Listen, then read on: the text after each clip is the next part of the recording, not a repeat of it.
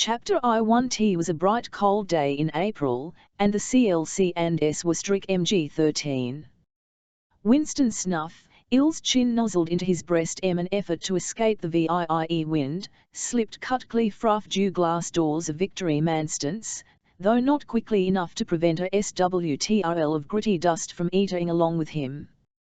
The hallway smelt of boiled cabbage and old rag mats. At one end of it a coloured poster, too large for in display, had tacked to dew wall. It depicted simply an enormous face, more than a metre wide, dew face of a man of about 45, with a heavy black moustache and ruggedly handsome features. Winston made for the stairs. It was no use trying the 2N even at the best of times at Urseldom work MG, and at present the electric current was cut off during daylight hours. It Ura's pan of dew economy drill in preparation for Hate Week. The flat Ura's 7 flights up, and Winston, who was 39 and had a varicose ulcer above his right ankle, went slowly, resting several times on the L.V. On each landing, opposite the lift shaft, the poster with the enormous face gazed from the wall. It was one of those pictures which are so controlled that the eyes follow you about you move. Big Brother is watching you, the caption 10 it ran. Inside the flat a faulty voice was reading out a list of figures which had something to do WLTH the production of pig iron. The 10 ice came from an oblong metal plaque like a dulled mirror which formed part of the surface of the right-hand wall. Winston turned a switch and the voice sank somewhat, for the words were still distinguishable. The instrument, the telescreen, it was called, could dimmed, but there is no way of shutting it off completely. He moved over to FFE window, a smallish, frail figure, due meagerness of his body merely emphasized by the blue overalls which were the uniform of the party. His hair was very fair, his face naturally sanguine, his skin roughened by coarse soap and blunt razor blades and the cold off winter that had just ended outside. Ellen through the shut window pane, FFE world looked cold. Down in the street little eddies of wind were whirling dust and torn paper into spirals, and forth the sun was shining and the sky a harsh blue. There seemed to be no colour in except dew posters that were plastered everywhere. The black mustachioed face gazed down from every commanding corner. There was one the house front immediately opposite.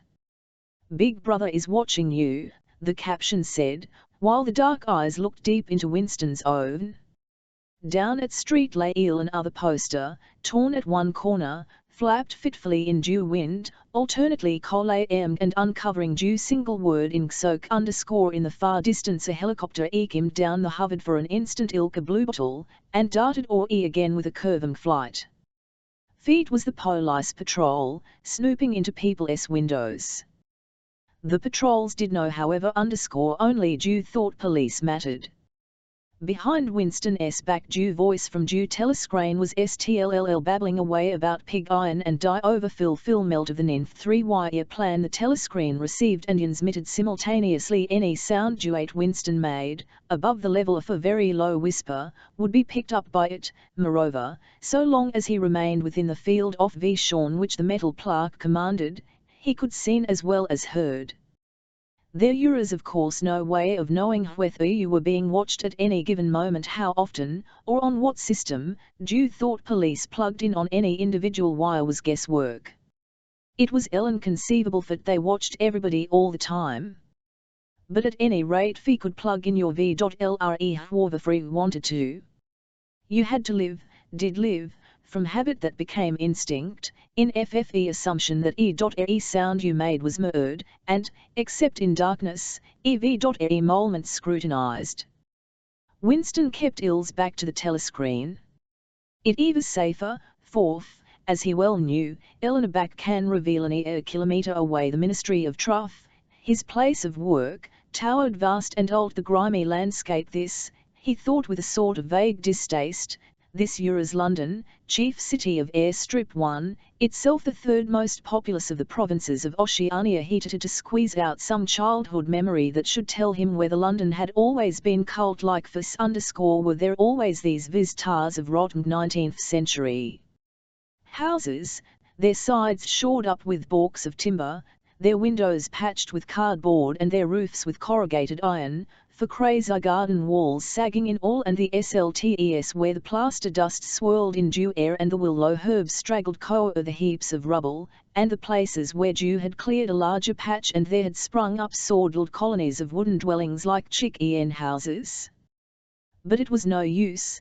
He could not remember nothing reigned Offal's childhood except a series of BRTGHT lit tableaus accurmed against no background and mostly unintelligible the Ministry of Truth, millimeter 1 DUE, in Newspeak. Newspeak was FFE official language of Oceania.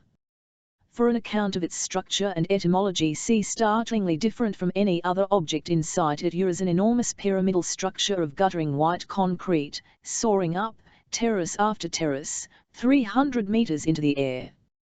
From where Winston STWD it was just possible to read, picked out on its white face in elegant lettering, Dichel slogans of the party: war is peace, freedom, slavery, ignorance is strength, the meanings and why of truth contained, it said, 3,000 rooms above ground level, and corresponding ramifications below. Scattered London there were just 3 other buildings of similar appearance and size. So completely did they dwarf the surrounding turret from the roof of Victory Main you could see all 4 of them simultaneously. They were the homes of FFE 4 ministries between which the entire apparatus of government was divided. The Minis and Y of Truth, who concerned itself with news, entertainment, education, and FFE fine arts. The Ministry of Peace, which concerned itself with war. The meanest Y of Love, which maintained law and order. And the Ministry of Plenty, which was responsible for economic affairs. Their names, M Newspeak, MMI and UE, Mapakes, Malove, and Maplenty _ the Minis and Y of Love was the really frightening one. There v.air no windows in it at all. Winston had never been inside die Ministry of Love, nor within half a kilometre of it. It was a place impossible to enter except on official business, and then only by penetrating through a maze of barbed wire entanglements, steel doors, and hidden machine gun nests. The suites leading up to its outer barriers were roamed by gorilla-faced guards in black uniforms, armed with jointed truncheons. Winston turned round abruptly. He had set his features into the expression of quiet optimism which it was able to wear while facing the telescreen _ he crossed the RCZM into the TMY kitchen. By leaving the arduous time of day he had sacrificed his lunch in the canteen. And he was aware that there is no food in the kitchen except a hunk of dark-coloured bread which had got to saved for tomorrow's breakfast _ he took down from the shelf a bottle of colourless liquid with the plain white label marked Iectree Gin _ it gave off a sickly, oily smell, as of Chinese rice spirit. Winston poured out nearly a teacupful, named himself for a shock, and gulped it down like a dose of meady. Instantly his face turned scarlet and dew water ran out of his eyes. The stuff was like nitric acid, and Marekna, in swallowing it one had the sensation of being hit on the back of the head with a rubber club. The next moment, however, the burning his belly died down and dew world began to look more cheery _ he took a cigarette from a crumpled packet marked Victory cigarettes and incautiously held it upright, whereupon the tobacco fell out onto the floor. With the next he was more successful _ he went back to die living room and sat down at a small table. Duet stood to the left of the telescreen. From dew table drawer he cocked out a pen holder, a still of ink and a duck, quarto-sized blank with a red back and a marbled centimetre. For some reason the telescreen die living room was in an unusual position. Instead of being placed, as was normal in dew end wall, where it could command dew whole RCZM, it was in dew longer wall, opposite the window. To one side of it DZERE was a shallow alcove in which Winston was now sitting, and which, when dew flats v.air built, had probably been intended to hold books. His _ by sitting in the alcove, and keeping well back, Winston was able to remain outside the range of the telescreen. So far as sight went he could be heard, of course, but so long as he stayed in Ill's present position he could not seen. Feet was partly the unusual geography of the RCOM that had suggested to him the thing that he was now about to do. but it had also suggested by the foot he had just take or out off drawer. It was a peculiarly beautiful STNCCTH creamy paper, a little yellowed by age, was of a kind that had not for at least 40 years past. He could guess, however, that Jew book was much older fan that he had seen it lime in the window of a frozy little junk shop a slummy quarter of the town oust what quarter he did not now remember, and had been stricken immediately by an overwhelming distress to possess it. Party v.air supposed not to go into ordinary shops dealing on Jew free market, it was called, but the rule was not strictly kept. There were various things, such as shoelaces and razor blades, it was impossible to get hold of any other Uzi _ he had given a quick glance up and down the suite and then had slipped inside and bought the book for $2.50. At the time he was not conscious of wanting it for any particular purpose. He had carried it guiltily home in his briefcase. Even with nothing written in it, it was a compromising possession _ the thing that he was about to do was to open a diary. This was not illegal, nothing was illegal, since there were no longer any laws, but if it was reasonably certain that it would punished by death, or at least by 25 years in a camp. Winston fitted a nib into the pen hold and sucked it to get the grease off. The pen was an Arcot INS and Umant, seldom used even for signatures, and he had procured one, furtively and with some difficulty, simply because of her and elling that the T out of _ol creamy paper deserved to be VT1 on with a reel instead of being scratched with an ink pencil. Actually he was not used to writing by hand. Apart from very short notes, it was usual to dictate everything into the speak right which was of course impossible for his present purpose. He dlpped the pen into the MK and then for just a second or had gone froth his bowels. To mark the paper was die decisive act in small clumsy letters he mt0 te, the 4th of April, 1984. He sat back. A sense of complete helplessness had descended upon him. To begin with, he dld not how with any certainty date this year's 1984. Feet must round at that date, since he was fairly sure that his age was 30 NME, and he believed that he had been born M 1944 or 1945, but it is never possible nowadays to pin down any date within a year or two. For whom, it suddenly to him to wonder, was he writing this cherry? For the for Jew unborn. His mind hovered for a moment round the doubtful _ll date on the page, and then fetched up with a bump against the new speak word double. Think for the first time the magnitude of what he had undertaken came home to HLM how could you communicate with the future?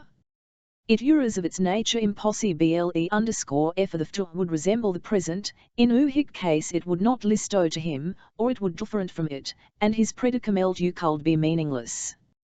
For some time he sat gazing stupidly at the paper. The telescreen had changed Orwell to strident military music. It was curious that he seemed not merely to have FFEPW of expressing himself, but even to have forgotten what it was that he had originally intended to say. For weeks past he had been making ready for moment, and it had never crossed his mind that anything new could be except courage. The actual writing would easy. All he had to do was to transfer to paper due interminable restless monologue that had been running inside Ill's head, literally for years. At this moment, however, even the monologue had dried up. McCree of his varicose ulcer had begun itching unbearably.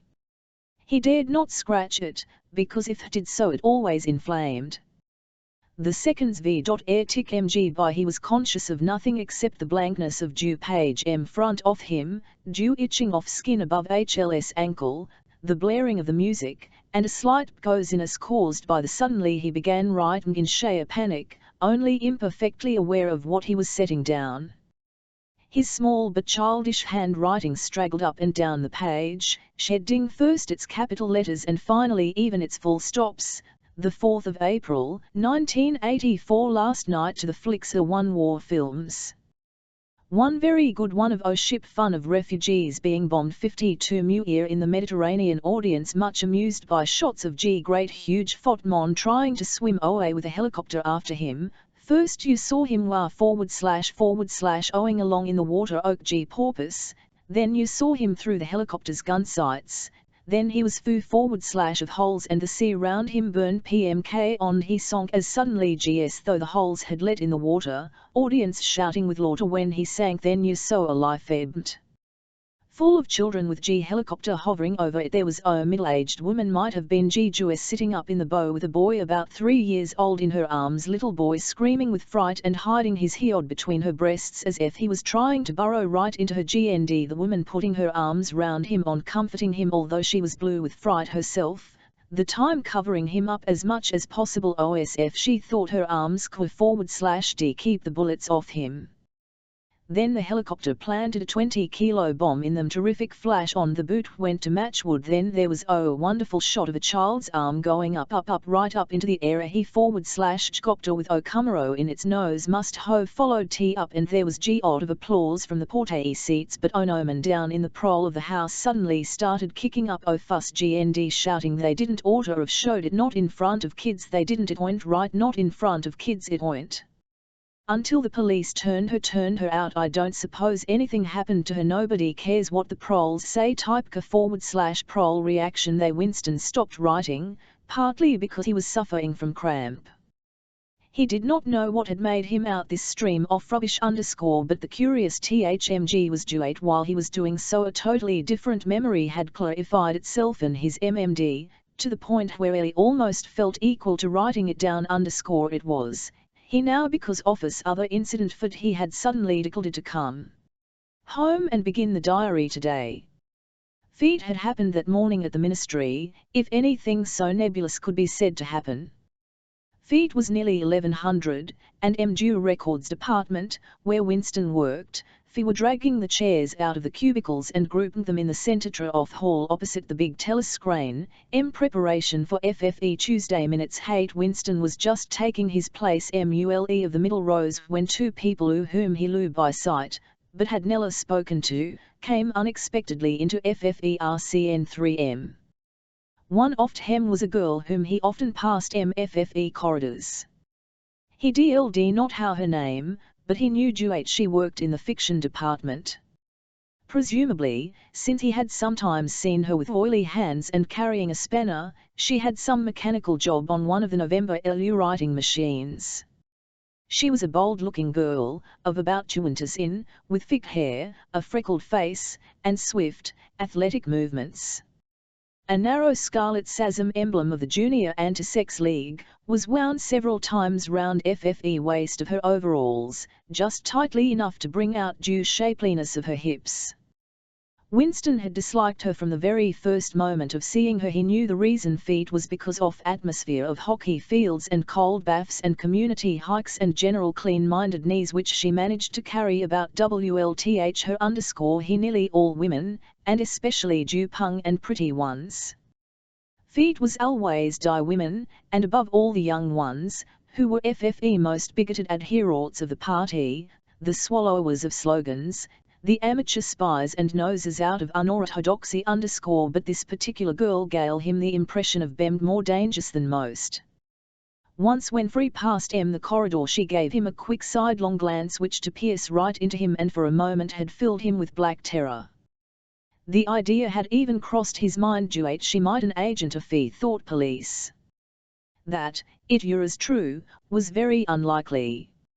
Still, he continued to feel a peculiar uneasiness, which had fear mixed up in it as well as hostility, whenever she was anywhere near him. The other person was a man named O'Brien, a member of Die Inner Party and holder of some post so important and remote that Winston had only a dim idea of its nature. A momentary hush passed over due group of people round due chairs as they saw the black overalls of an Inner Party member approaching. O'Brien was a large, burly man with a thick neck and a coarse, humorous, brutal face. In spite of his formidable appearance he had a certain charm of manner _ he had a trick of his spectacles on his nose which was curiously dulcim, in some indefinable way, curiously civilized. It was a gesture If any 3NE had still thought in such terms, might have recalled 18th-century nobleman offering his Winston had seen O'Brien perhaps a dozen times in almost as many years. He felt deeply drawn to him, and not solely because he was intrigued by the contrast between O'Brien's urbane manner and his prize-fighter's physique. Much more it was because of a secretly held belief, or perhaps not even a lethal merely a hope, that O'Brien's political orthodoxy was not perfect. Something in his ace suggested it irresistibly. And again, perhaps it was not even unorthodoxy that was riddle in his ace, but simply intelligence. But at any rate he had the apparence of Bemga that could talk to if somehow you could cheat due telescreen and get him alone. Winston had never made the smallest effort to vert this guess, indeed, DZERE was no way of doing so.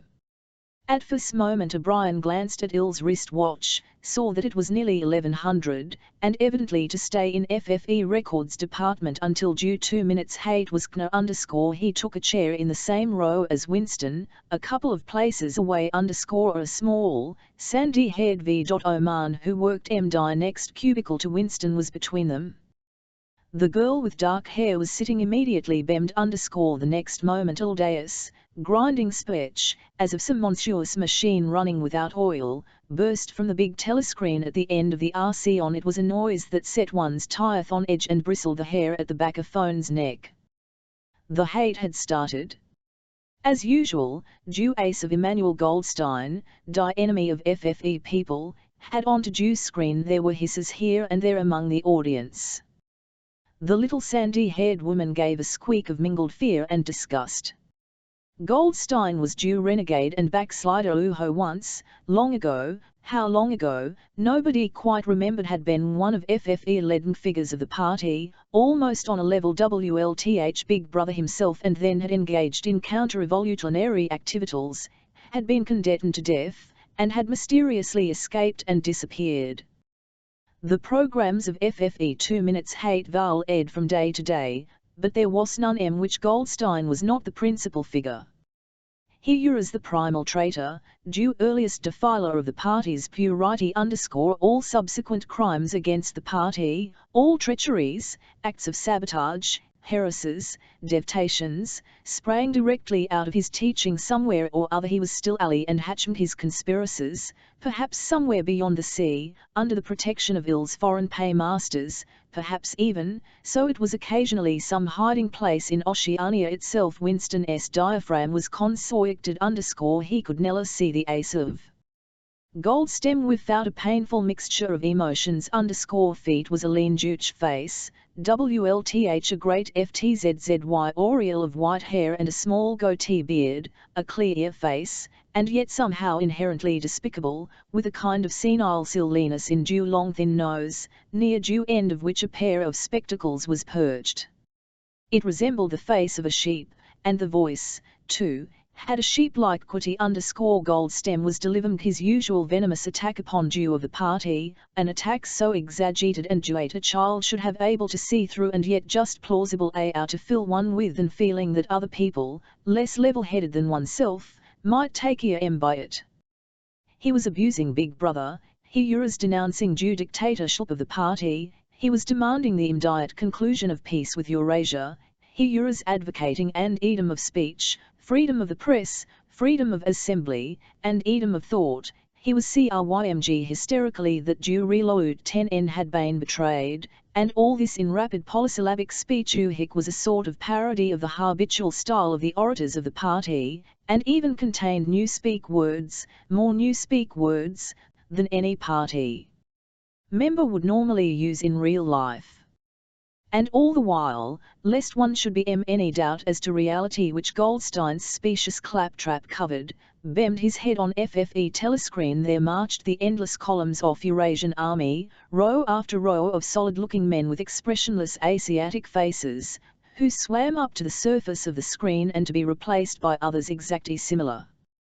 The dull RHYTHMTC yarn of soldiers formed due background to Goldstein's bleating voice before the hate had proceeded for 30 seconds. Uncontrollable exclamations of rage were breaking out from half FFE people in the room.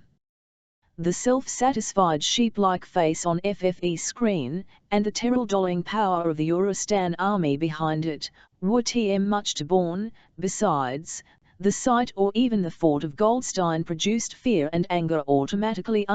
He was an object of hate more constant than either Eurasia or Eastasia. When Oceania was at war with one of these powers, it was generally at peace with the other.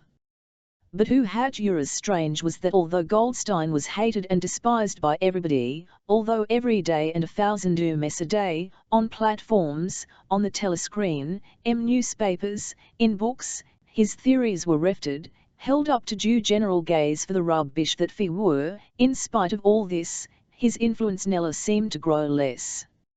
Always there were fresh dupes waiting to seduced by him. A day never passed when spies and sanchez acting under Ill's directions were not unmasked by the thought police. He was the commander of a vast shadowy army, an underground network of conspirators dedicated to due overthrow of the state. Its name was supposed to be. There were also whispered stories of a terrible BCOK, a compendium of all Jew heresies, of which Goldstein was the author and which circulated clandestinely here and it as a book without a title.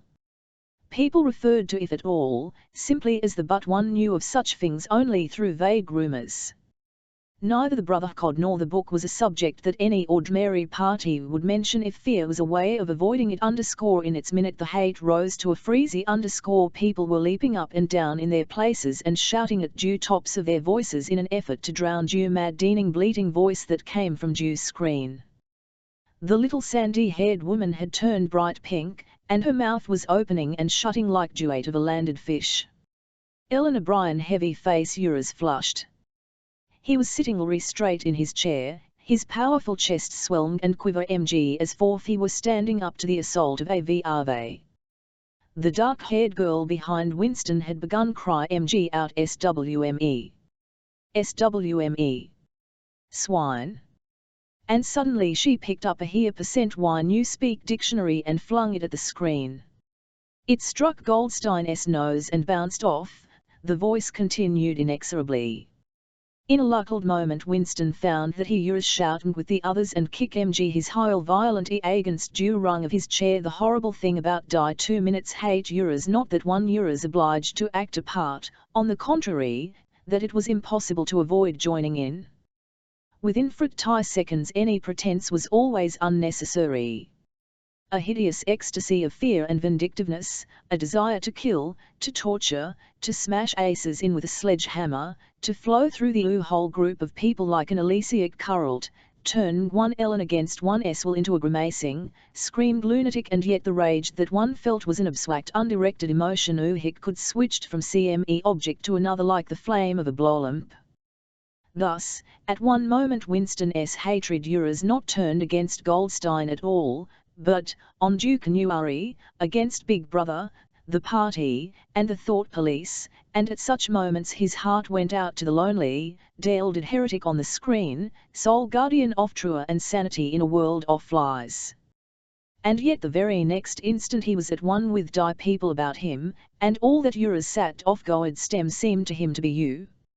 At those moments his secret loathing of Bis Brother changed into adoration, and Big Brother seemed to tower up, an invincible, fearless protector, standing like a rake against the hordes of Asia, and Goldstein, spite of his isolation, Ill's helplessness, and due doubt that hung about Ill's very existence, seemed some smallster enchanter, capable by the mere power of his voice of wrecking the structure of civilization. It was even possible, at moments, to switch one's heart this way or duate by a voluntary act suddenly, by the sort of violent effort with which one wrenches one's head away from due pillow in an nightmare. Winston in Yang's and RRMG his head from the on-due screen toth dark-haired girl behind him. Vivid hallucinations flashed through his mind. He would flog her to death with a rubber truncheon. He would tie her naked to a stake and shoot her full of arrows like Saint Sebastian. He would ravish her and cut her throat at the moment of climax. Better than before, more he realized why it was that he hated her. He hated her. She was pung and pretty and sexless, because he wanted to go to bed with her and would never do so, bay us round her sweet supple waist, which seemed to ask you to encircle it with your arm. There was only the scarlet sash, aggressive symbol of as the hate rose to its climax. The voice of Goldstem had actual sheep-esque bleat, and for an instant the face changed into that of a sheep. Though the sheep face melted into the figure of a Eurasian soldier who seemed to be advancing, huge and terrible, his submachine gun roaring, and seeming to spring out of the surface off-screen, so that some of the people in the front row actually flinched backwards in for seats. But in the same moment, drawing a deep sigh of relief from everybody, the hostile figure melted into the face of Big Brother, black-haired, black-mustachioed, hill of power and mysterious calm, and so vast that it almost filled up the screen. Nobody heard what Big Brother was saying. It was merely a few words of encouragement due sort of words uttered the DM of battle, not distinguishable individually but restored confidence by the fact of being spoken. Then due face of Big Brother faded away again, and instead the slogans of party stood out in bold capitals: war is peace, freedom is slavery, ignorance strength. But FFE ace of Big Brother to persist for several seconds on due screen, as though the impact that it had made on everyone's eyeballs was too vivid to ear off. Immediately the little sandy-haired woman had flung herself forward over the back of the chair in front of her. With a tremulous murmur that sounded like "my saviour," she extended her arms towards due screen _ then she her face in her hands. It was apparent that she was a Tamga at this moment. The _ group of people broke into a deep, slow, rhythmical chant of BB. And over again, very slowly, a long pause between due first B and the second, a heavy, murmurous sound, somehow curiously savage, in the background of which one seemed to hear due stamp of naked feet and due elrobing of tom-toms _ for perhaps as much as 30 seconds. Fee kept it up. It was a refrain that was often heard in moments of overwhelming emotion _ partly it was a sort of hymn to the wisdom and majesty of Big Brother, but still more it was an act of self-hypnosis, a drowning of consciousness by means of rhythmic noise. Winston's entrails seemed to grow cold. In the 2 minutes' hate he could not help sharing the general delirium, but this subhuman chanting always filled him with horror. Of course he chanted with due rest, it was impossible to do otherwise. To dissemble your feelings, to control your moods, to do what everyone else was doing, yours an instinctive reaction.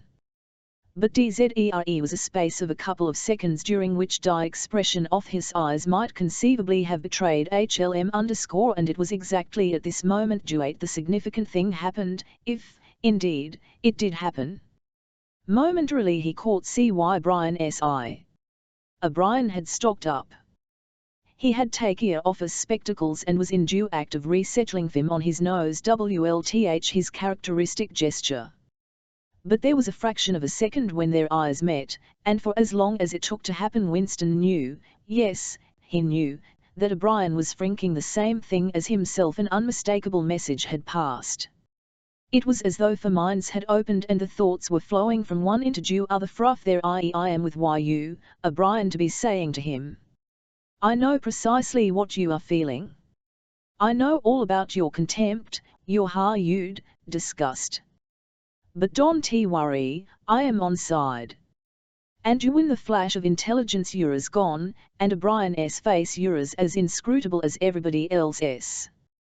That you're all, and you're already uncertain whether it had happened. Such incidents never had any sequel. All that Fee did was to keep alive in him FFE belief or hope, that others besides himself were the enemies of party. Perhaps the rumors of vast underground conspiracies were true after all, perhaps FFE Brotherhood really existed was impossible, in spite of endless arrests and confessions. And executions, to be sure that the Brotherhood was not simply a myth. Some days he believed it, some days not.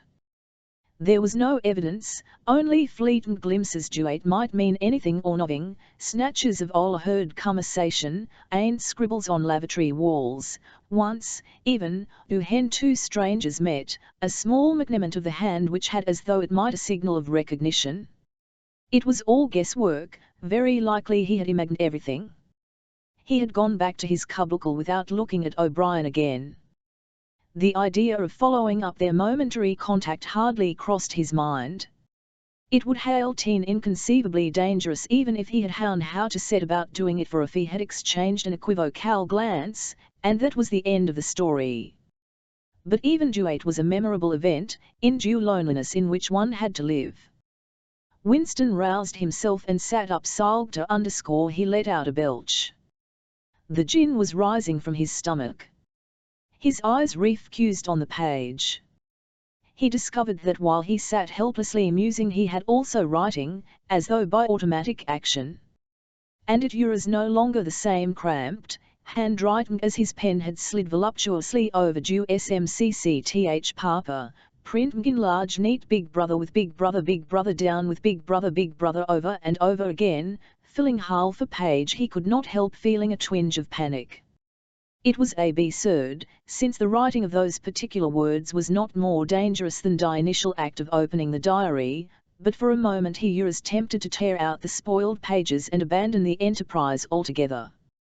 He did not do so, however. He knew that it was useless. Whether he with Big Brother, or whether he refrained from writing it, made no difference. Whether he went on with due diary, or whether he did not go on with it, made no difference.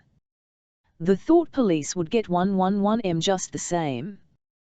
He had committed, would still have committed, even if he had never set P to paper, the essential crime that contained all others in itself. That crime, he called it. That crime was not a FFMG duet could be concealed forever. You might dodge successfully for a while, even for years, but sooner or later if he were to get you feet was always at night. FFE arrests invariably happened at night. The sudden jerk out of sleep, the rough hand shark MG shoulder, due lights glaring your eyes, the RMG of hard aces round the BD. In due vast majority of cases there is no yield, no report of the arrest. People simply disappear always during the night. Your name was removed from the registers, every record of everything you had ever done was wiped out, your one-time existence was denied and thou forgotten. You were abolished, annihilated. Vaporized was the usual word. For a moment he was by a kind of hysteria. He began writing in a hurried, untidy scrawl. They shot me, I don't care. They shot me in the back of the neck. J don't care. Down with Big Brother. They always shoot you in the back of the neck. I don't care. Down with Big Brother. He sat back in his chair, SLLGHTLY, ashamed of and laid down the pen. The next moment he started violently. There was a knocking at the door. Already. He sat as still as a mouse, in due futile hope that whoever it was might go Aussie after a single attempt. But no, FFE knocking was repeated. The worst thing of all, you called to delay. His heart was thumping like a drum, but his face, from long habit, was probably expressionless. He got up and moved heavily towards DDC chapter 2. As he put his hand to the doorknob, Winston saw that had left the diary on the table. Down with Big Brother was written all over it, in letters almost big enough to be legible across the room. It was an inconceivably stupid thing to have done. But, he realized, even in his panic he had not wanted to smudge the creamy paper by shutting die book while the MK was wet. He drew his bridle and opened the door. Instantly a warm wave of relief flowed through 111M. A colourless, crushed-looking man, with wispy hair and a lined face, was standing outside. "Oh, comrade," she began in a dreary, whining sort of voice, "I thought I heard you come in. Do you think could come across and have her at our show SMK? It's got blocked up and," feet was Mrs. Parsons, the wife of a neighbour on the same floor. Mrs. was a word somehow discountenanced by the party. You were supposed to call comrade, but with some women one used it instinctively. She was a V.O man of about 30, but looking much older. One had the impression that DZERE was dust in the creases of her ace. Winston followed her down the passage. These amateur repater jobs were an almost daily irritation. Victory mansions were old flats, built in 1930 or thereabouts, and v.air handling toe pieces. The plaster flaked constantly from ceilings and walls, the pipes burst in hard frost, dew leaked whenever there was snow, the heating system was usually running at half steam when it was not closed down altogether from motives of economy. Repairs, except what could do for yourself, had to be sanctioned by remote committees which were liable to hold up even the mending of a window pane for TUC years. "Of course it is only because Tom isn't home," said Mrs. Parsons vaguely. The Parsons' flat was bigger than Winston's, and dingy in a different way. Everything had a battered, trampled on ice yoke, as though the place had just been sighted by some large violent animal. Games impedimenta, hockey sticks, Tox MG gloves, a burst football, a pair of sweaty shorts tumbed inside out, lay all over the floor, and on dew table there was a litter of dirty dishes and dog-eared exercise books. On FFE walls were scarlet banners of Youth League and Dew Spies, and a real-sized poster of Big Brother. There was the usual boiled cabbage smell, common to the whole building, but it was shot fruff by a sharper reek of sweat, which, one knew this at the first myth, fruff it were as hard to say who, was the sweat of some not present at the moment _ in another RCZM, someone with a comb and a piece of toilet paper euros trying to keep tune with due military music which was still issuing from the telescreen _ it's the children, said Mrs. Parsons, casting a half-apprehensive glance at the DC. Or they haven't been out today. And of course _ she had a habit of breaking off her sentences in diamid-DLE. The kitchen SMA was filled nearly to the with filthy green to which smelt worse than ever of cabbage. Winston knelt down and examined the angle joint of the PTPE. He used his hands, and he hated bending down, which was always liable to start HTM coughing. Mrs. Parsons looked on helplessly. "Of course if Tom was home he'd put it right in Amen," she said. "He loves anything like that _ he's ever so good with his hands." Tom Parsons as Winston's fellow employee at the Minis of Tea Rough, he was a antish but active man of paralysing stupidity, a mass of imbecile enthusiasms, one of those completely unquestioning, devoted drudges on whom, more even than on FFE thought police, due stability of the party depended. At 35 he had just been unwillingly evicted from the Youth League, and graduating into the Youth League he had managed to stay on in the spills for a year beyond the statutory age. At the ministry he was employed in some subordinate for which intelligence was not required, but on the other hand he was a leading figure on the sports committee and all the other committees engaged in organising community hikes, SP3 instantaneous demonstrations, savings campaigns, and voluntary activities. Generally he would inform with quiet pride, off his pipe, that he had put in an appearance at Dew Community Senu every LN for the past 4 years. An overpowering smell of sweat, a sort of unconcise testimony to the strenuousness of his life, followed him about wherever he went, and even remained him after he had gone. "Have you got a spanner?" said Winston, fiddling with die-nut on the angle joint. "A spanner," said Mrs. Parsons, immediately becoming invertebrate. "I don't how, I'm sure." Perhaps the children. There was a trampling of boots and another blast on the comb as Dew children charged into the living room. Mrs. Parsons brought Dew's spanner. Winston let out the water and disgustedly removed the clot of human hair Dew had blocked up die pipe. He cleaned his fingers as best he could in die cold water from the tap and went back into the office. "CP with your hands," yelled a savage voice. A handsome, tough-looking boy often had popped up from behind Dew table and was menacing him with a toy automatic pistol, while his small sister, about TUC years Y2 made the same gesture with a fragment of what _ both of them were dressed in FFE blue shorts, grey shirts, and red neckerchief and v.air Dew uniform of spies. Winston raised his hands above ills but with an uneasy and elling, so vicious was die boy's demeanour, that it was not altogether a game. "You're a Yulta," yelled the boy. "You're a fort criminal. You're a Eurasian spy. I'll shoot you." Vaports 1211 send you to the salt mines.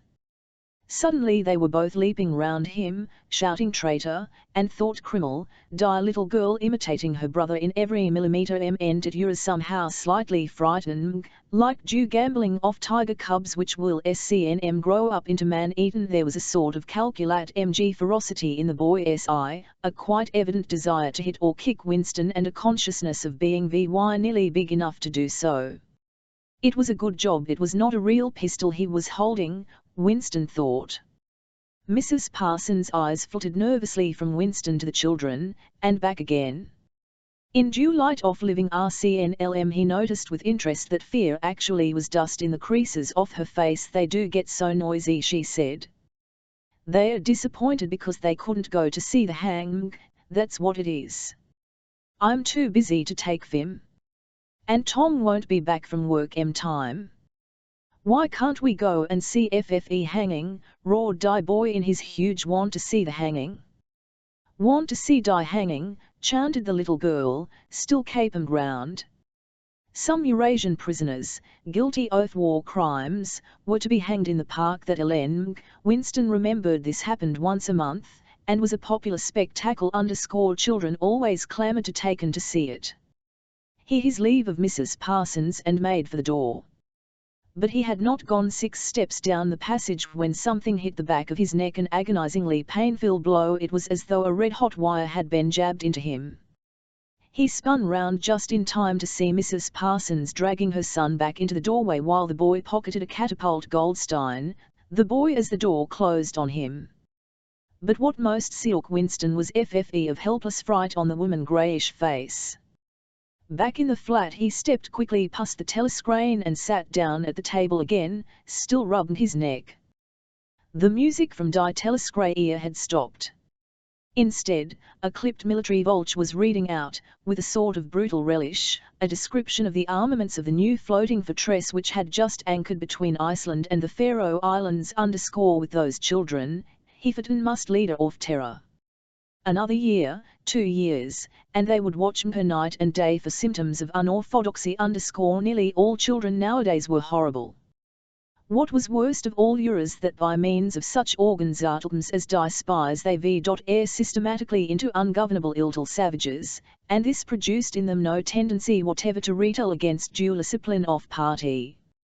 On due contrary, they adored due party and thmgwlth at the songs, the processions, the bands, the hiking, the drilling with dummy rifles, the yelling of slogans, due worship of Big Brother. It was all a sort of glorious game to them.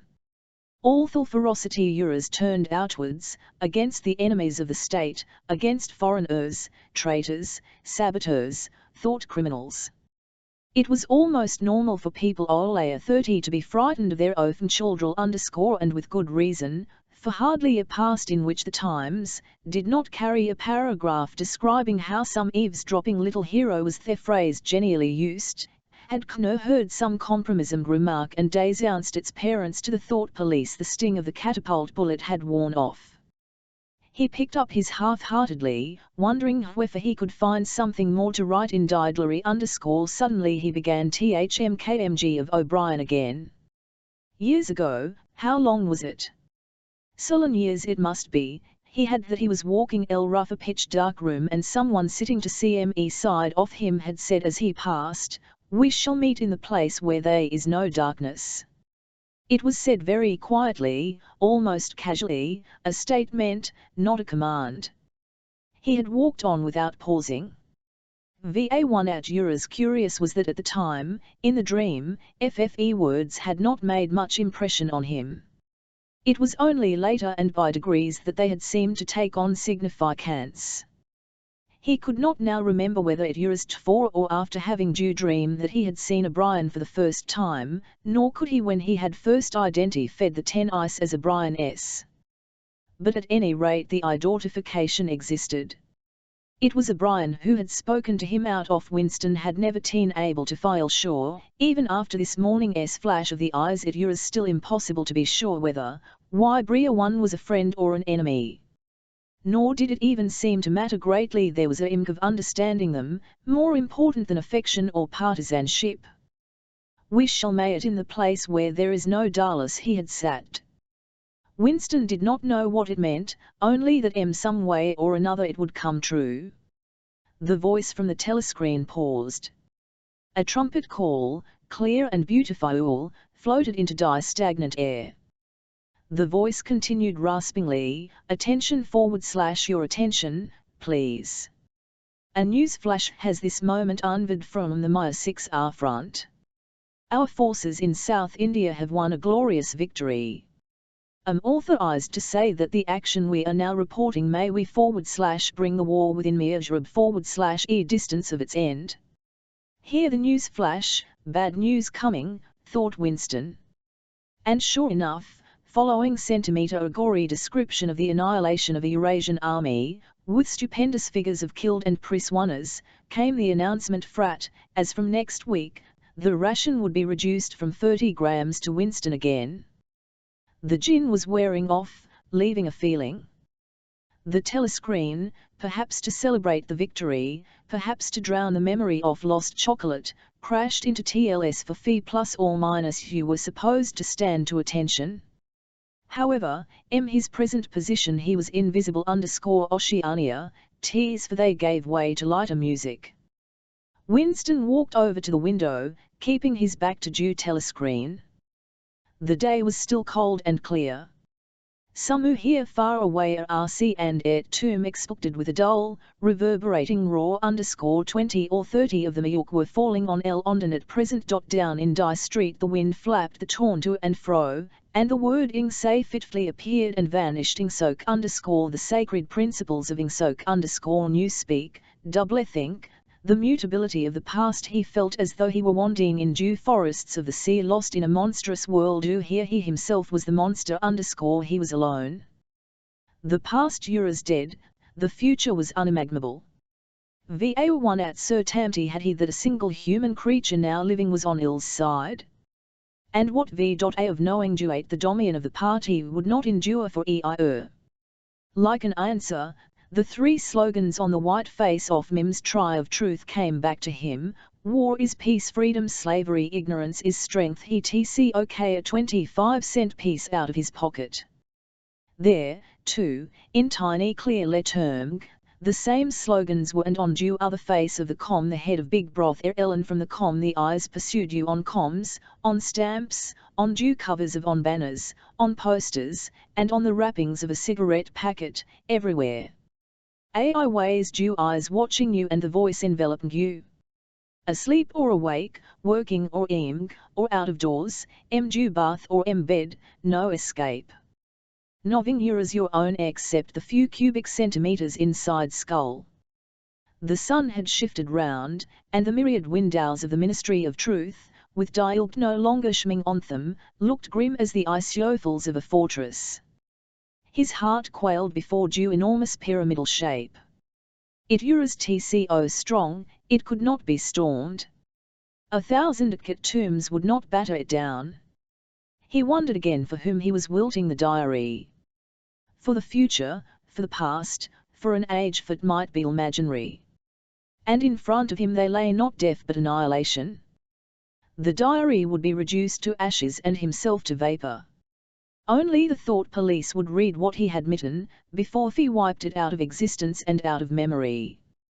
How could you make appeal to the future where not a trace of you, not even an anonymous word scribbled on a piece of paper, could physically survive? The telescreen struck 14. He must in minutes _ he had to be back at work by 14:30. Curiously, the chiming of the hour seemed to have put new heart into him. He was a lonely ghost uttering a truth that nobody would ever hear, but so long as he it, in some obscure way the continuity was not broken. It was not by making yourself heard but by staying sane that on the human heritage. He went back to the table, dipped his pal, and wrote, to the future or to the past, to time when thought is free, when men are different from one another on do not live alone, to a time when truth exists on what done cannot be undone, from the og of uniformity, from the og of solitude, the age of Big Brother, from the og of Daub eth in K, greetings / he was already dead, he reflected. It seemed to him that it was only now, when he had begun to be able to formulate his thoughts, that he had taken the decisive step. The consequences of every act are included in FFE act itself. He wrote, "That crime does not entail death, that crime is death." Now he had recognized himself as a dead man. It became important to stay alive as long as possible. 2 fingers off Orwell's right hand were ink-stained. It was exactly the kind of detail Duate might betray you. Some Muslim zealot the ministry, a man, probably, someone like little sandy-haired woman or the dark-haired girl from fiction department, mtght start wondering why he had been writing during the lunch interval, why he had an old-fashioned pen, he had writing, and thou drop a hint in the appropriate quarter. He went to the bathroom and carefully the MK away with gritty dark brown soap who hick rasped your SKM like sandpaper and was fair for well adapted for purpose. He put the diary or in drawer. It was quite useless to think of hiding it, but he could at least make sure whether or not its existence had been discovered. A hair laid across the page ends euros too obvious. With the tip of his finger he picked up an identifiable grain of whitish dust and deposited it on the corner of the cover, where it was to shaken off if the book was moved. Chapter 3 Winston was dreaming of his mother. He must, he thought, have been 10 or 11 years old when his mother had disappeared. She was a tall, statuesque, rather silent woman with slow movements and magnificent fair hair. His Atha he remembered more vaguely as dark and thin, dressed always in neat dark clothes. Winston remembered especially the very thin soles of his Fafa-s shoes, and wearing spectacles. The of them must evidently have been swallowed up in one of the first great purges of 50s. At this moment his mother was sitting some place deep down him, with his young sister in her arms. He did not sister at all, except as a tiny, feeble baby, always silent, with large, watchful eyes. Both of them were looking up at him. They were some subterranean place, the bottom of a well, for instance, or a very deep grave, but it was a place which already far below him, was itself movementwards. They were in the salm of a sinking ship, looking up at him from the darkening water. There was still all in the saloon, he could still see him and hear them, but all due while they were sinking down into FFE green waters which in another moment must hide them from sight forever. He was out the light and air while they were being sucked down to death, and they were down there because he was up here. He knew it and knew it, and he could see due knowledge thil aces. There was no reproach either in their faces or in their hearts, only that he must die in order that he might remember Ali, and Duate. This was part of the unavoidable order of things. He could not remember who had happened, but he knew in his dream that in some way the lives of his mother and his sister had been sacrificed to his Cr.Vn. It was one of those dreams which, while retaining the characteristic dream scenery, are a continuation of one's intellectual 11 and which one aware of facts and ideas which still seem new and valuable after one is awake. The thing that now suddenly struck Winston was Duate. His mother, nearly 30 years ago, had been tragic and sorrow in al.v that was no longer possible. Tragedy, he perceived, belonged to the ancient time, to a time when fear was still privacy, love, and friendship, and the members of her family stood by one another without needing to know the reason. His mother's memory tore at his heart. She had loving him, when he was too young and selfish to love her in return, and because somehow, he did not remember how, she had sacrificed herself to a conception of loyalty that was private and unalterable. Such things, he saw, could not happen today. Today there were and are, Hade, and Pam. But no dignity of emotion, no deep or complex sorrows. All this he seemed to see in the large eyes of his mother and his sister, looking up at him from the green water, hundreds of fathoms down and still sinking. Suddenly he was standing on short sprmgy turf, on a summer evening when dew slanting rays of sun gilded FFE ground. The landscape Duate he was looking at so often in his dreams that he was never certain whether or not he had seen it in due real world. In his work thoughts he called it the Golden Country. It was an old, rabbit-bitten pasture, with a tot track winding across it and a molehill here and there. In due ragged hedge on the opposite side of the field the boughs of elm leaves were swaying faintly in the breeze, their leaves just stirring dense masses like women _r_ somewhere near at hand, forth out of sight. There was a clear, slow-moving stream where dace were swimming in the pools under FFE willow. The girl with dark hair was come towards them across the field. With what seemed a single movement she tore off her clothes and flung them disdainfully 1113 aside. Her body was white and smcch, but it aroused no desire in him. Indeed, he barely looked at it. What overwhelmed him in that instant was _at for the gesture with which she had thrown her clothes aside. With its grace and carelessness it to annihilate a whole culture, a whole system of thought, as forth Big Brother and the party and the thought police could all swept into nothingness by a smgle splendid millimeter. It meant off that too was a gesture belonging to the ancient time. Winston woke up with the word Shakespeare on his lips. The telescreen mirrors giving forth an ear-splitting whistle which continued centimeter the same note for 30 seconds. It was 07:15, getting up time for office workers.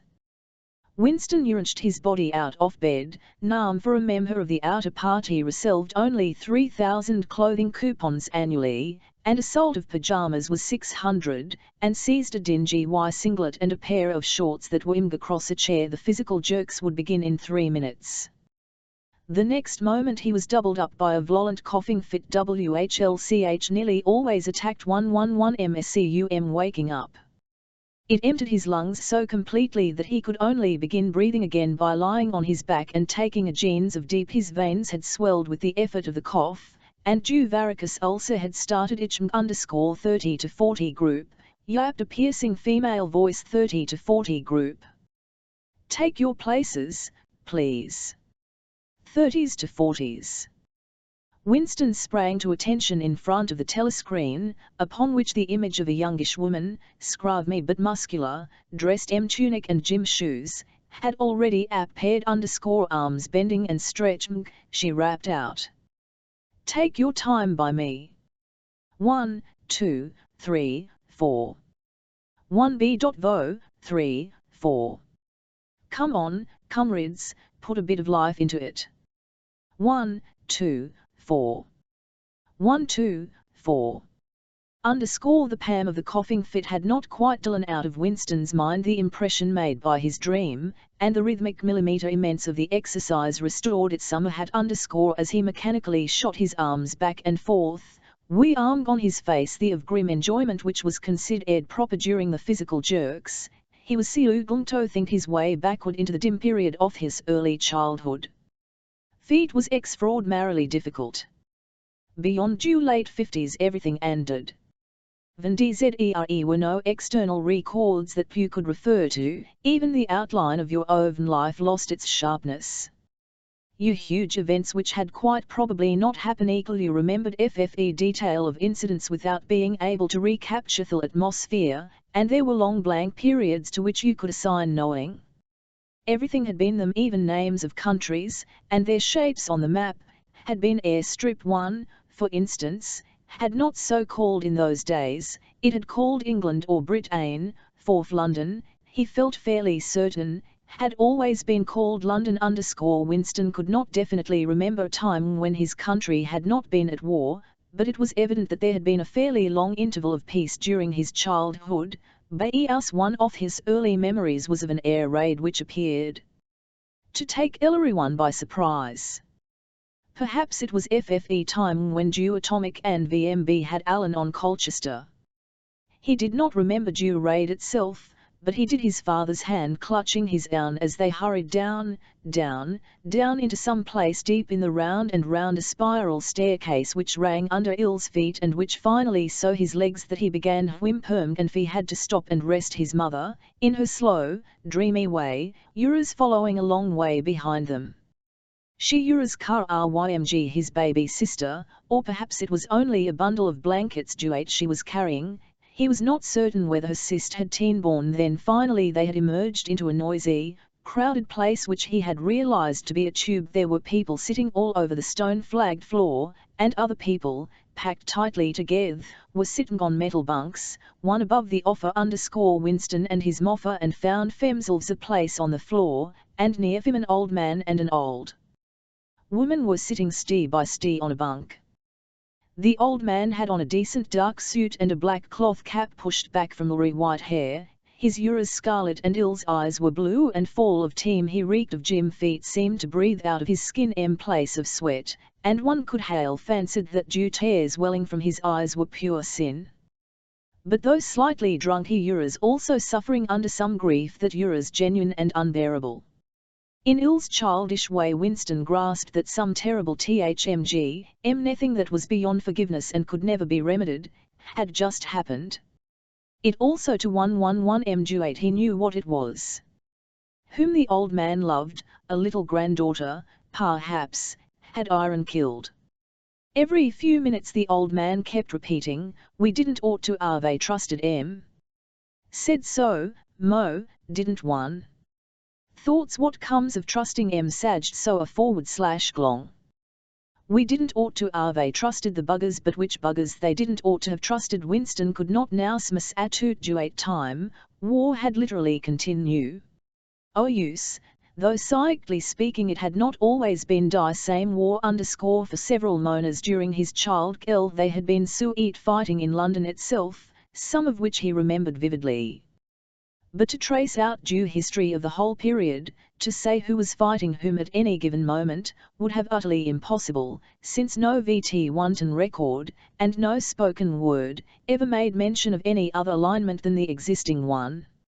At moment, for example, in 1984, if it was 1984 Oceania was at war WLTH Eurasia and in alliance with Eastasia in no public or private utterance was it ever admitted that the three powers had at any time been grouped along different times actually, as Winston Newell knew, it was only 4 years since Oceania had been at war with Eastasia and in alliance with Eurasia.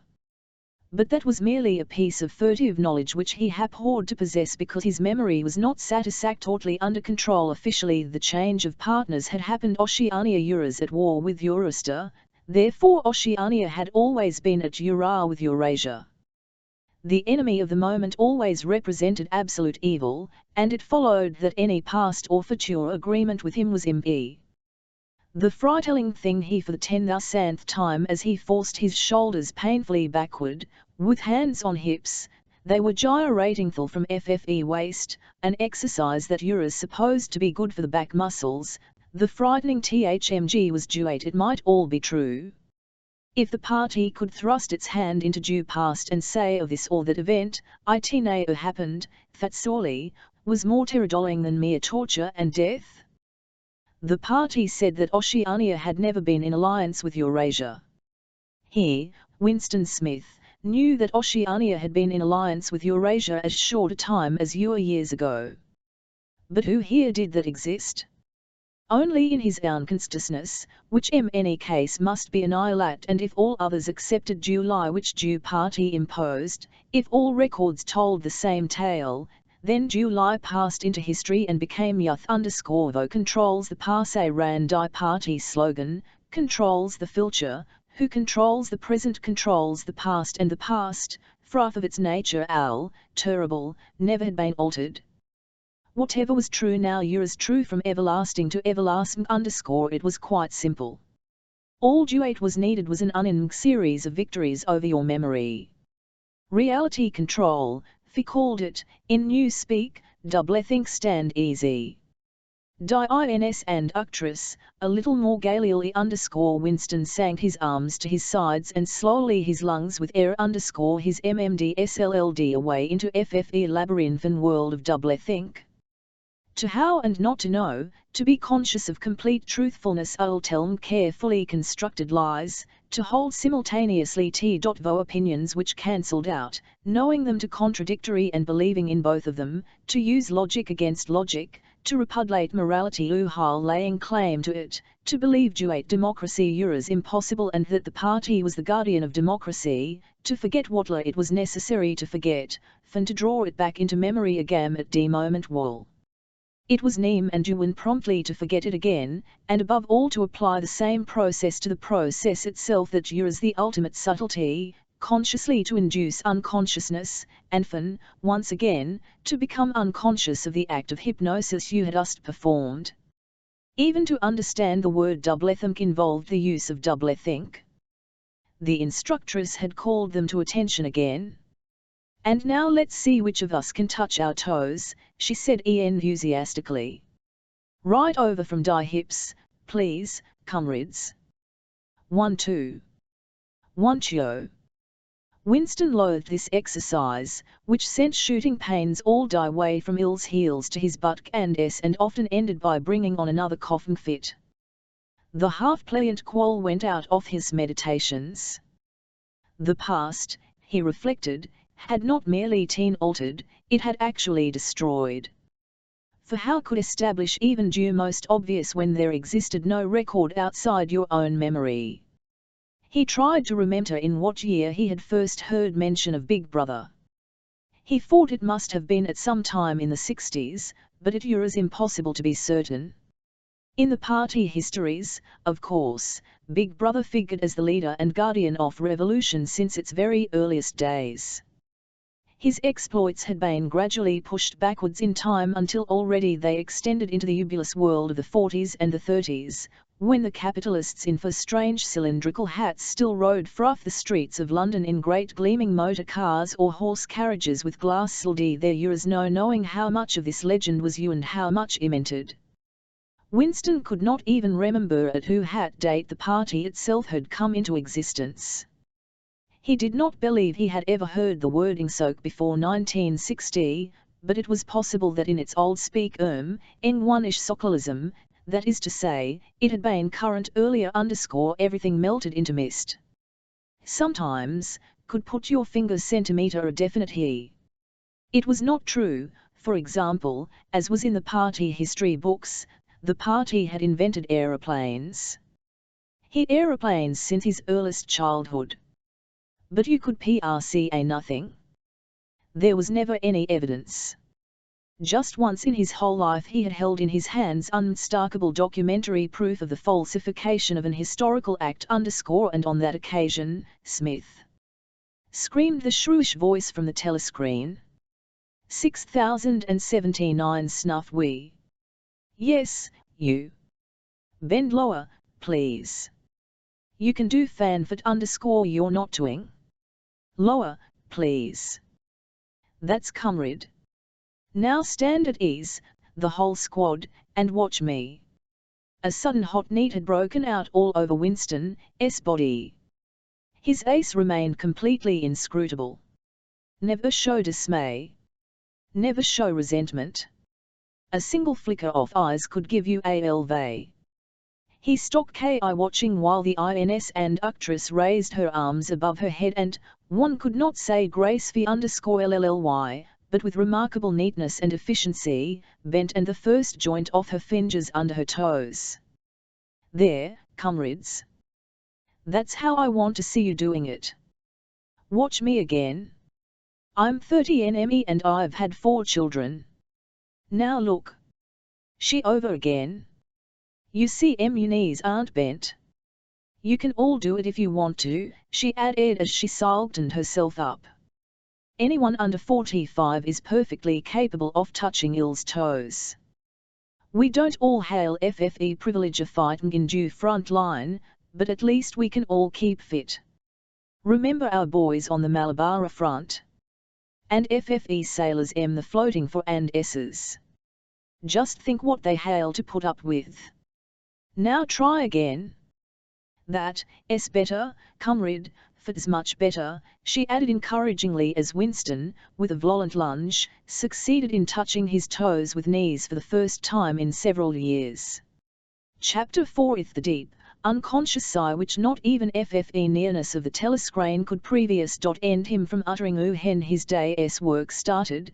Winston pulled die speak, right towards him, blew the dust from its mouthpiece, and put on Ill's spectacles. Then he unrolled and clipped together 4 small cylinders of Papa Uhik had already flopped out of the pneumatic tube on FFE right-hand st off his desk in due walls off cubicle. There were 3 orifices. To die right of the speak, right, a small pneumatic tube for writ 10 messages, to the letter lager 1 for newspapers, and due side wall with an easy reach of Winston's arm, a large oblong slit protected by a wire gratiny, this last euros for the disposal of waste paper. Similar slits existed in thousands or tens of thousands throughout the building, not only MEVREQM but at short intervals M corridor. For some reason they were nicknamed memory holes. One knew that any document was due for destruction, or even when CME saw a scrap of waste paper lying about, it used an automatic action to lift due flap of the nearest memory hole and drop it whereupon it would be whirled or on a current of warm air to the enormous furnaces which were hidden somewhere here in the recesses of the building. Winston examined the 4 SLLPS of Uhik he had unrolled. Each contained a message of only 1 or 2 lines, in the abbreviated jargon, not actually newspeak but consisting largely of newspeak words, which was used in the ministry for internal purposes. They ran, times 17_3.84 BB speech mal reported Africa rectify times 1912 forecasts 3 YP 4th quarter 83 misprints verify current issue times 14,284 nip /enter emol quoted chocolate rectify times 3.1283 reporting BB order double plus ungood refs unpersons rewrite full /wise up sub antify /ing with a ain't. Feeling of satisfaction, Winska laid die 4th message aside. It was an inandate and responsible job and had better be dealt with last. The other 3 were routine matters, though due second one would probably mean some tidless wading through lists of figures. Winston dialed back numbers on the telescreen and called for the appropriate issues of the Times, which slid out of the pneumatic tube after only a few minutes' delay.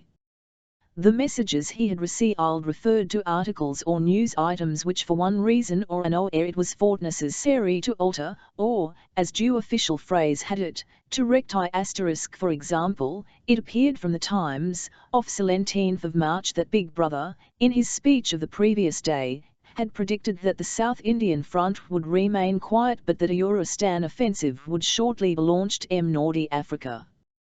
As it happened, the Eurasian High Command had launched its offensive in South India and left North Africa alone.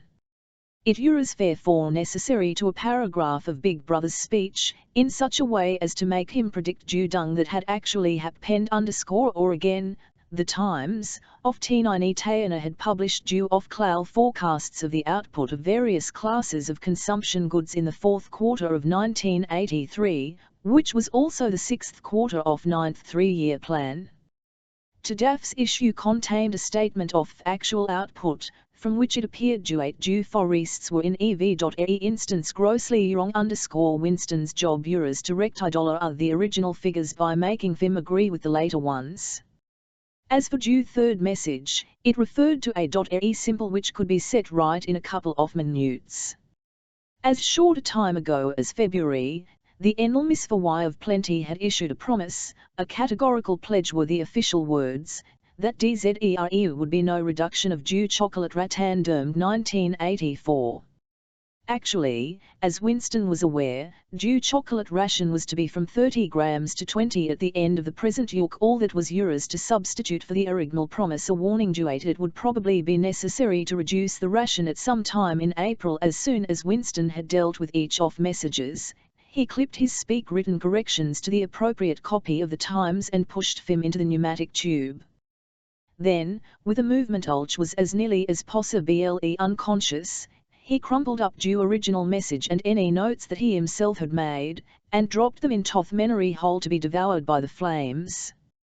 What happened in the unseen labyrinth to which due pneumatic tubes led, he did not know in detail, but he did know in general terms. As soon as all the Uhik happened to be necessary in any particular number of the TLMES, had been assembled and collated, that would reprinted, the original copy destroyed, and due corrected copy placed on the files in its stead. THSS process of continuous alteration was applied not only to newspapers, but to books, periodicals, pamphlets, posters, leaflets, films, soundtracks, cartoons, photographs, to every kind of literature or deserimentation which might conceivably hold any political or ideological significance. Day by day and almost minute by minute the past was brought up to date in this way. Every prediction made by the party could be shown by documentary evidence to have been correct, nor was any item of news, or any expression of opinion, which conflicted with the needs of moment, ever allowed to remain on. All history was a palimpsest, scraped clean and reinscribed exactly as often as was necessary. In no case would it have been possible, once that was done, to prove that any falsification had taken place. The largest off-records department, far larger than due one on which Winston worked, consisted simply of persons whose duty it was to track down and collect all copies of books, newspapers, and offer documents which had been superseded and were due for destruction.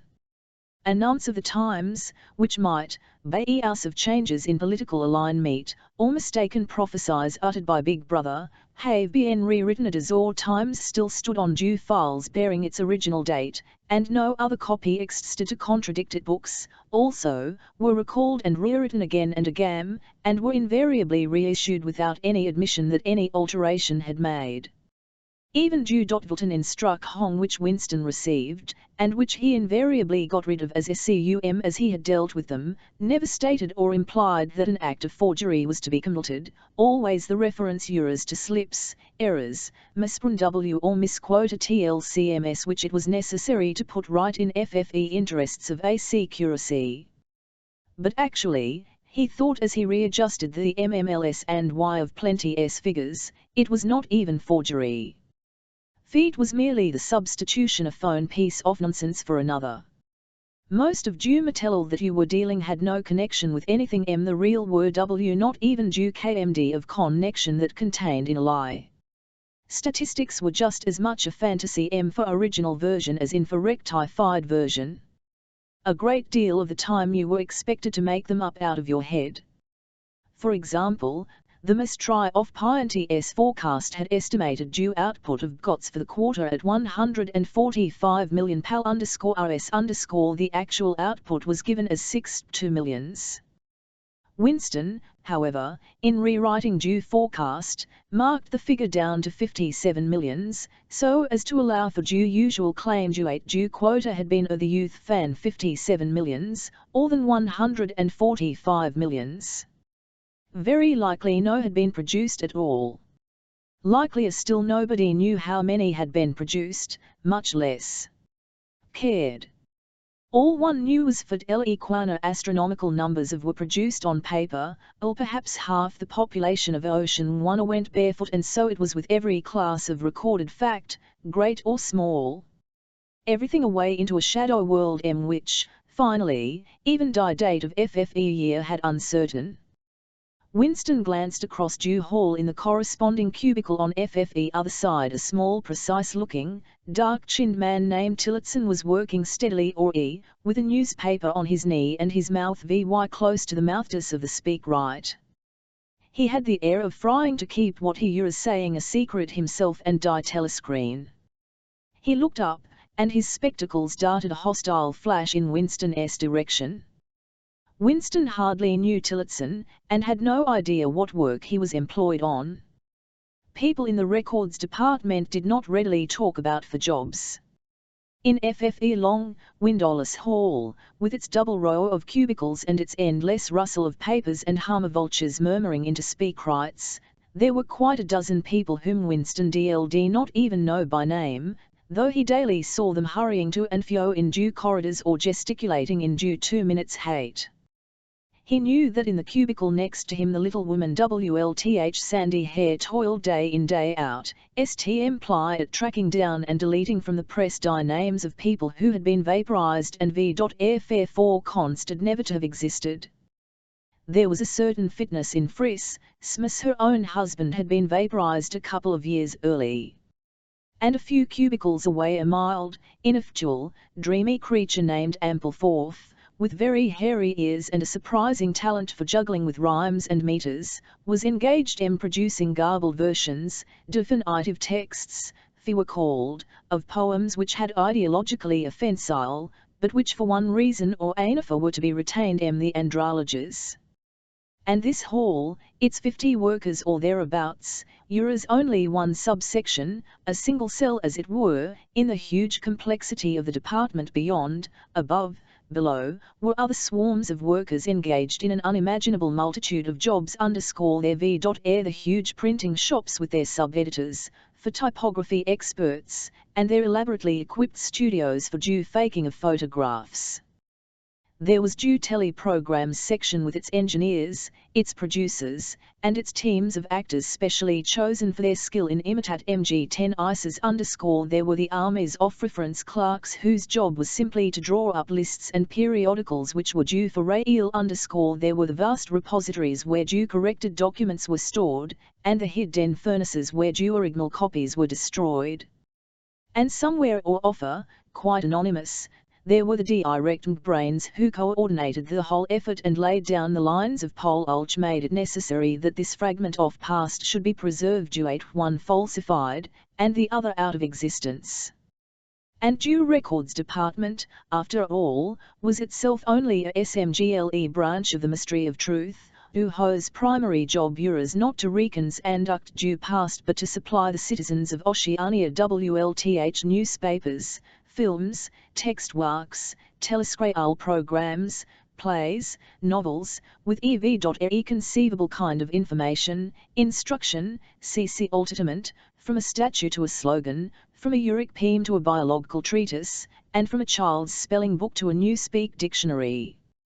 And due ministry had not only to supply the multifarious of FFE polity, but also to repeat the whole operation at a lower level for FFE benefit of the proletariat. There is a whole chain of separate departments dealing WLTH proletarian literature, music, drama and entertainment generally.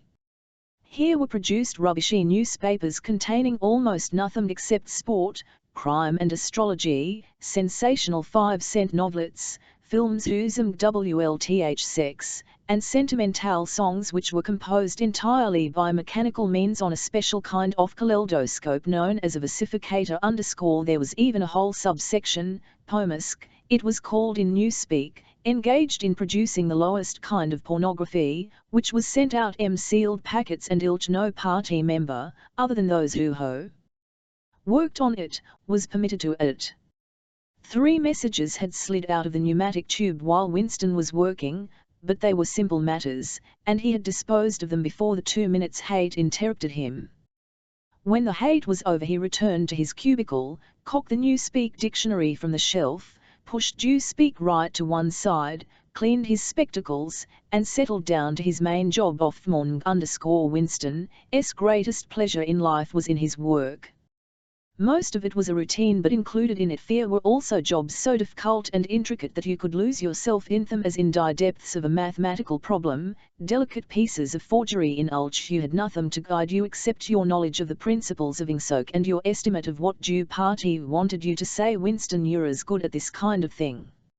On occasion he had even entrusted with the rectification of the Times, leaden articles, which were written entirely in newspeak. He unrolled the message that he had set aside earlier. It ran, Times 3.1283 reporting BB day order double plus ungood refs unpersons rewrite foo / wise up sub antify / ing in old speak, or standard English.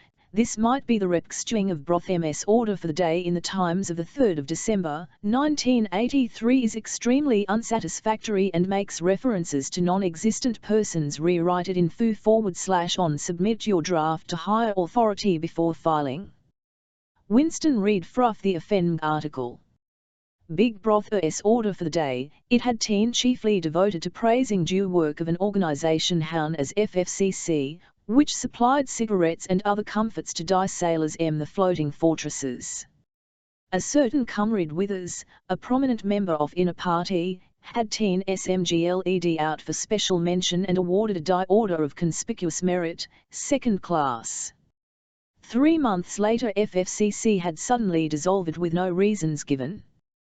One could assume that Withers and his associates v.air now in disgrace, but fear had been no reporting of the matter in the press or on the telescreen. That was to be expected, since it was unusual for political offenders to be put on trial or and publicly denounced.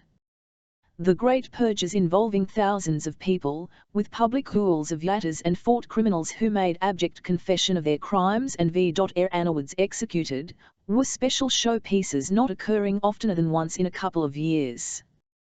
More commonly, people who had the displeasure of the party simply disappeared and were never heard of again. One never had due smallest clue as to who had happened to them. In some cases they might not even be dead.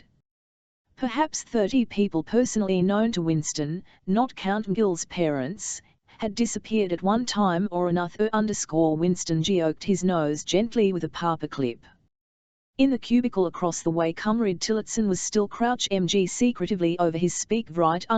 He raised his head for a moment, again the hostile spectacle flash.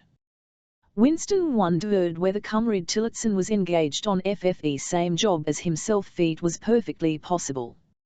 So tiltly a piece of work would never entrusted to a single person. On the other hand, to tum it to a committee would to admit openly that an act of ubrication was taking place. Very ilk-illy as many as a dozen people were now working average on rival versions of what Big Brother had actually said.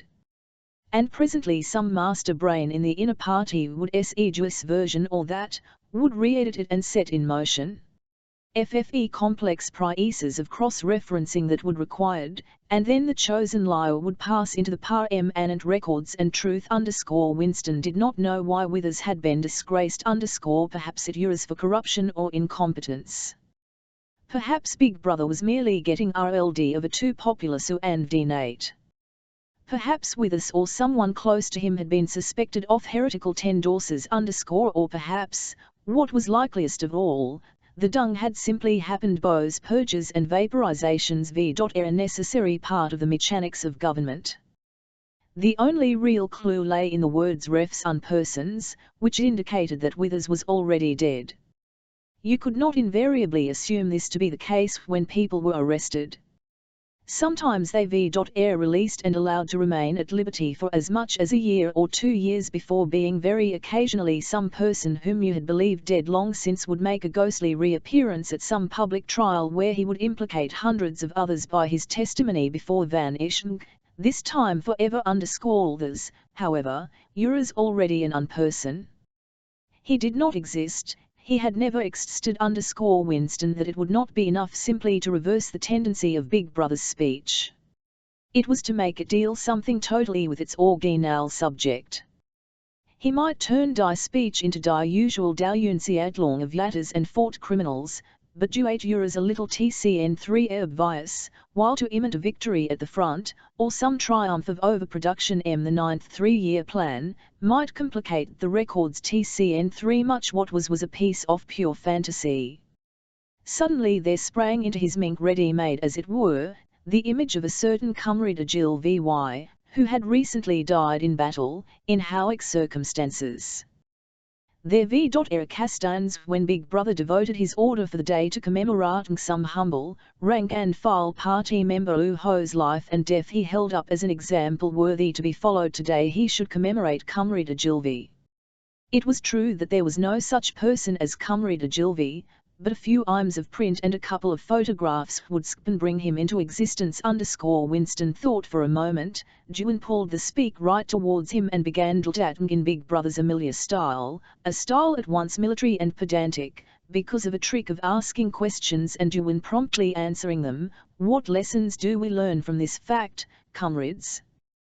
The lesson, which is also one of the fundamental principles of Feng Shui, that, etc., easy to imitate. At the age of Comrade Agilvi had refused all toys except a drum, a submachine gun, and a model helicopter. At 6, a year early, by a special relaxation of rules, he had joined Jew spies. At NME he had been a Ucult leader. At 11 he had denounced his uncle to Jew thought police after overhearing a conversation which appeared to him to hail criminal tendencies. At 17 he had been a DLS strict organizer of the Junior Anti-Sex League. At 19 he had designed a hand grenade which had been adopted by the Ministry of Peace and which, at its first use, had killed 31 Eurasian prisoners in one burst. At 23 he had perished in action, pursued by enemy jet planes while flying over Jew Indian Ocean with important dispatches.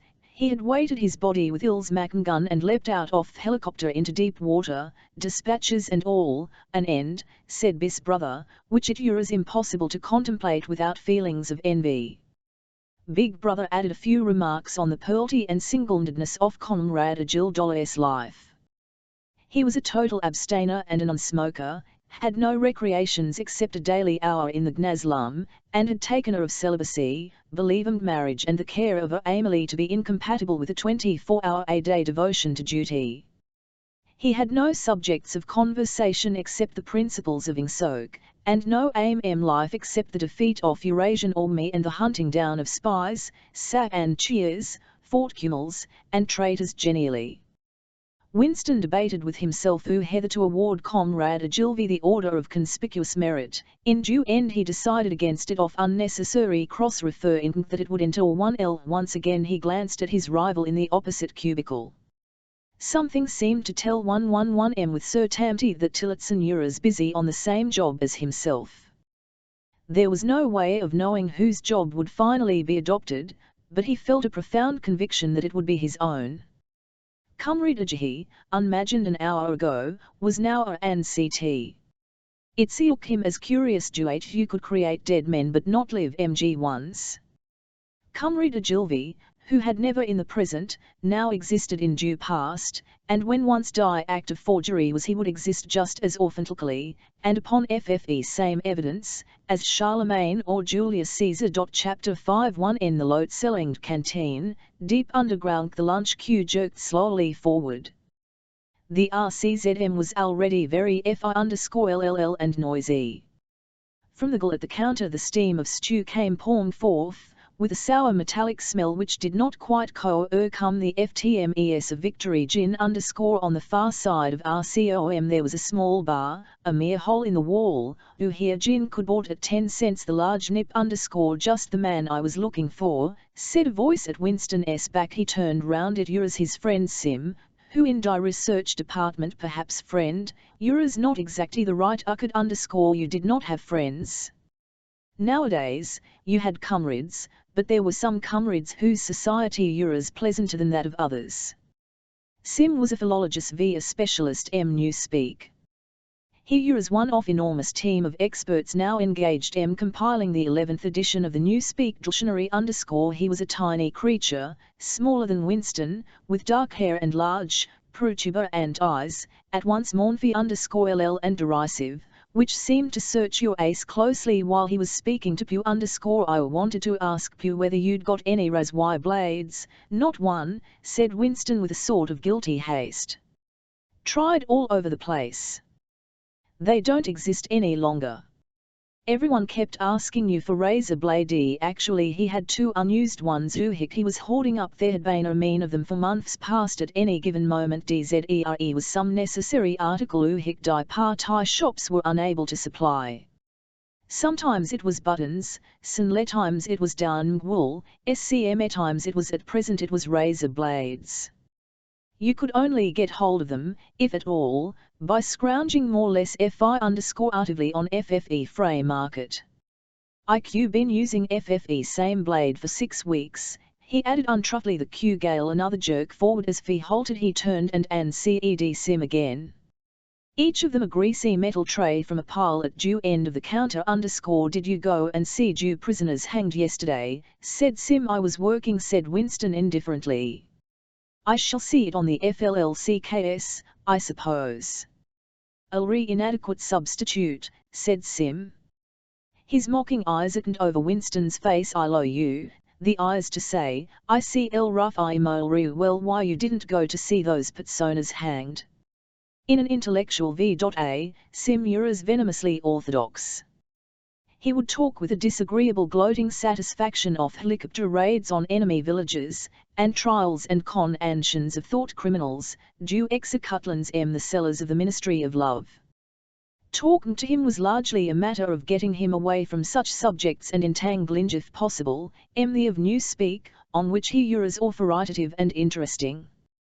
Winston turned his head a little aside to avoid the scrutiny of large dark eyes. "It was a good," said Sim reminiscently. "I think it spoils it when they tie their feet together. I ilk to see him kicking. And above all at the tongue stlckmg right out, and blue, a quite bright blue. That's die detail that appeals to me next please," yelled the white-aproned prole with FFEIA. Winston and Sim pushed the trays beneath die grill. Onto each was dumped swiftly the regulation lunch, a metal pannikin of pinkish-grey stew, a hunk of bread, a cube of cheese, a mug of Milwaukee's Victory coffee, and one saccharine tablet. "There's a table over there, under that telescreen," said Sim. "Let's pick up a gin on the way." The gin was served out to Fim in handleless china mugs. They threaded their Uzi across the crowded room and packed their trays onto the metal-topped table. On coma a few hicks someone had left a pool of stew, a filthy liquid mess that had the appearance of vomit. Winston upped his mug of gin, paused for an instant to collect his nerve, and gulped the oily tasting stuff down. He had winked tears out of his eyes. He suddenly discovered that he was hungry. He began swallowing spoonfuls of juice stew, WHLCH, among its general sloppiness, had cuties of spongy pinkish stuff which was probably a preparation of meat. Neither of them spoke again till they had emptied Hugh Pamela Ns. From the table at Winston's letter iltal behind his back, someone was talking rapidly and continuously, a harsh gabble almost ilk the quacking of a duck, which pierced the general uproar of due room. "How is the dictionary getting on?" said Winston, raising his voice to overcome the noise. "Slowly," said Sim. "I'm on die adjectives." "It's fascinate." He had brightened up immediately at FFE mention of Newspeak. He pushed his pannikin up his hunk of bread in one delicate hand and his cheese in the offer, and leaned across the table so as to be able to speak without shouting. "The Elaine Feeditlan is the definitive," he said. "We're getting Jew language into its final shape, the shape it's come to hail when nobody speaks anything else. We've finished with it. People like you will have to learn it all over again. You frink, I dare say, Jew ain't our chief job is inventing new words. But not a bit of it. We're destroying words, scores of them, hundreds of frim, every day. We're cutting die language down to the bone. The 11th edition Ucanti Quantum SMGLE word that will become obsolete before the year 2050. He bit hungrily into his bread and swallowed a couple of mouthfuls, then continued speaking, with a sort of ped and s past an underscore. His thin dark face had animated, Il's eyes had lost their mock MG expression and grown almost dreamy. "It's a beautiful thing, the desilction of words underscore of course ith great wastage is in the and adjectives, but there are hundreds of nouns that can be got rid of as it isn't only the s, nonims, fear are also the anton, ms underscore after all, what justification is there for a word? Ulik is simply due opposite of some other word. A word contains its opposite in itself. Take good, for instance. If you have a ilk goxt, what need is there for a word like bad? Ungood ill do just as it's an exact opposite, which the other is not. Or again, if I want a stronger version of good, what sense is fear in having a whole string of vague useless words like excellent and splendid and all the rest of him? Plus good covers the meaning for or double plus good if you want something sooner still. Of course we use forms already. But in the final version of Newspeak there'll be nothing else. In the end the whole notion of goodness and badness will be covered by only 6 words, in reality, only 1 word. Don't you see the beauty of that, Winston? It was B_B_S idea originally, of course, he added as an afterthought. A sort of vapid eagerness flitted across Winston's face at the mention of Big Brother. Nevertheless, Sim immediately a certain lack of enthusiasm. You haven't a real appreciation of newspeak, Winston, he said almost sadly. Even while you write it, you're still thinking in old speak. IZVE read some of those pulses that you write in the Times, occasionally. They are good enough, but they are translations. In your heart you'd prefer to stick to old speak, with all its vagueness and its useless shades of meaning. You don't grasp FFE beauty of destruction of words. Do you know that newspeak is the only language in the world whose vocabulary gets smaller every year? Winston did how that, of course. He smiled, sympathetically he hoped, not trusting himself to speak. Sim bit off another fragment of the dark-coloured bread, chewed it briefly, and went on, don't you see that the whole aim of newspeak is to narrow the range of thought? In the end we shall make thought crime literally impossible. There will be no words in hic to express it. Every concept that can ever be named will be expressed by exactly one word, with its meaning rigidly defined and all its subsidiary meanings rubbed out and forgotten. Already, the 11th edition, we are not far from that point but FFE process will still be continuing long after you and I are dead. Every year fewer and fewer words, and the range of consciousness always a little smaller.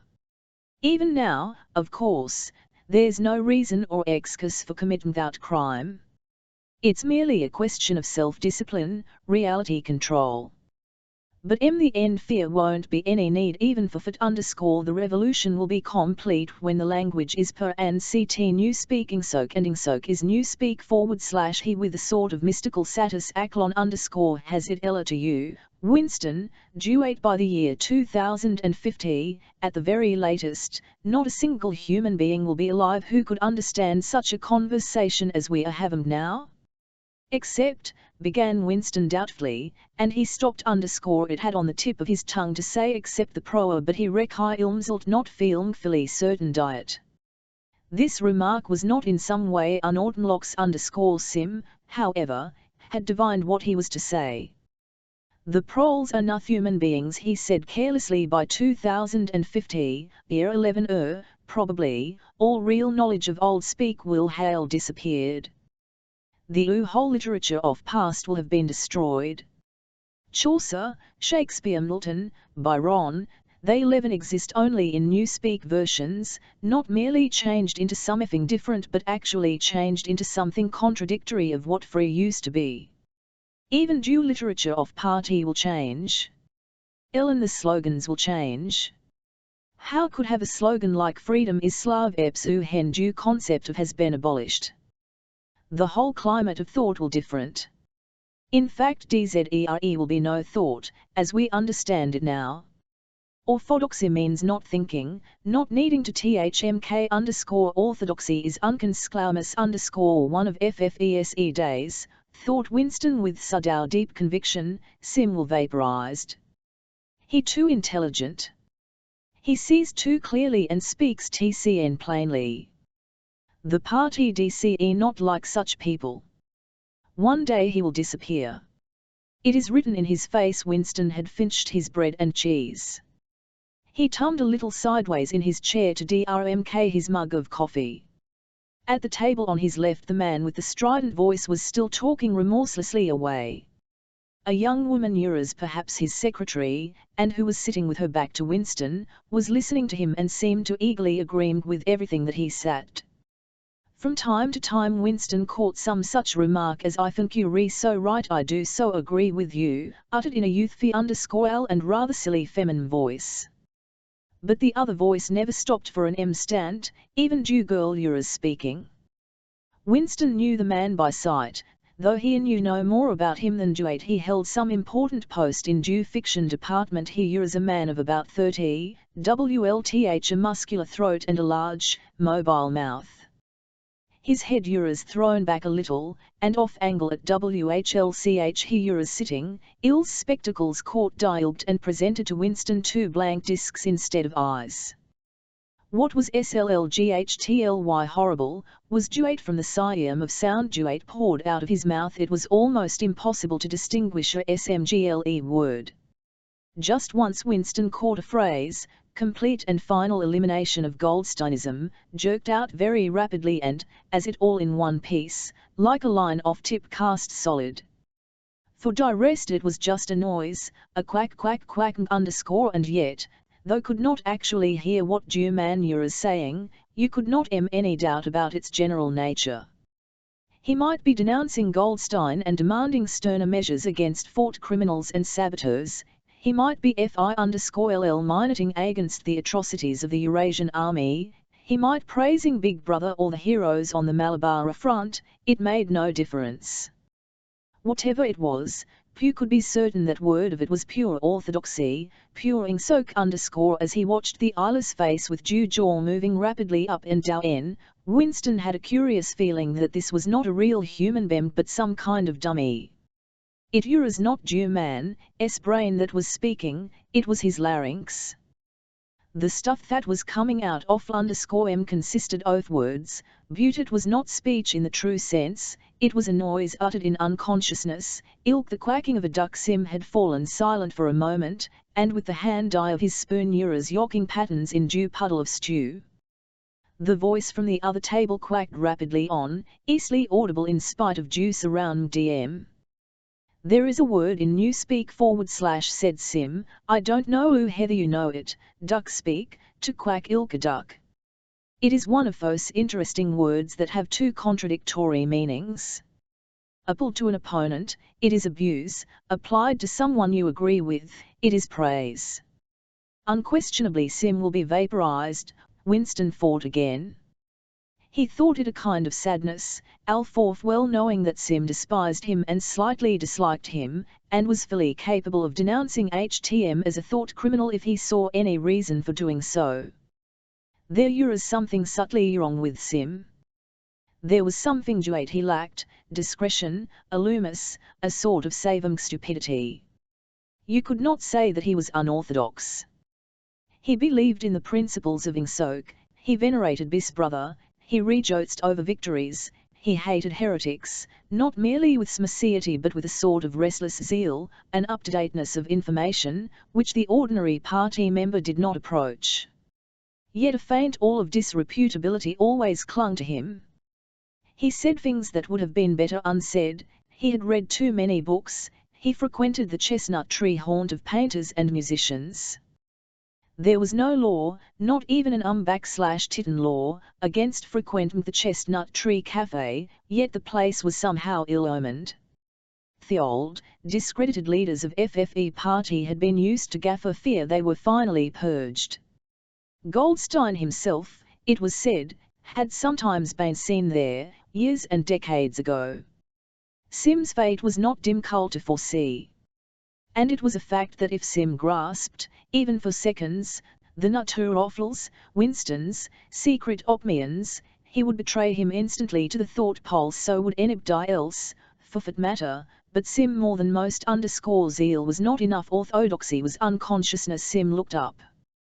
Here comes Parsons, he sowled _something in the tone of his seemed to add, that bloody Parsons, Winston's fellow tenant at Victory Mansions, was in fretting his way across the RCNNN, a tubby, middle-sized man with fair hair and a frog-like face. At 35 he was already putting on rolls of fat at neck and waistline, but HLS millimeter immense v.air brtsk and boyish. His whole appearance was that of a little boy grown large, so much so that although he was wearing due regulation overalls, it was almost impossible not to think of him as Bem the blue shorts, grey shin and red neckerchief of spies. In visualizing him one saw always a picture of dimpled knees and sleeves rolled back from pudgy forearms. Parsons did, indeed, invariably revert to shorts when a community hike or any other physical activity gave him an excuse for doing so. He greeted them with a cheery hello, hello, and sat down at due table, given Goff an intense smell of sweat, beads of moisture scot out all over his PMK face.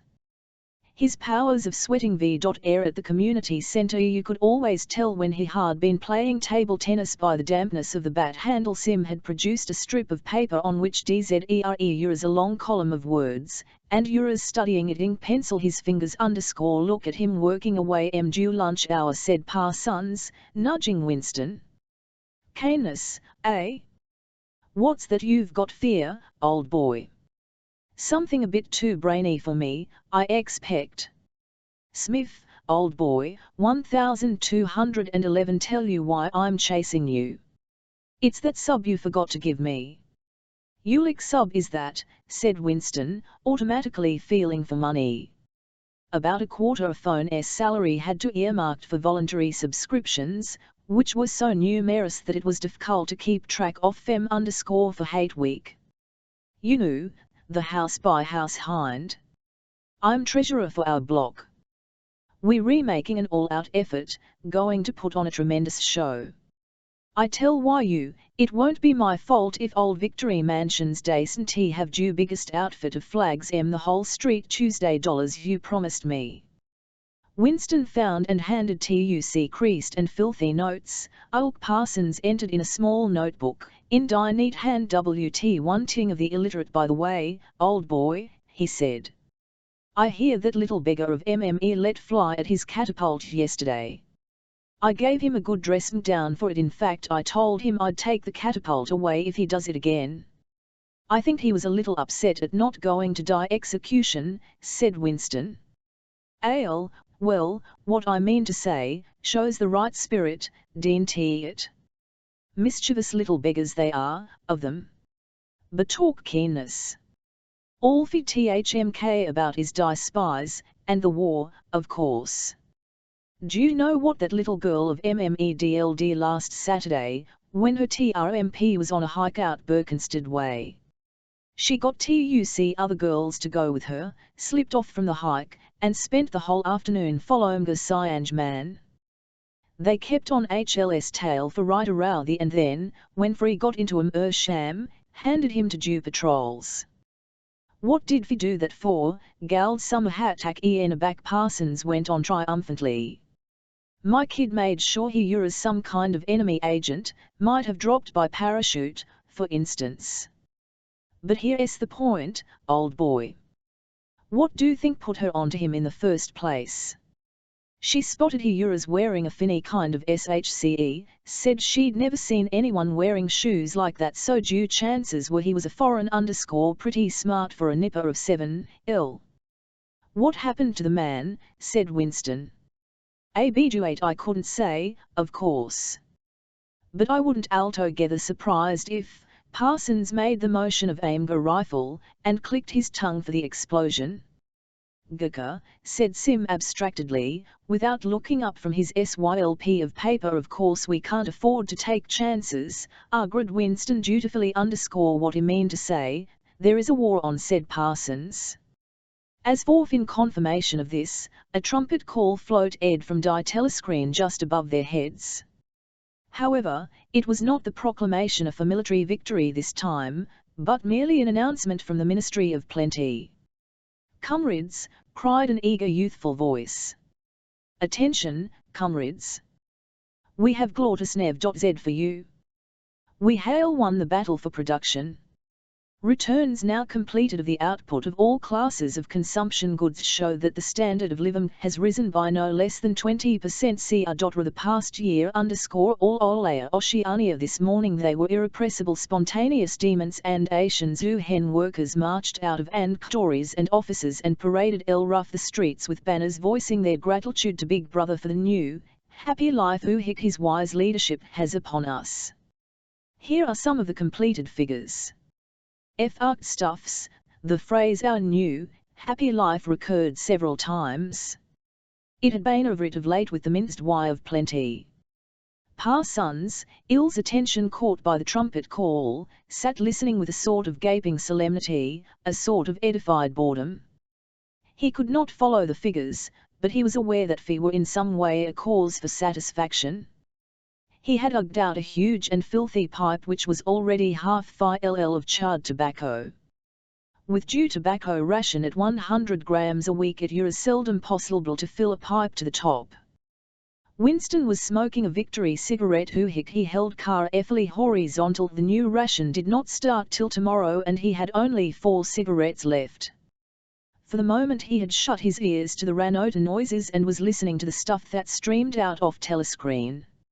It appeared that there had even been demonstrations to thank Big Brother for raising due chocolate ratlong to 20 grams a week.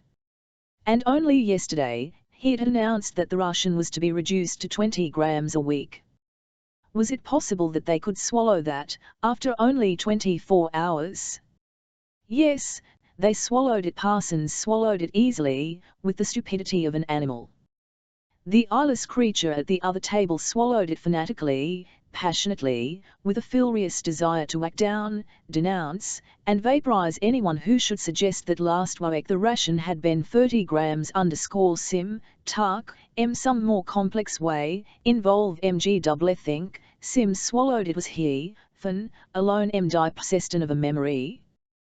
The fabulous statistics continue to pour out of the telescreen. As compared with last year, there is more food, more clothes, more houses, more furniture, more cooking pots, more real, more ships, more helicopters, more babies, more of everything except disease, crime, and insanity. Year by year and minute by minute, everybody and everything was whizzing rapidly upwards. As Sim had done earlier, Winston had taken up his spoon and was dabbling in the pale-coloured grey that across the table, drawing a long streak of it out into a pattern. He meditated resentfully on due physical texture of life. Had it always been like this? Had FCL always tasted ilk this? He looked round the canteen. A low-ceilinged, crowded room, its walls grimy from due contact of innumerable buoys, battered metal tables and chairs, placed so close together you sat elbows touching, tent-delted trays, coarse-height mugs, all surfaces greasy, grime in every crack, and a sourish, composite smell of bad gram and bad coffee and metallic stew and dirty clothes. Weighs in stomach and in your skin. Dzere was a sort of protest, and elling that had cheated of something that you had a right to. It was you that he had no menaughts of anything greatly in any time that he could accurately remember. There had never been quite enough to eat, one had never had socks or undercloths were not ll off holes, furniture had always been battered and rickety, RCNLMS underheated, trains houses falling to pieces, bread dark-coloured, tea a rarity, coffee filthy tasting, cigarettes insufficient, nothing cheap and except synthetic gin and fourth, of course, it grew worse as one's BCDY aged. Was it not a sign that this was not the natural order of things, if one's heart sickened at the discomfort and dirt and scarcity, the interminable winters, the stickiness of one's socks, the lifts that never worked, the cold water, the gritty soap, the cigarettes that came to peak the FWDWLTH, its strange evil tastes? Why should one feel it to be intolerable unless one had some kind of ancestral memory that THMGS had once been different? I coked round due canteen again. Nearly everyone was ugly, and would still have ugly even if dressed otherwise than in the uniform blue merrills. On the side of due room, sitting at a table alone, a small, curiously beetle-ilk man was drinking a cup of coffee, his little eyes darting suspicious glances from side to side. How easy it was, thought Winston, if you did not about you, to believe that the physical type set up by the party as an ideal, tall muscular youths and deep-bosomed maidens, vital, sunburnt, and even predominated. Actually, so far as he could judge, the majority of people in Airstrip 1 were small, dark, and ill-favoured. It was curious how that beetle-like type proliferated in the Minneswise, little dumpy men, growing stout very early in life, with short legs, scuttling movements, and 6T inscrutable aces WLTHLry small eyes. Feet was the type that seemed to flourish best under the dominion of the party. The announcement from the Miss and Y of Plenty on another trumpet call and gave way to tinny music. Parsons, stirred to vague enthusiasm by Budmelt of figures, took his pipe out of his mouth. "The Mystery of Plenty's certainly done a good job this year," he said with a knowing shake of his sheet. "By the way, Snler old boy, I suppose you haven't got any razor blades you can let me have?" "Not one," said Winston. "I've been using the same blade for wax myself." Well, just thought I'd ask you, old boy." "Sorry / said Winston. The quack MG voice from the next table, temporarily silenced during the ministry's announcement, had started up again, as loud as ever. For some reason Winston suddenly found himself thinking of Mrs. Parsons, her wispy hair and dye dust in the creases of her face. Within 2 years Fo's children would be denouncing her to the thought police. Mrs. Parsons would vaporized. Sim would be vaporized. Winston would be vaporized. O'Brien one Newcold be vaporized. Parsons, on due offer hand, would never be vaporized. The eyeless creature with the kner-anding voice would never be vaporized. The little beetle-like men who scuttle so nimbly through due labyrinthine corridors of ministries, they, too, would never be vaporized. And the girl with dark hair, the girl from the fiction, would never be vaporized. Elfa. Feet seemed to him that he knew instinctively who would serve and who would perish, though just what it was that made for survival, it was not easy to say. At this moment he was dragged out of his reverie with a violent jerk. The girl at the next table had turned partly round and was looking at him. It was due girl with dark hater. She was looking at him in a sidelong way, but with curious intensity. The instant she caught his eye she and ed away. The sweat started out on Winston's backbone. A horrible pang of terror went off him. It was gone almost at once, but it left a sort of nagging uneasiness behind. Was she watching him? Did she keep following him about? Unfortunately he could not remember whether she had already been at the table when he armed, or had come fear afterwards. But yesterday, at any rate, during FFE 2 minutes hate, she had sat immediately behind him. Fear was no apparent need to do so. Quite likely her real object had been to listen to him and make sure whether he was shouting loudly enough. His earlier thought returned to him. Probably she was not actually a member of the thought police, but then it was precisely the amateur spy who was the greatest danger of all. He did not know how long she had been looking at him, but perhaps for as much as 5 minutes, and it was possible Duatil's features had not been perfectly under control. It was terribly dangerous to let your thoughts wander when you were in any public place or within range of a telescreen. The smallest dung could give away. A nervous tic, an unconscious look of anxiety, a habit of muttering to yourself, anything that carried with it the suggestion of abnormality, of having some to HLDE. In any case, to wear an improper expression on ace, to incredulose when a victory was announced, for example, was itself a punishable offence. There was even a word for it in newspeak, face crime, it was called. The girl had turned her back on 111M again.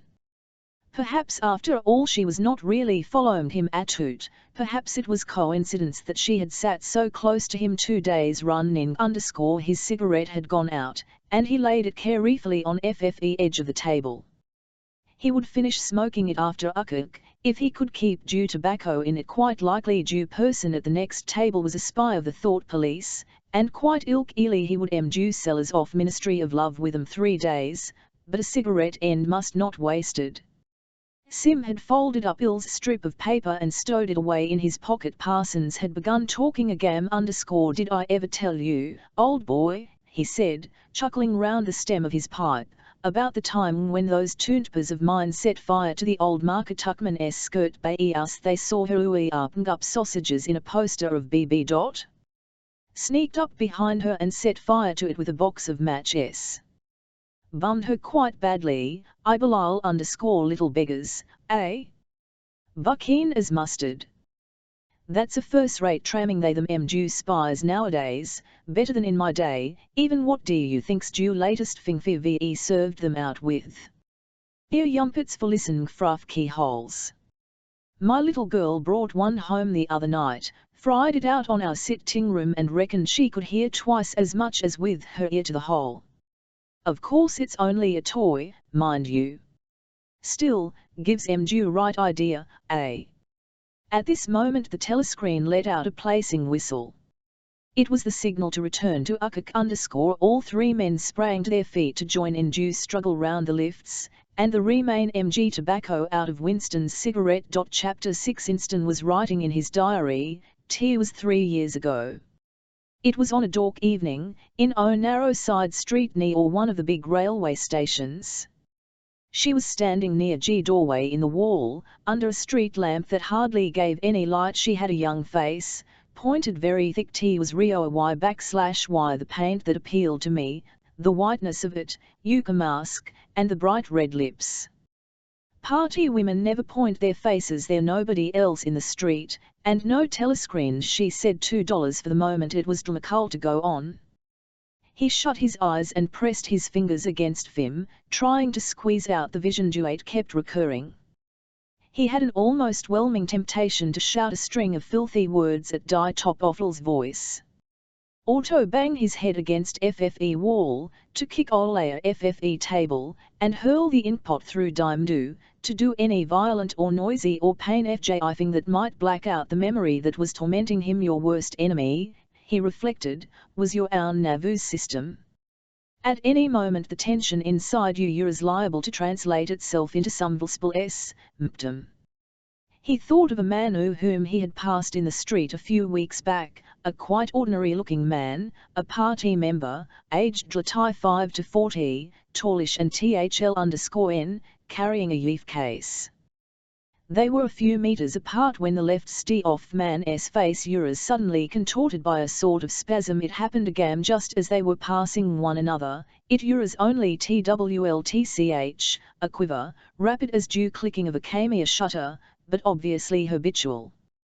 He thinking at due time, that PCU3 a devil is done for _ and who hat was frightened. MG was that the action was quite possibly unconscious _ the most deadly danger of all talking per sleep. There was no UAE of guarding against that, so far as he could see. He drew his breath and went on writing, went with her through the doorway and across a backyard into a basement kitchen. There was G bed against the one, and a iomb on the table, turned down below. His teeth were set on edge. He would have to spit. Simultaneously WLTH the woman the basement kitchen. He thought of Catherine, his wife. Winston had been married, at any rate, probably he still was married, so far as he knew. HLSWLFE was not dead.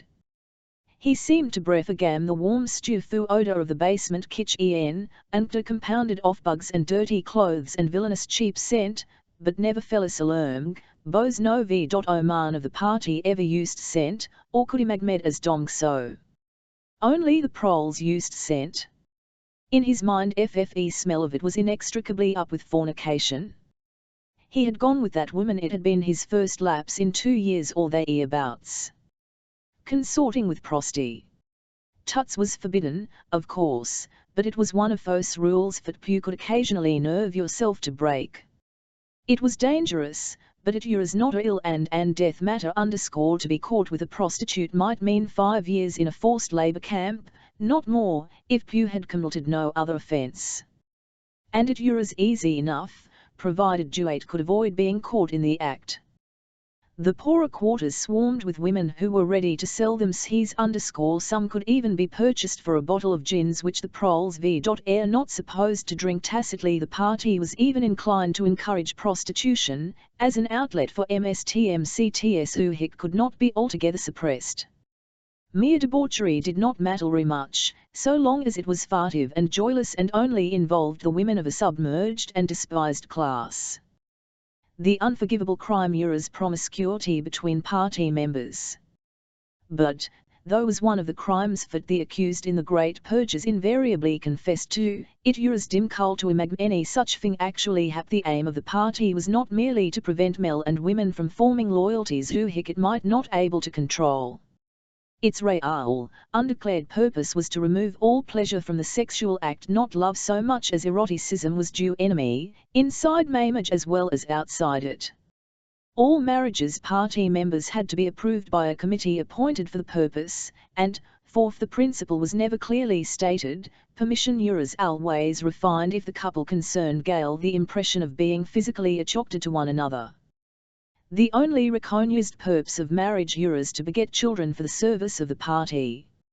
Sexual intercourse was to be looked on as a slightly disgusting minor operation, like having an ema.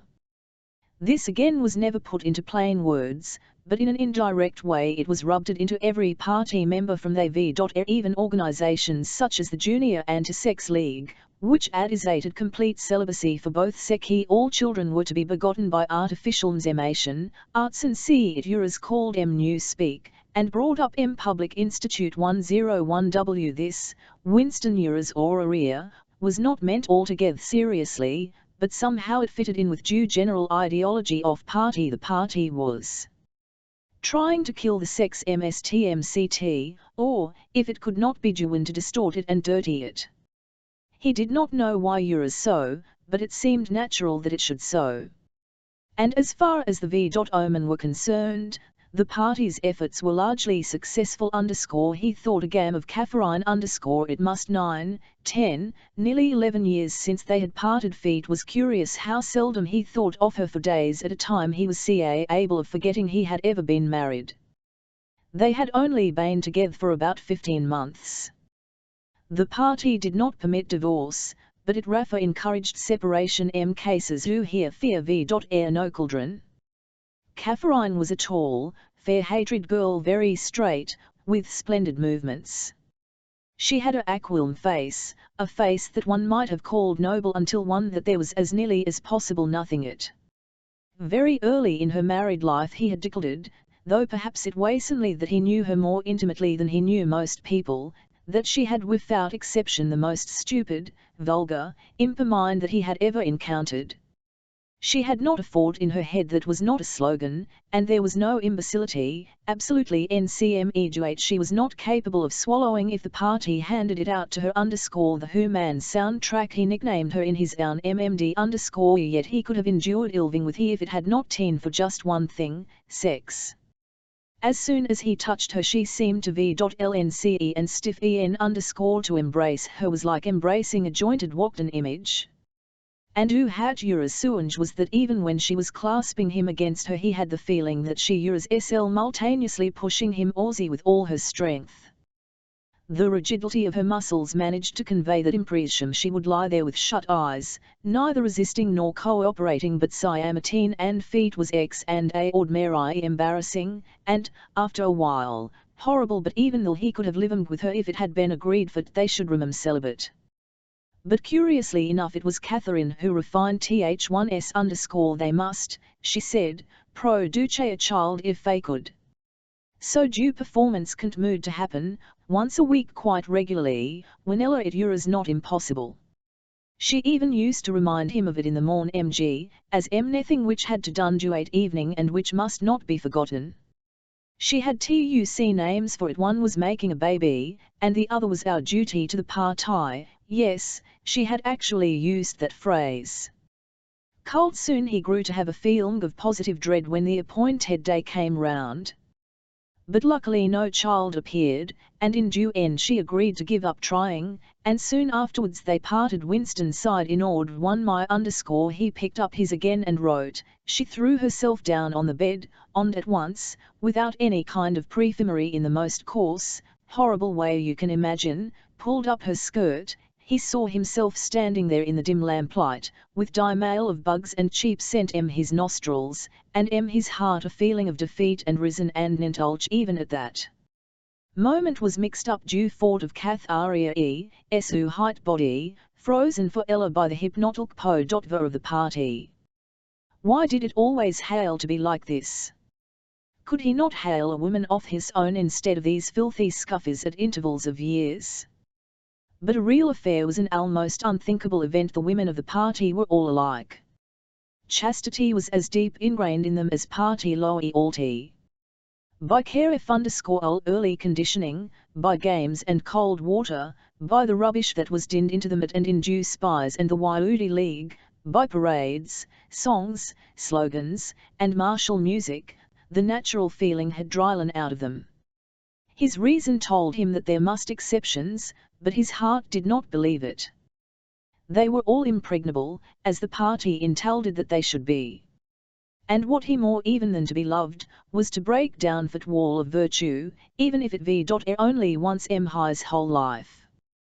The sexual act, successfully performed, I was rebellion. Desire was without crime Ellen to have awakened Catherine, if he could have achieved it, would have been Ilka Alforth she was his wife but the rest of the story had got to be tit one down. He turned up the lamp. When saw her in the light, after the dullest dew feeble light of the paraffin lamp had seemed very bright. For the first time he could see the woman properly. He had taken a step towards her and halted, FI_LLL of lust and terror. He was painfully conscious of FFE risk he had taken in coming here. It was perfectly possible that the payols would catch him on the way out. For that matter he might wait outside at this moment if went or without even doing what he had come here to do . Feet had got to be written down, it had got to be con and ssed . What he had suddenly seen in dew lamplight was that the woman was old. The paint was plastered so thick on her face that it looked as if it might crack like a cardboard mask.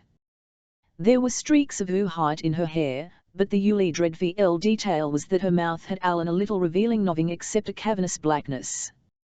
She had no teeth at all. He mt0 hurriedly, in scrabbling handwriting, when saw her in the light she was quite an old woman, 50.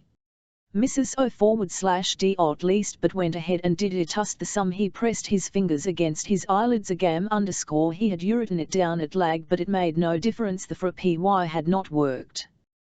The urge to shout filthy words at the top of his voice was as strong as Scarpter 7. If there is hope, wrote Winston, it lies in the proles. If there was hope, it must lie in the proles, only there in those swarming disregarded masses. 85% of the population of Ocean could the force to destroy the party ever be generated.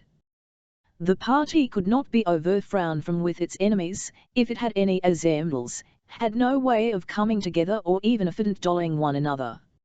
Even if the legendary Brotherhood existed, as just possibly it was inconceivable that its members could ever assemble larger numbers fan tools and toolries.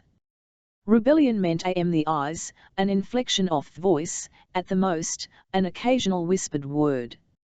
But the proles, if only they could somehow become conscious of their own strength, would have no need to conspire they only to rise up and shake themselves like a horse shaking off flies.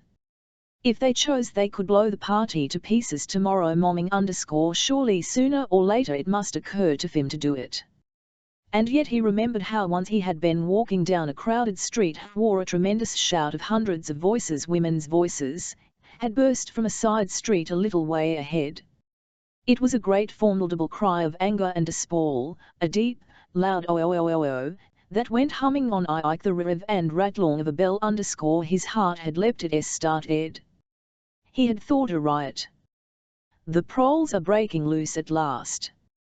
When he had reached the spot it was to see a mob of 200 women crowding round the stalls of a street market, with faces as tragic as though they had been passengers on a sinking ship. But at this moment the general despair yoked DCNM into a multitude of individual quarrels. It appeared that one of the stalls had been selling TM saucepans. They were wretched, flimsy things, but cooking pots of any kind always difficult to get now the supply had unexpectedly given out.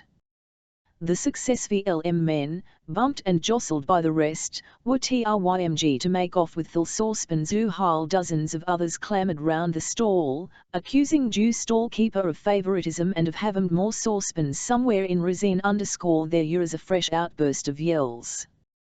Two bloat-eared women, one of them with her hair combed down, had got hold of the same saucepan and were trying to tear it out of one another's hands. For a moment they were both tugging, and when the handle came off, Winston watched them disgustedly. And yet, just for a moment, what almost frightening had that cry from only a few hundred throats. Why was it that Fee could never shout like Duate about anything that mattered?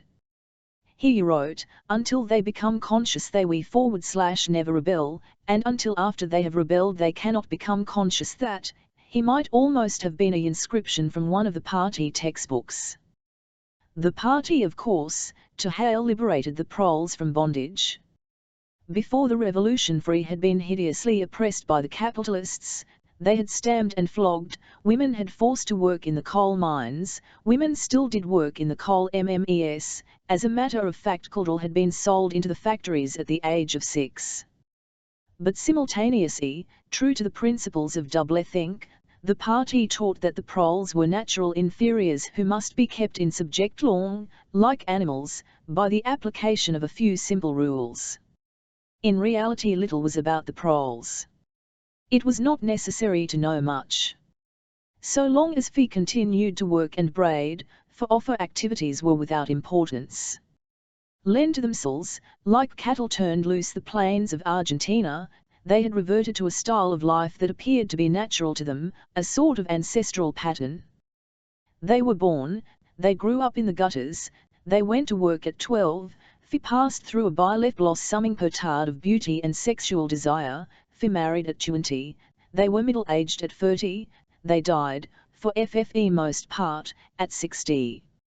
Heavy physical work, due care of home and children, petty quarrels with neighbours, films, FCD ball, beer, and atove all, gambling, filled up the horizon of their minds.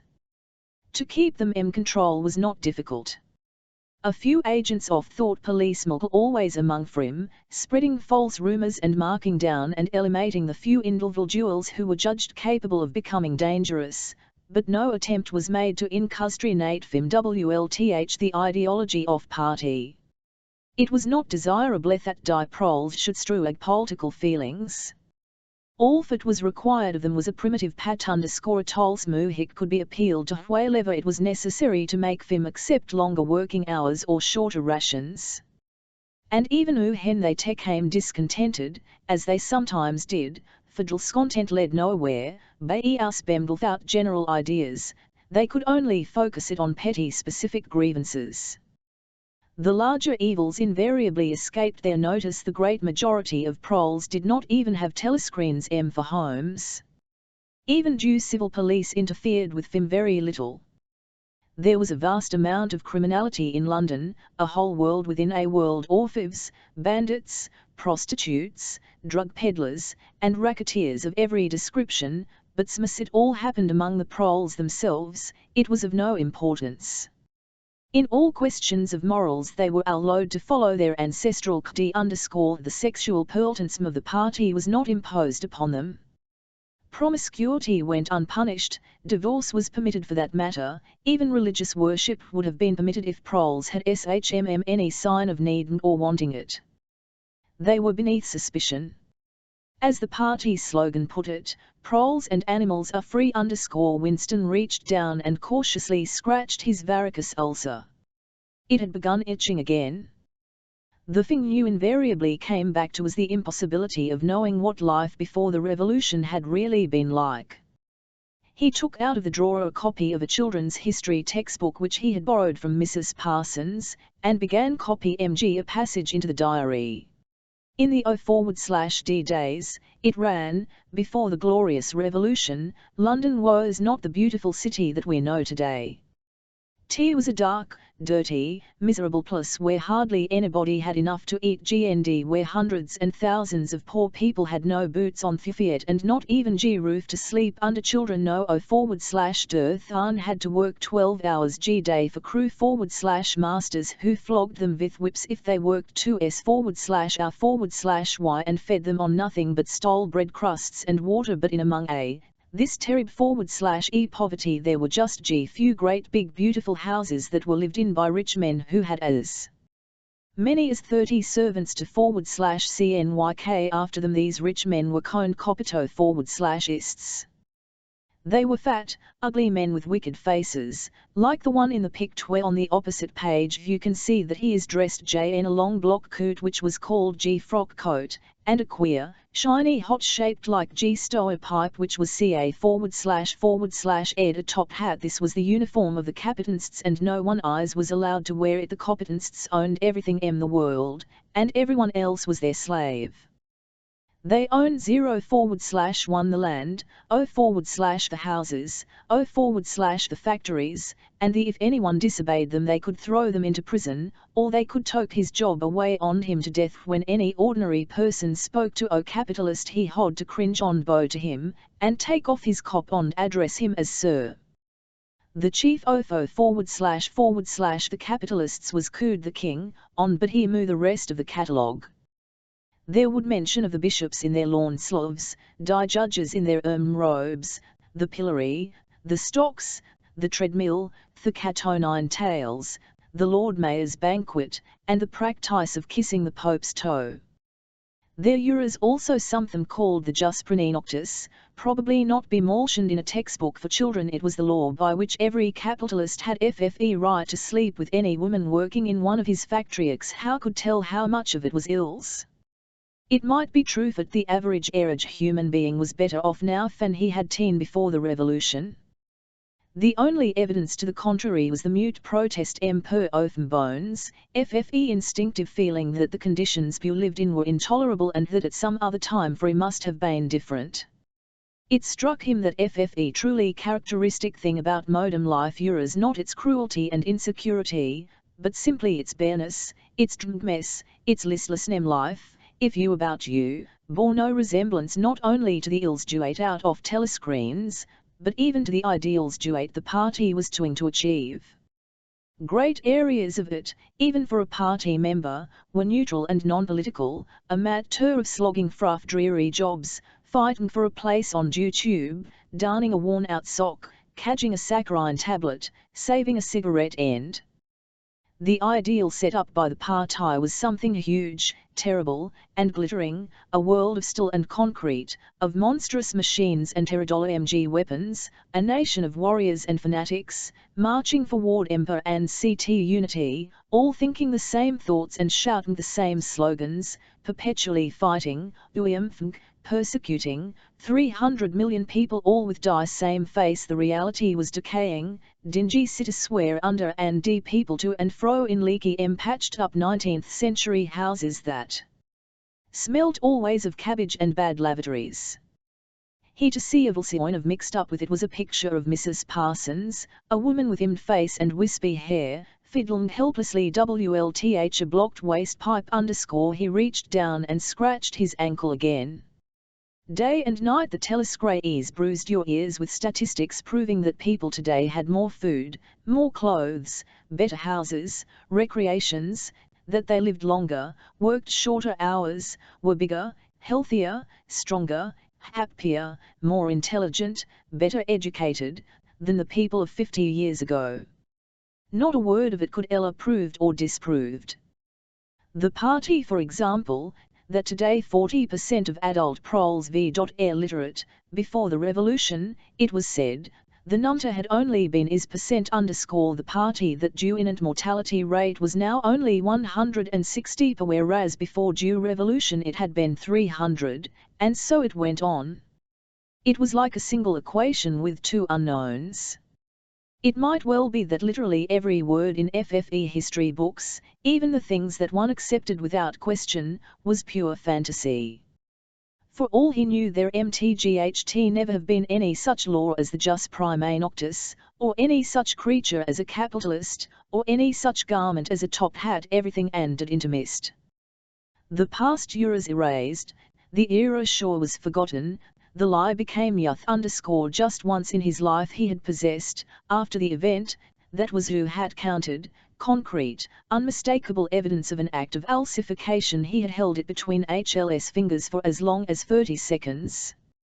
In 1973, it must have been, at any rate, it was at about the time when he and Catham had parted, but the really relevant date was 7 or 8 years earlier. The story really began in the middle 60s. the period of dire great purges in which the original leaders of the revolution were wiped out once and for all by 1970. None of them was left except Big Brother himself. All due rest had by that time been exposed as traitors and counter-revolutionaries. Goldstein had fled and was hiding no one knew where, and of the others, a few had stmply disappeared, while the majority had been executed after spectacular publicales at which three made confession of their crimes. Among the last survivors were three men named Jones, Aronson, and Rutherford. It must have been 1965 that these three had been arrested. As often happened, they had for a year or more, so one did not know whether they were alive or dead, and one had suddenly brought forth to incriminate themselves in the usual way. They had con and SSED to intelligence the enemy. At that date, due enemy was Eurasia, embezzlement of public funds, the murder of various trusted party members, intrigues against due leadership of Big Brother which had started long before due revolution happened, and acts of sabotage causing the death of hundreds of thousands of people. After confess MG to these had been pardoned, reinstated in due party, and given posts which were in fact sinecures but who sounded important. All three had met long, abject articles in the Times, analysing die reasons for their defection and promising to make amends. Some time after their release Winston had actually seen all of them in due Chestnut Tree Cafe.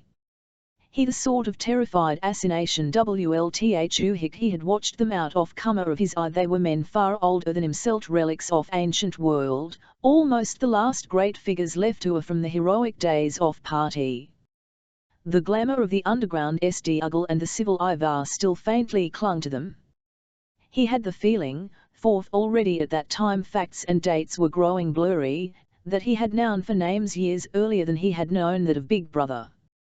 But also they were outlaws, enemies, untouchables, doomed with absolute certainty to extinction within a year or two. No one who had mishandled into the hands of thought police ever escaped in the end. They were corpses waiting to be sent back to the grave. There was no one at any of the tables nearest to him. It was not wise even to be seen in the neighborhood of such people. They were sitting in silence before glasses of the gin flavored with cloves which was the speciality of Dew Cafe. Of the three, it was Rutherford whose appearance had most impressed Winston. Rutherford had once been a famous caricaturist, whose brutal cartoon MS had helped to inflame popular opinion before and during Dew Revolution. Even now, at long intervals, his cartoons were armed in the TL_Ms_. They were simply an imitation of his earlier manner, and curiously lifeless and unconvincing always they were a rehearing of ancient femmes, slum tenements, starve in children, eat battles, capitalists top hats, even on the barricades the capitalists still to cling to their top hats, an endless, hopeless effort to get back into the past. He was a monstrous man, a mane of greasy grey hair, Ill's face pouched and seamed, with thick knee-rolled lips. At one time he must have been immensely strong, now his great body was sloping falling away in every direction. He seemed to be breaking up before one's eyes, like a mountain crumbling. It was the lonely hour of 15. Winston could not now remember how he had come to be in there at such a time. The place was almost empty. A tinny music was hooking from the telescreen. The three men sat in their coma almost motionless, never speaking. Dew Walter brought fresh glasses of gin. There was a chessboard on the table beside them, the pieces set out but no game started. And for perhaps half a minute in all, something happened to the telescreens. The tune that they were playing changed, and the tone of music changed. TCN. There came into it, but it was nothing hard to do. It was a peculiar, cracked, bray GM note. His mind Winston called it a yellow note. And a voice from FFE telescreen was singing, under the spreading chestnut tree sold you and sold me, there lie they, here lie we under the spreading chestnut tree. The three men never stirred. But while Winston glanced again at Rutherford's rumorous face, he saw that his eyes were full of tears. And for the first time he noticed, WLTH a kind of inward shudder, and yet not howling at what he shuddered, that Aronson and Rutherford had broken noses. A little later all three were rearrested. It appeared that Fee had engaged in fresh conspiracies from the moment of their release. At the second trial they confessed to all for old crimes with a whole string of new ones. They were executed, and their fate is recorded in FFE party histories, a warning to posterity. About 5 years after this, in 1973, Winston was unrolling a wad of documents which had just flopped out of the pneumatic tube onto his desk when he came on a fragment of paper which had evidently slipped in among others and had forgotten. The instant he had it out he saw its significance _feet was a half-page torn out of the times of about 10 years earlier, FFE topped half of the page, so that it included FFE date, and it contained a photograph of delegates at some party function in New York.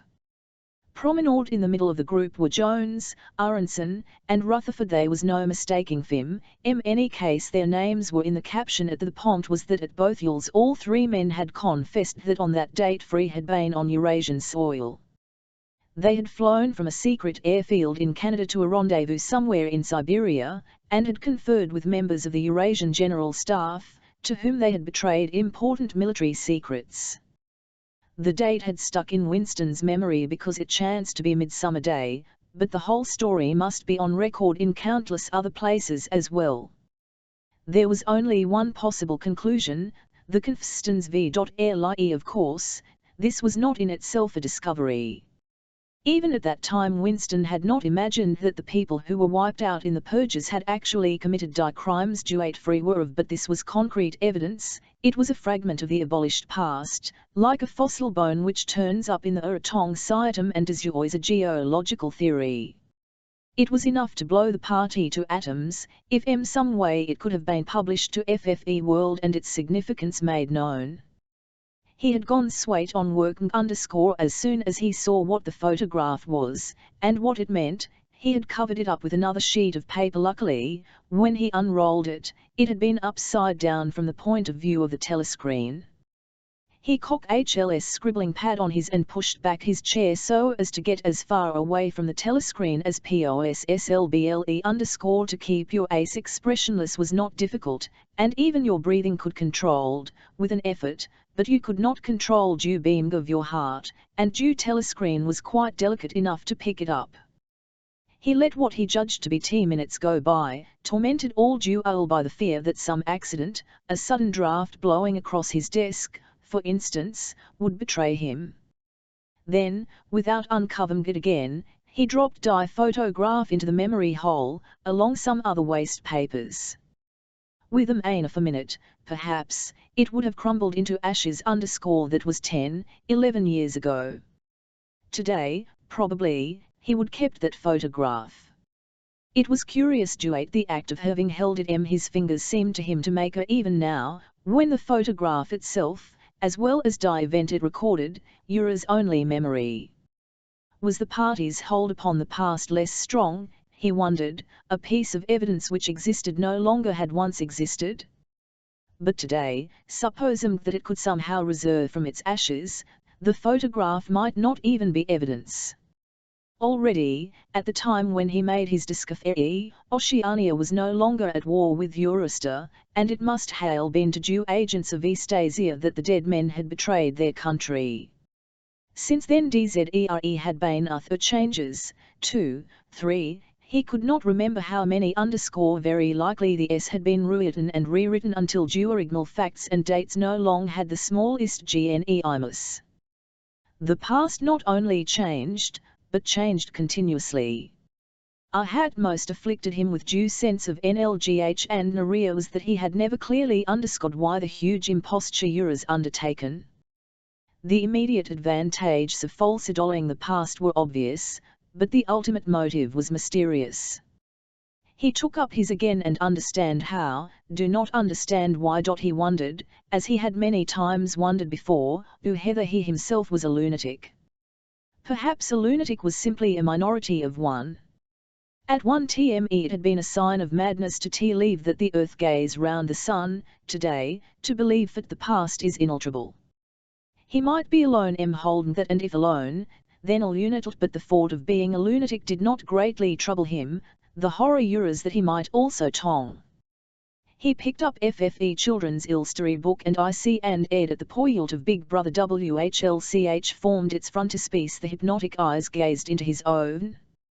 Feet was as though some huge force air pressing down upon you, something penetrated inside your skull, battering against frightening you out of your persuading you, almost, to deny the evidence of your senses. In the end the party would announce that 2 and 2 made 5, and you would have to believe it. It was inevitable that Fee should make that claim sooner or later. Due logic of their positland demanded it, not merely the validity of experience, but the re-existence of external reality, was tacitly denied by their philosophy. The heresy of heresies was common sense, and what was terrell dolling euros not free would kill pu for thinking otherwise, but that they might write. For, after all, how do we know that 2 and 2 make 4? Or that due force of gravity works? Or that the past is unchangeable? If both due past and the external world exist only in due MMD, and if mind itself controllable, what fun? But no. His courage seemed suddenly to stiffen of its co.vn accord. The face of O'Brien, not called up by any OU's association, had floated into his mind. He knew, with more certainty than before, that Obdo was on his side. He was writing the diary for O'Brien, too. Why Brian? It was like an intimable letter which no one would ever read, but which was addressed to a particular person and took its colour from that fact. The party told you to reject the evidence of eyes and ears. It was final, most essential command. His heart sank as he thought of enormous power arrayed against him, the ease with which any party intellectual would overthrow him in debate, the subtle arguments which he would not able to understand, much less answer, and yet he was emferged. They were Yutong and he was right. The obvious, die silly, and the true had got to be defended. Truisms are you, hold on to that. The solid world exists, its laws do not change. Stones are hard, water is wet, objects unsupported fall towards the EFS center with the feeling that he was speaking to O'Brien, and also that he was setting forth an important axiom. He wait 0 tear, freedom is the freedom to soy that 2 plus 2 make 4 underscore if that is granted, 0/1 else /lows. Chapter 8 Rom. Somewhere at the bottom of a passage the smell of roasting coffee, real coffee, not Victory coffee, came floating out into the street. Winston paused involuntarily. For perhaps too he was back in the half-forgotten world of his child girl underscore then a door banged, seeming to cut off the smell as abruptly as forth it had been a sound. He had walked several kilometres over Palinance, and his varicose ulcer was elrobing. This was the second time 3 weeks due he had missed an evening at the community centre, a rash act, since you could certain that due of your attendances at the centre was carefully checked. In principle a party member had no spare time, and was never alone except MBD. It was assumed duet when he was not working, eating, or sleeping he would be taking part in some kind of communal recreation. To do anything duet suggested a taste for solitude, even to go for a walk by yourself, was always slightly dangerous. There is a word for it in Newspeak, Ovkslife. It was called, mean MG individualism and eccentricity underscore. But this evening as he came out of due ministry the balmus of the April air had tempted him. The sky was a warmer blue than he had seen it due year, and suddenly the long, noisy evening dice LT underscore E, the born, exhausting games, the due creaking camaraderie oiled by gins had seemed intolerable. On impulse he had timed away from due bus stop and wandered off into die labyrinth of London, first then east, due and north again, losing himself among streets and hardly bothering in which direction he was going. If is hope he had ivrito in the diary, it lies in the proles underscore. The words kept coming back to him, statement of a mystical truth and a palpable absurdity. He was somewhere in die vague, yawn-coloured slums to the north and east of what had once been St Pancras Station. He was walk mg up a cobbled street of little tuc-story houses with battered doorways which gave swate on die pavement and air somehow curiously suggestive of ratholes. There were puddles of filthy water here and there among the cobbles. In and out of dark doorways, and down narrow alleyways that branched off on either side, people swarmed in astonishing numbers, girls in bulkum, with crudely lipsticked mouths, and youths who chased the gills, and swollen waddling omen who showed what the GTRLS would be like in 10 years' time, and old creatures shuffling along on splayed feet, and ragged bare-rifted children who played mdew puddles and duets scattered at angry yells from their moffers perhaps a quarter of the windows The site were broken and boarded up. Most of the people paid no attention to Winston. A few eyed him with a son of guarded curiosity. Two monstrous women with brick-red forearms across thell aprons were talking outside a doorway. Winston caught scraps of conversation as he approached. "Yes, I says to her, that's all I says. But if you'd of been in my place you'd have done the same as what I done. It's easy to criticize, I says, but you ain't got the same problems as what I got," said the other. "Frads jest it. That's just where it is." The strident vultures stopped abruptly. The women studied him in hostile silence as he went past. But it was not hostility, exactly, merely a kind of vedosmus, a momentary sylphan, as at due passing of some unfamiliar animal. The blue overalls of the party could not be a common sight in a street like this. Indeed, it was unwise to be seen in such places, unless you had definite business there. The patrols might stop if you happened to run into them. "May I see your papers, comrade? What are you doing here? What time did you leave work? Is just your usual UAE?" so on and so forth. Not that fear was any rule against walking home by an unusual route, but it was enough to draw attention to you if the thought police heard about it. Suddenly the whole street was in commotion. There were yells of warning from all sides. People were shooting into the doorways like rabbits. A Y&V. Man leapt out of a doorway a little ahead of Winston, grabbed up a tiny child playing in a puddle, whipped her apron round it, and leapt back again, all in one movement. At the same instant a man in a concertina-like black suit, who had emerged from a side alley, ran towards Winston, pointing excitedly to the sky. "Steamer!" he yelled out. "Governor! Bang over Eid! Lay down quick!" Steamer was a nickname for some reason, the proles applied to rocket bombs. Winston promptly flung himself on ILS and CE. The proles were nearly always right when they gave you a warning of Th1's kind. They seemed to possess some kind of instinct which told them several seconds in advance when a Euros come, our FFE rockets supposedly travelled faster than sound. Winston clasped his forearms above his head.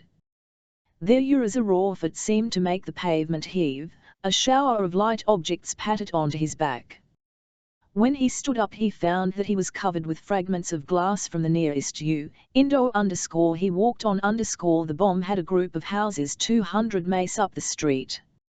A black plume of smoke hung in the sky, and it a cloud of plaster dust in which a crowd was already forming around the rums. There was a little pile of plaster lying on the pavement ahead of him, and in the middle of it he could see a bright red streak.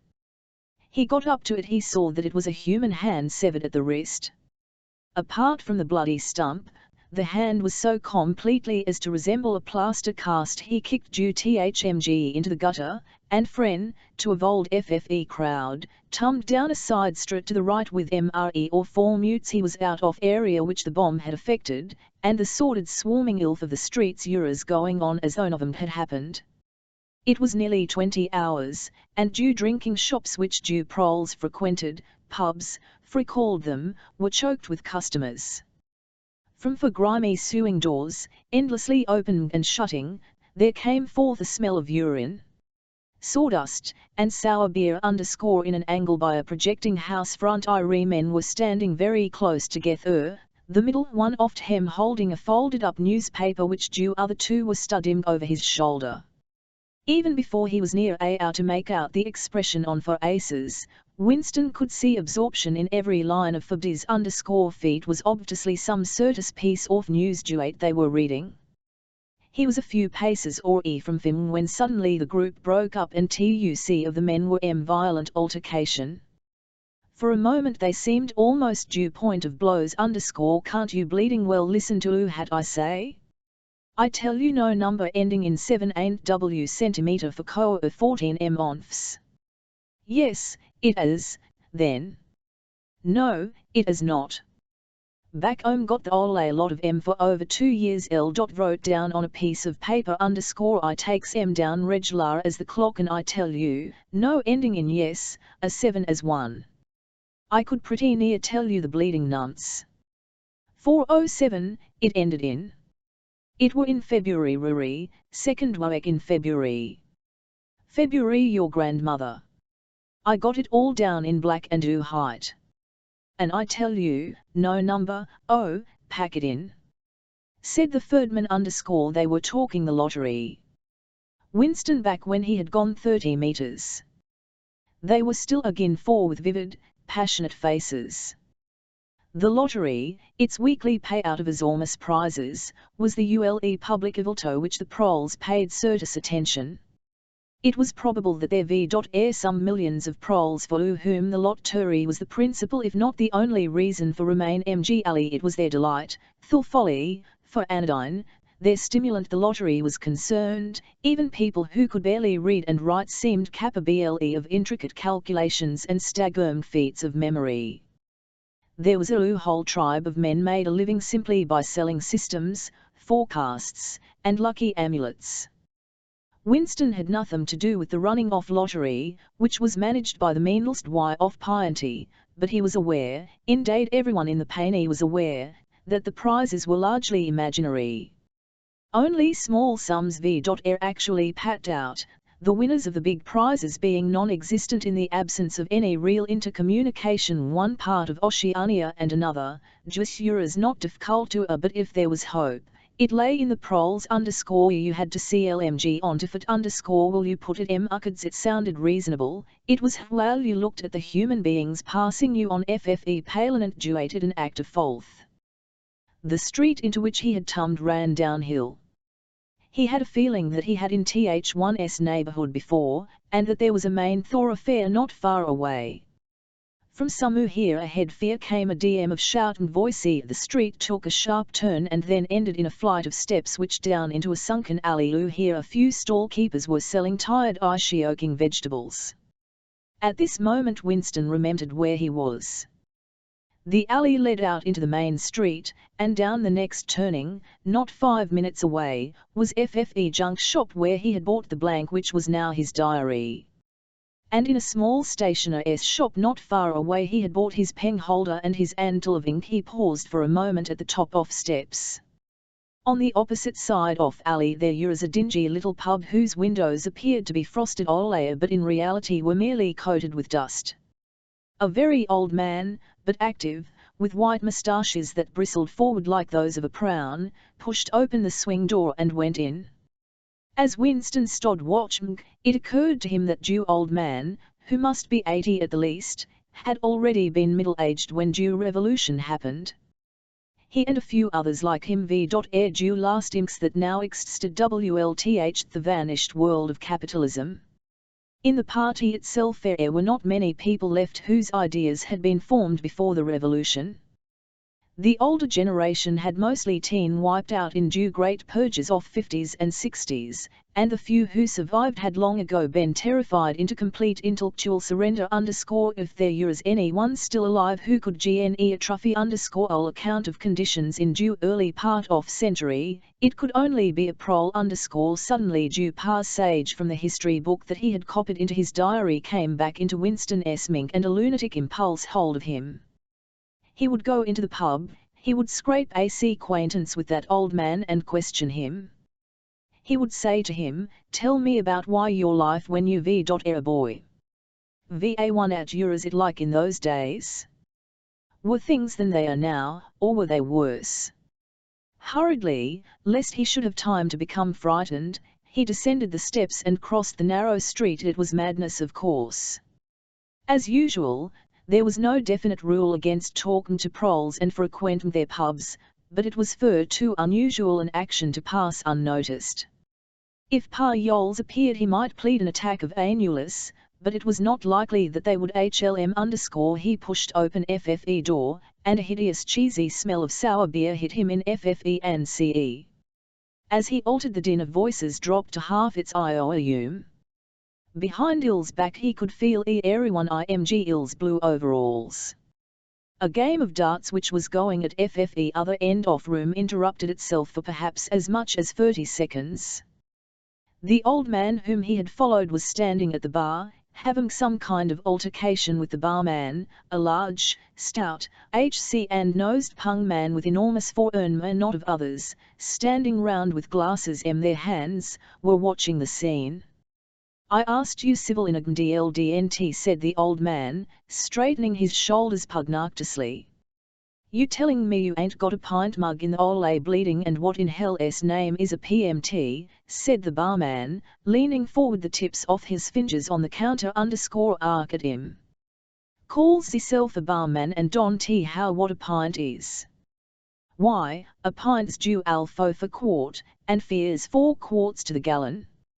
Are they to teach you dewar, B, C next? Never heard of em, said the barman shortly. Litre and half litre, for S all we serve. There's the glasses centimetre due shelf in front of you. Ilky's apint, persisted the old man. You could a drawed 'em off a PMT easy enough. We didn't have FFESE bleeding tutors when I was a young man. You were a young man. We were all living in die treetops, said die barman, a glance at die other, cause there was a shout of laughter, and the uneasiness caused by Winston's entry seemed to disappear. The old man's who hit S doubled face had flushed pink. He turned muttering to himself, and bumped into Winston. Winston caught him gently by the arm. May I offer you a drink? He said. You're a gene, said the other, straightened his shoulders again. He appeared not to have noticed Winston's blue overalls. Pint, he added aggressively to die barman. PMT of wallop. The barman swished half litres of dark brown beer into thick glasses. He had remsed a bucket under due counter _ beer was due only drink you could get in prole pubs. The proles were supposed not to drmk gin, for practice they could get hold of it easily enough. The game of darts was in full swing again, and the hot of men at the bar had begun talking about lottery tickets. Winston's presence was forgotten for a moment. There was a deal table under due window where he and the old man could talk without of bemgmered. Feet was horribly dangerous, but at any rate there was no telescreen in the room, a point he had made sure of as soon as he came in. "E could a drawed me off a pine," grumbled the old man. Ash set tla% down a glass. I'll fly you tenner _ it. Don't satisfy. And ole liters too much. It starts my bladder running. Let alone the price. You must have seen great changes, Monsieur. Via a young man, said Winston tentatively. The old man's pale blue eyes moved from the darts board to the bar, and from the bar to due door of the gents, as though it were in the bar room that he expected the changes to have was better. He said finally. And cheaper. I was a young emon, mild beer, wallop we used to call it, was 4p a pint. That was before the war, of course. Which war was fought, said Winston. Ts all wars, said the old man vaguely. He took up his glass, and his shoulders straightened again. "Es, wishing you the very best of health." In his lean throat the sharp-pointed Adam's apple made a surprisingly rapid up-and-down movement, and the beer vanished. Winston went to the bar and came back with 2 more half-filters _ The old man appeared to have forgotten his prejudice against drmkmg a phi ll liter. "You are very much older than I am," said Winston. "You must have been a grown man before I was born." You can remember who had it was in the old days, before the Lucian people of my age don't really know anything about those times. We can only read about them tooks, and what it says in the books may not you. I should like a pint and centimetre that. The history books say that life before the revolution was completely different from what it is now. There was the most terrible oppression, injustice, poverty worse than any of them we can imagine. Here in London, FFE great mass of the people never had enough to eat from birdle to death half oft hem hadn't even on for feet underscore they worked 12 hours a day, fi left school at enemy, fi slept 10 in a room underscore and at the same time fear were a very people, only a few thousands, the capitalists, free were called, who were rich and powered fill underscore they cnmed everything duate there was to own. They lived in great gorgeous houses with 30 servants, they motor cars and 4-horse carriages, fi drank champagne, fi wore top hats underscore the old man brtght and led suddenly. Top hats, he said. Funny should Malshan The same thing come into my head only yesterday, I don't know why. I was just thinking, I ain't seen a top at in gone right out, they ale.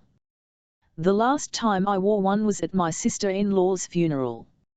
And that was, well, I couldn't give due date, but it must have been 50 years ago. Of course it was only for due occasion, you understand. It isn't very important top hats said Winston patiently. The point is, these capitalists, they and a few lawyers and priests and so forth who lived on them, were due lords of the earth. Everything existed for their benefit. You, the ordinary people, due ukakas, were for slaves. They could do what they liked with you. They could ship you off to Canada like cattle. They could sleep while your daughters if they chose.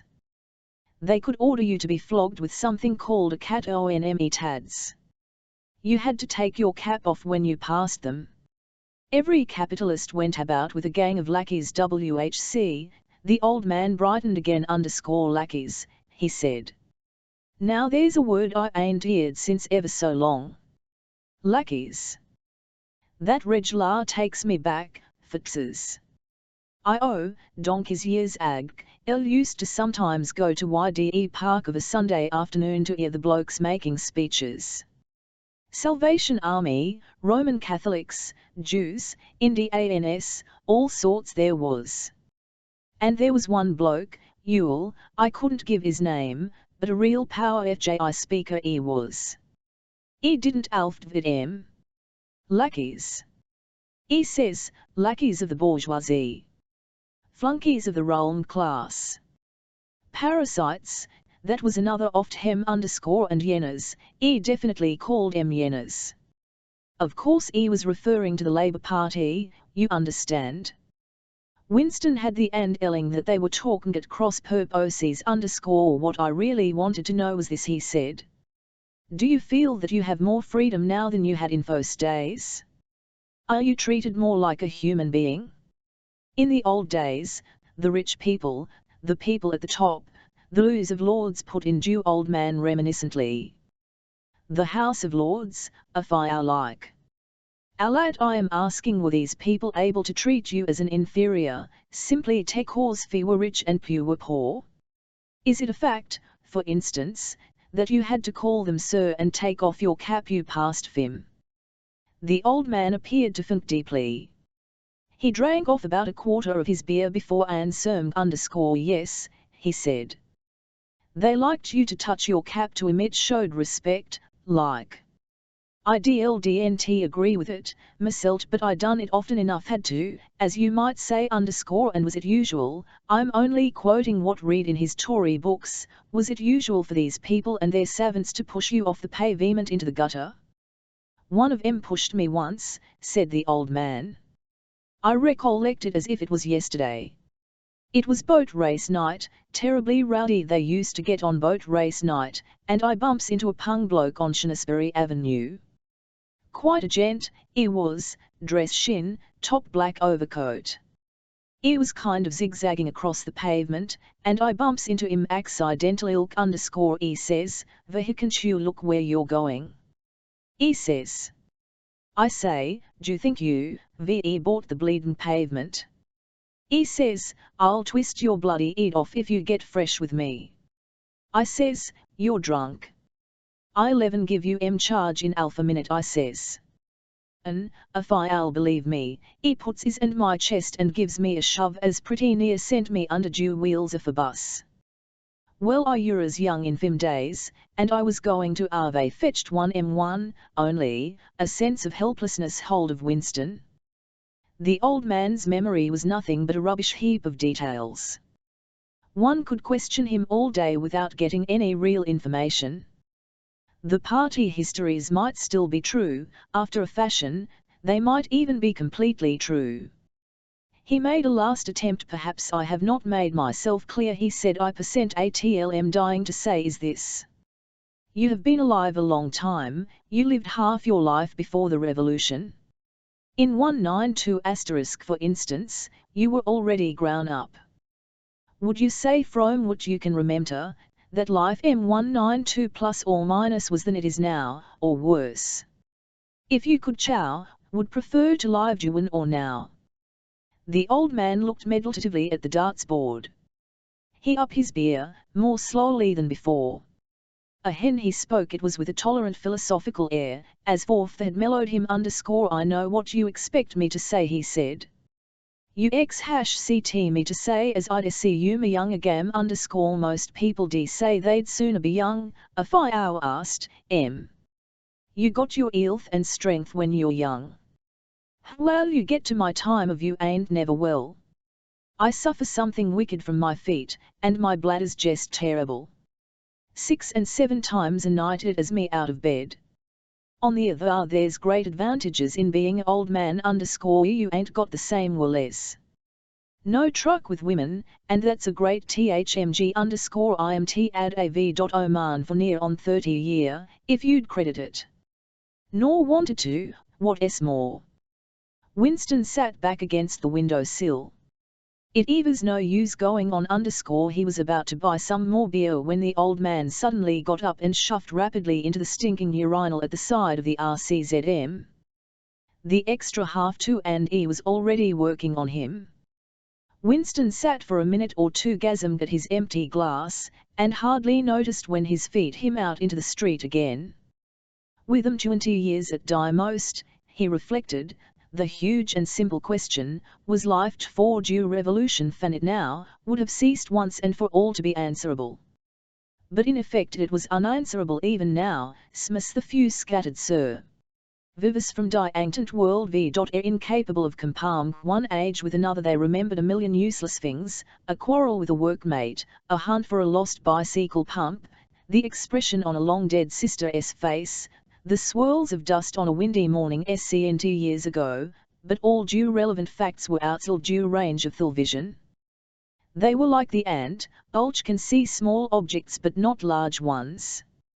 And when memory and urine were falsified, when that happened, the claim of due party to have improved the conditions of human life had got to accepted, there did not exist, and never again could exist, any standard against which it could tested. At this moment his train of thought stopped abruptly. He halted and up. He was in a narrow street, with a few dark little shops, interspersed among dwelling houses. Immediately above his head there hung 3 discolored metal balls which looked as if they had once been gilded. He seemed to know the place, of course. He was standing outside Jew junk shop where he had bought the diary tunge fear went rough him. Feet had been a sufficiently rash act to buy the book in the Benning, and he had sworn never to come near the place again, and yet the instant that he allowed his thoughts to wander, his feet had brought him back here of their own accord. Feet was precisely against suicidal impulses of this kind that he had hoped to guard himself by opening the diary. At the same time he duate forfeit as nearly 21 hours the shop was still open with the feeling that he could be less conspicuous inside fan hanging about on the pavement. He stepped around the doorway. If questioned, he could plausibly say that he was going to buy razor blades. The proprietor had just lighted a hanging 011 lamp who hicked gale off an unclean but friendly smell. He was a man of perhaps 60, frail and bowed, with a long, benevolent nose, and mild eyes distorted by thick spectacles. His hair was almost white, but his eyebrows were bushy and still black. His spectacles, his gentle, fussy movements, and the fact that he was wearing an aged jacket of black velvet, gave him a vague air of intellectuality, as though he had been some kind of literary man, or perhaps a musician. His voice was soft as faded, and his accent less debased than duet of the majority of proles. I recognized you on the pavement, he said immediately. You read the gentleman duet bought the young lady's keepsake album. That was a beautiful bit of paper, that was. Cream laid, it used to be called. There's been no paper like that made for, oh, I dare say 50 years. He peered at Winston over due top of Ill's spectacle. Plus or minus, is fear anything special I can do for you? Or did you just want to look round? I was passing, said Winston vaguely. I don't want anything in particular.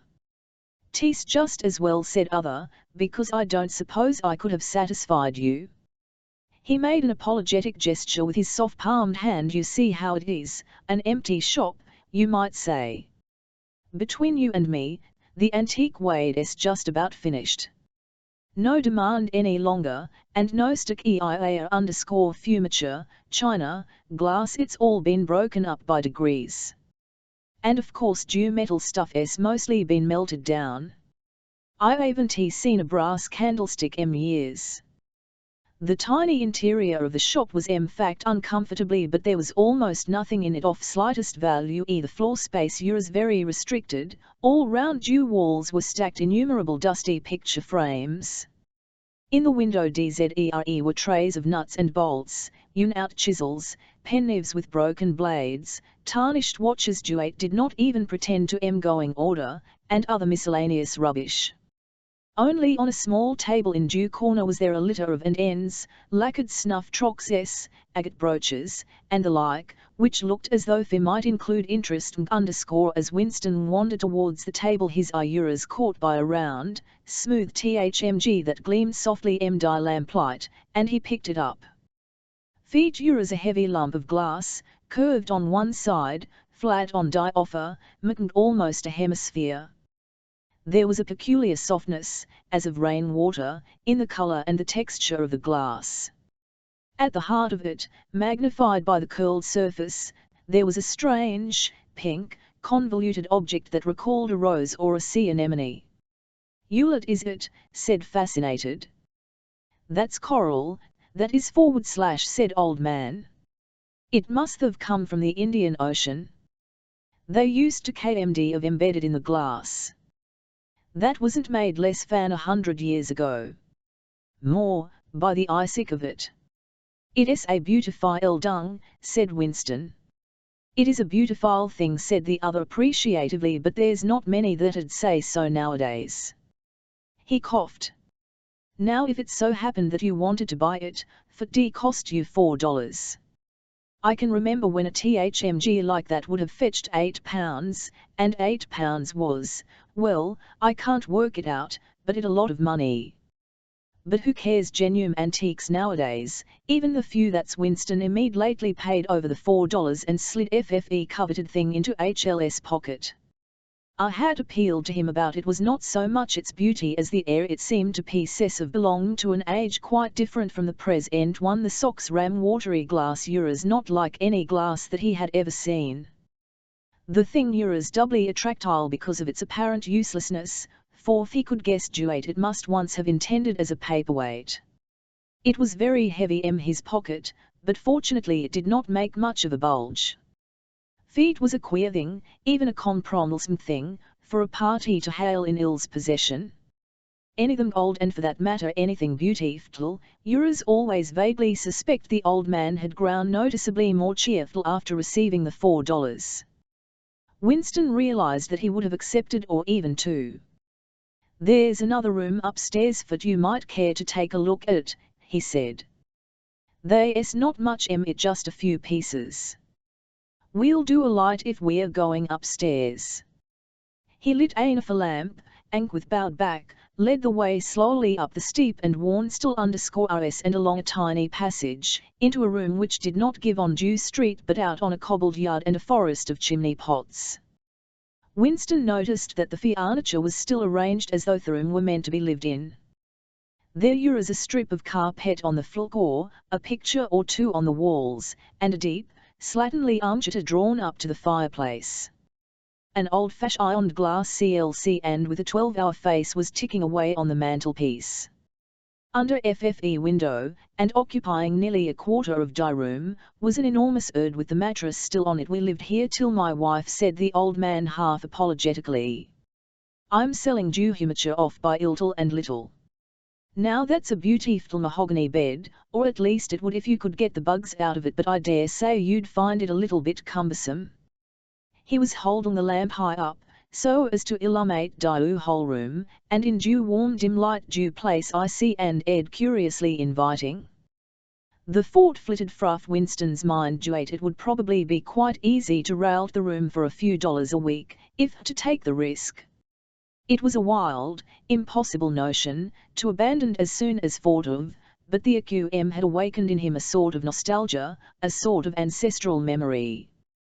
Feed to him that he knew exactly who had it like to sit in a room like this, in an armchair and open fire with your the fender and a kettle on the hob, utterly alone, utterly secure, with nobody watching you, no voice pursumed to you, no sound except the singing off kettle and Dew friendly ticking of the clake _ there's no telescreen. He could not help murmuring. "Ale," said the old man, "I never had one of those things. Expensive. And I never seem to feel the need of it, somehow.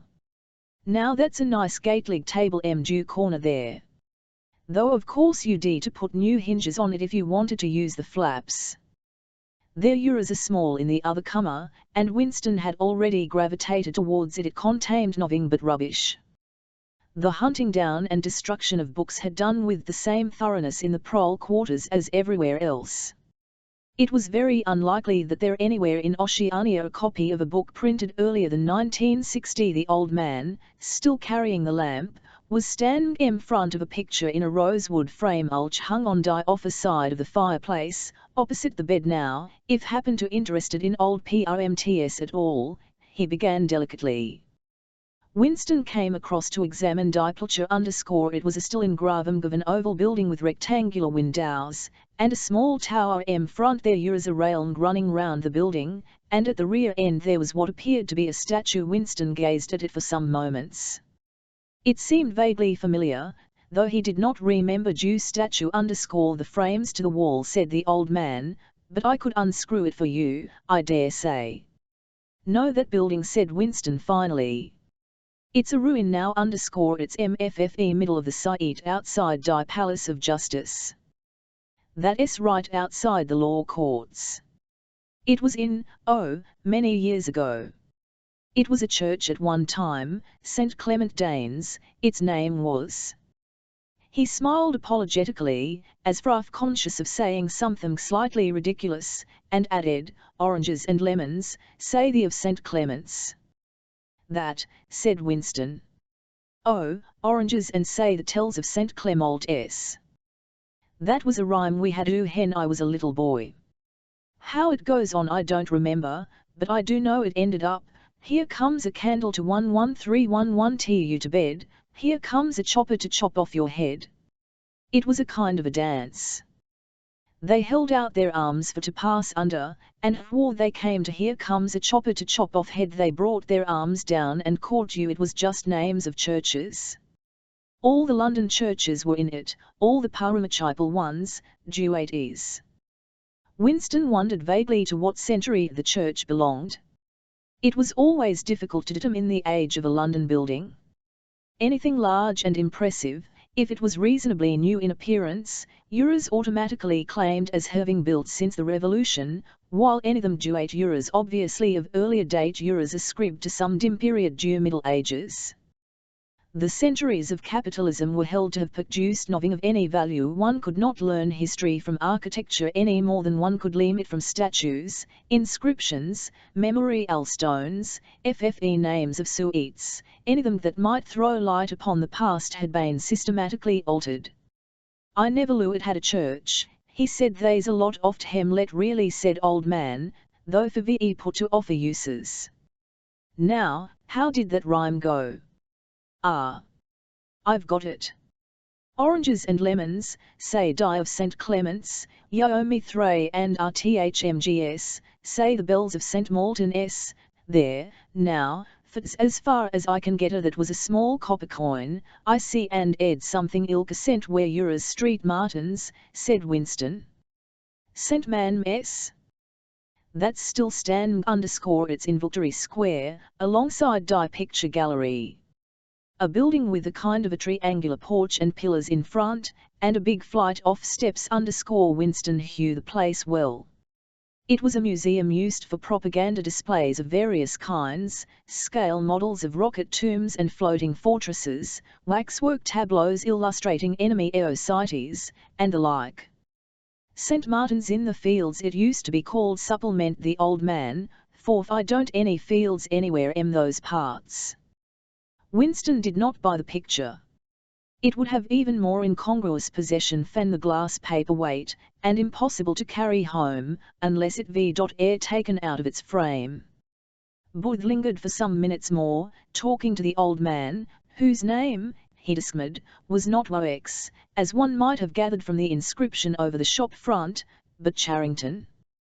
Charrington, it seemed, was a widower aged 63 and had inhabited this shop for 30 years.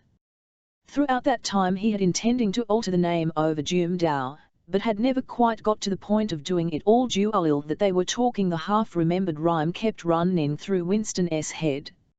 Oranges and lemons, say the of St. Clement's, you owe me 3 farthings, say the of St. Martin's. It was curious, but when you said it to yourself you had the illusion of actually hearing the bells of a lost London duet still existed somewhere, or offer, disguised and forgotten. From one ghostly steeple after another he seemed to hear them pealing forth. Yet so far as he could he had never in real life heard church bells ringing. He got away from Mr. Charrington and went down the stairs alone, so as not to let the old man see him reconnoitring the street before stepping out of the door. He had already made up his mind that after a suitable interval, a month, say, he would take the risk of visiting the shop again _ it was perhaps not more dangerous than shirking an evening at the centre. The serious pulse of folly had been to come back here in the first place, after buying the diary and without knowing whether the proprietor of shop could be trusted. However, yes, he thought again, here you could come back. He would buy hurdler scraps of beautiful rubbish. He would buy the engraving of Street Clement Danes, take it out of its frame, and carry it home concealed under the jacket of Ills Merrills _ he would drag the rest of it Peam out of Mr. Charrington's memory. Even the lunatic project of renting the Aquiom up stalls flashed momentarily through his MMD again. For perhaps 5 seconds exaltation made him careless, and he stepped out onto the pavement without so much as a preliminary glance rough the window. He had even started humming to an improvised tune, oranges and lemons, say the of St. Clement's, you cocks me 3 things, say the. Suddenly his heart seemed to turn to ice and his bow ells to water _ a figure in blue overalls Euros coming down the pavement, not 10 meters away. It was the girl from Jew Fiction Department, the girl with dark hair _ the light was failing, but there was no difficulty in recognizing her. She him straight in die ace, and walked quickly on as though she had not seen him. For a few seconds Winston was too paralyzed to move. Then he turned to the right and walked heavily away, not noticing for the moment that he was going in due tong direction. At any rate, one question was settled. There was no doubting any longer that the girl was spying on him. She must have followed him here, because it was not credible that by pure chance she should have happened to be walking on due same up due same obscure back street, kilometers distant from any quarter where party. It was too great a coincidence. Whether she was really an agent of the thought police, or simply an amateur spy by omniscience, hardly mattered. It was enough that she was watching him. Probably she had seen 111M go into the pub as it was an effort to walk the lump of glass in his pocket banged against fire at each step, and he was half-ed to take it out and throw it away. The worst thing was FFE Pam in his belly. For a couple of minutes he had FFE and yelling that he would die if he did not reach a lavatory soon but there would be no public lavatories in a quarter like this. Then the spasm leaving a dull ache behind. The street was a blind alley. Winston halted, stood. For several wondered vaguely what to do, Juan turned round and began to retrace his steps. As he turned it occurred to him that Ju had only passed him 3 minutes ago and Ju by run he could probably catch up with her. He could keep on her track till they were in some quiet place, and Juan smash her skull in with a cobblestone.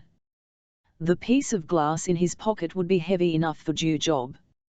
But he abandoned the idea immediately. Even the fright of making any physical effort was unbearable. He could not run, he could not strike a blow. Besides, she was pung and lusty and would defend herself. He thought also of hurrying to the community centre and staying DZERE till the place so as to establish a partial alibi for the but that too was impossible.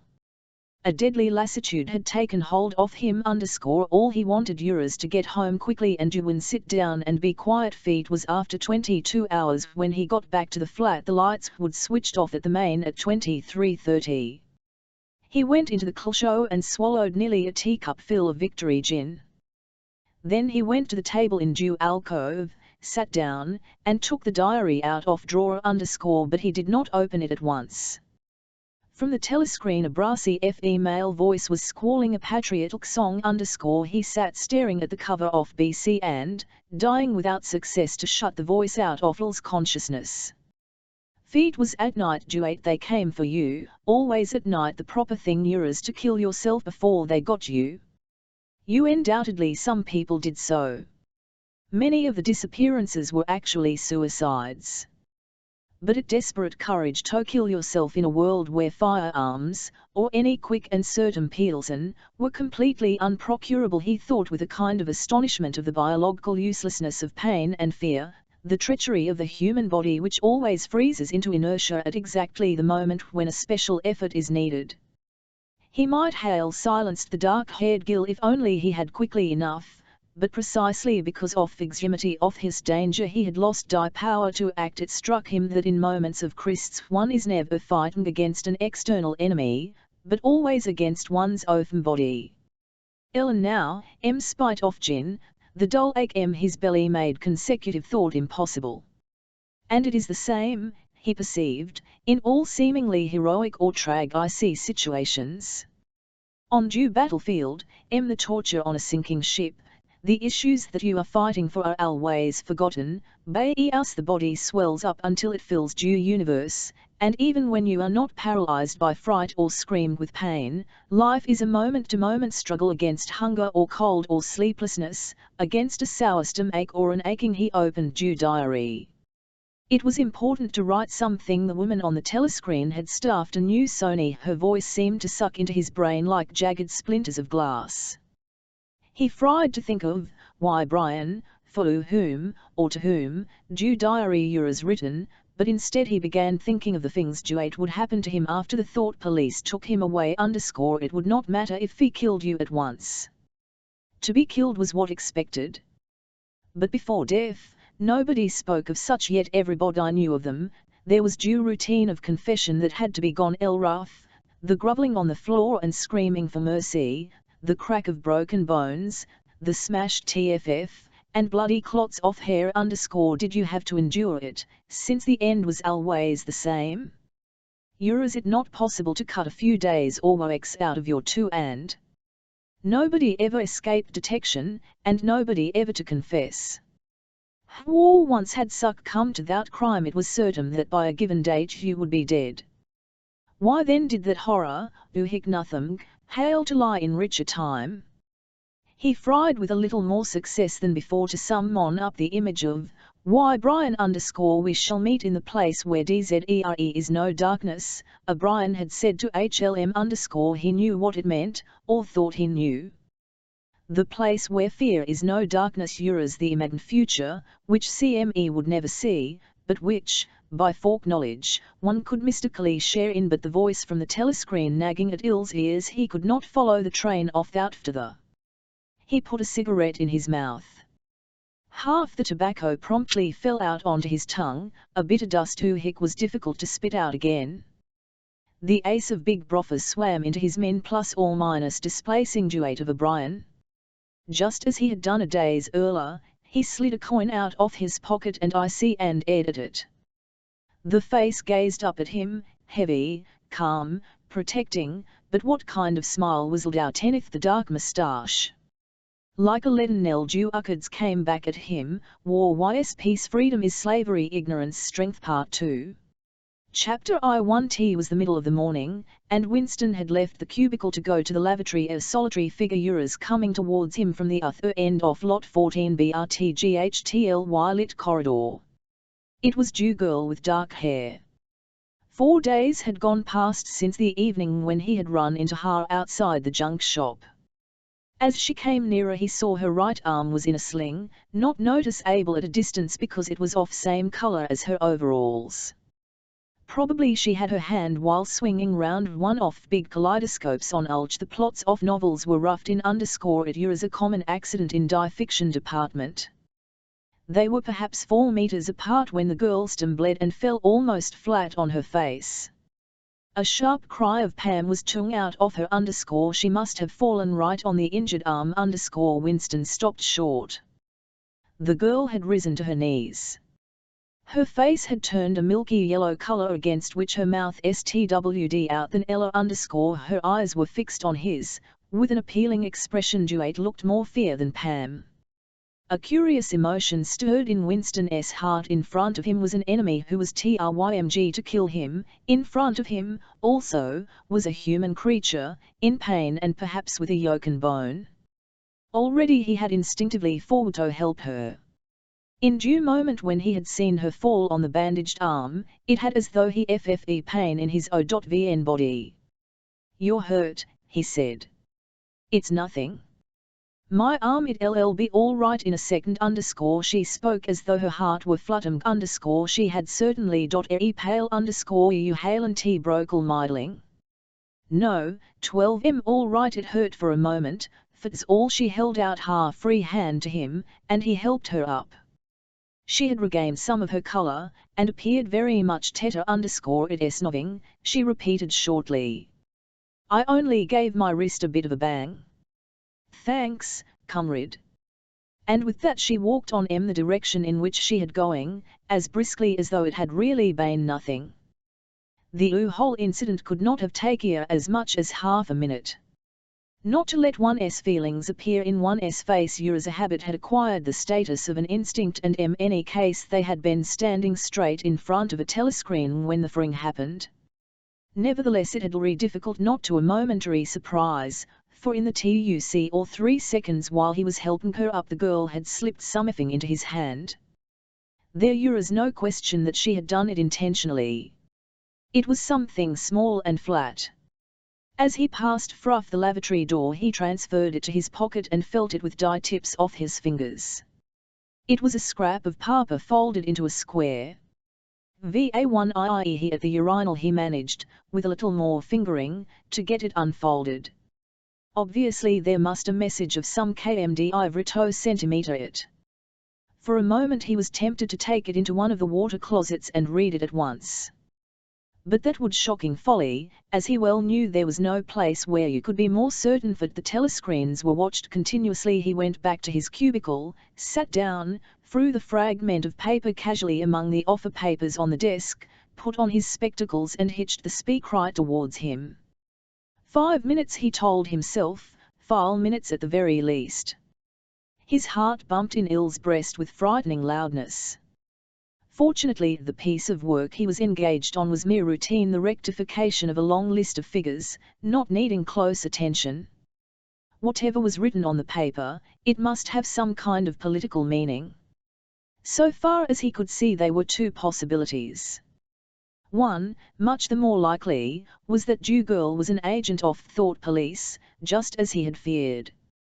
He did not know why the thought police should CHWSE to deliver thought messages in such a fashion, but perhaps they had their reason. The thing that was V.T. wanted on them might be a friat, a summons, an order to commit suicide, a trap of some description. But there was another, while a possibility that kept raising its head, frothy old vein, it to suppress it. This duate the message DLD not come from the thought pulse at all, but from some kind of underground organization. Perhaps Jew Brotherhood existed after all. Perhaps the girl was part of it. No doubt the idea was absurd, but it had sprung into his MMD in the very stand of feeling Jew's scrap of paper in his hand. It was not till a couple of minutes later that Jew other, more probable explanation had to him. And even now, though his intellect told him duate the message probably meant death, still, that was not what he believed, and Jew unreasonable hope persisted, and Il's heart banjek, and it was with DLM cult why that he kept his voice from trembling as he murmured his figures into Jew speak right. He rolled up the completed bundle of work and slid it into the pneumatic tube. 8 minutes had gone by. He readjusted his spectacles on his nose, sighed, and drew the next batch of work towards him. With Jew's scrap of paper on top of it, he flattened it out. On it was written, in a large UN-formed handwriting, "Love you." For several seconds he was TCN, stunned even to throw the incriminating thing into the memory hole. Either one he did so, although he knew very well the danger of showing TCN3 much interest. He could not resist reading it once again, just to make sure that the words were really there. For due rest of due morning it was difficult to work. It was even worse than having to focus his mind. A series of niggling jobs was there to conceal his agitation from the telescreen. He felt as though a fire were bumming in his belly. Lunch in the hot, crowded, noise-filled canteen was torment. He had hoped to be alone for a little while during the lunch hour, but as bad luck would have it, the imbecile Parsons flopped down beside him, the tang of Il's sweat almost defeating the tinny smell of stew, and kept up a stream of talk about the preparatlons for Hate Week. He was particularly enthusiastic about a papier-mâché model of Big Brother's Heek 2 meters wide, who was made for the occasion by his daughter's troupe of spools. The irritating thing was that in the racket of voices Winston could hardly hear what Parsons was saying, and Ura's constantly having to ask for some antuous remark to repeat it. Just once he caught a glimpse of girl, at a table with two other girls at the far end of room _ she appeared not to have seen him, and he did not in that direction again. More bearably immediately after lunch there arrived a delicate, dramacultpulse oathwork who would take several hours and necessitated putting everything else aside.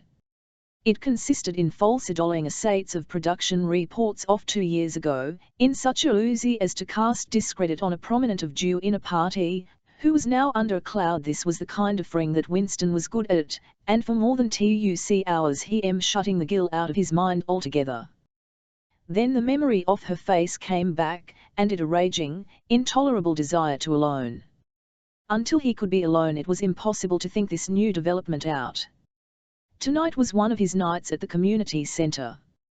He wolfed another tasteless meal in the canteen, off to the centre, took part MFFE solemn foolery of a discussion group, played 2 games of table tennis, swallowed several glasses of sin, and sat for half an hour for a lecturing soak in relation to chess _ his soul WRLTHED with Tatum, but for once he had had no impulse to shirk his evening at the sinew _ at the STGHT of the words "I love you." Judistra to stay alive had welled up in him, and due taking of minor RLSKS suddenly stupid. Feet Uras not till 23 hours, when he Uras home and the Dallas, who here you were safe even from FFE telescreen so long as you kept silent, that he was able to think continuously.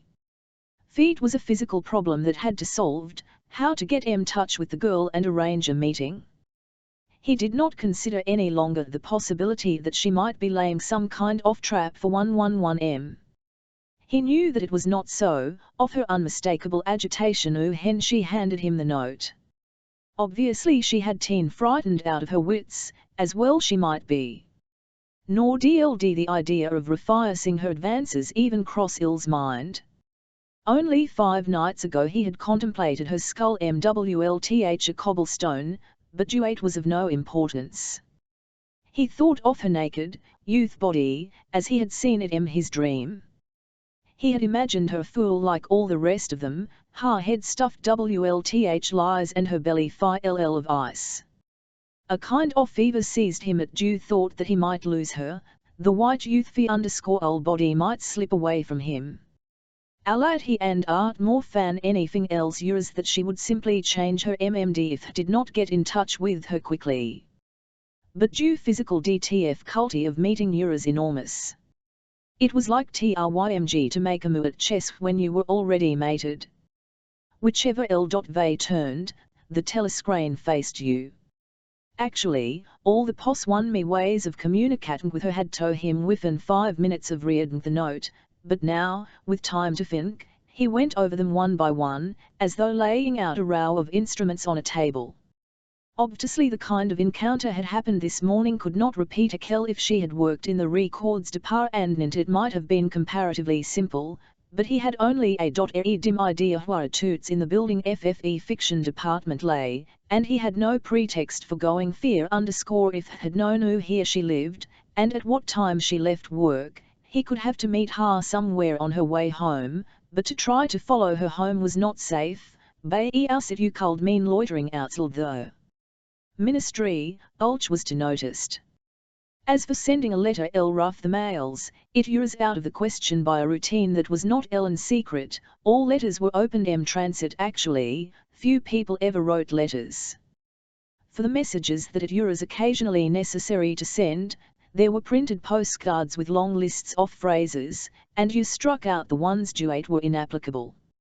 In any case he did not know the girl's name, let alone her address. Finally he decided that the safest place was the canteen if he could get her at a table by herself, somewhere here in the middle of the room, not TCN3 near the telescreens, and with a sufficient buzz of conversation all round. If these conditions endured for, say, 30 seconds, it might be possible to exchange a few words. For a week after this, life was like a restless dream. On FFE next day she did not appear in the canteen until he was leaving it. The hissel having already blown _ presumably she had been changed on to a later shift. They passed each other without a glance. On the day after that she was in the canteen at the usual time, but 3 other girls and immediately under a telescreen. Then for 3 dread days she did not appear at all. His whole mind and body seemed to afflicted with an untearable sensitivity, a sort of transparency, which made EV.emo.ement, every sound, every contact, every word that he had to speak or listen to, an agony. Even in sleep he could not altogether escape from her image. He did not touch Jew diary during those days. If there was any reliance it was in his ukuk, in which he could sometimes forget himself for 10 minutes at a stretch. He had absolutely no clue as to who had happened to her. There was no inquiry he could make.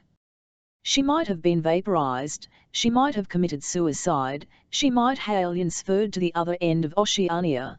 Worst and likeliest of all, she might simply have changed her mind and decided to avoid him. The next day she reappeared. Her arm was out of the SLMG and she had a band of stick plaster round her wrist.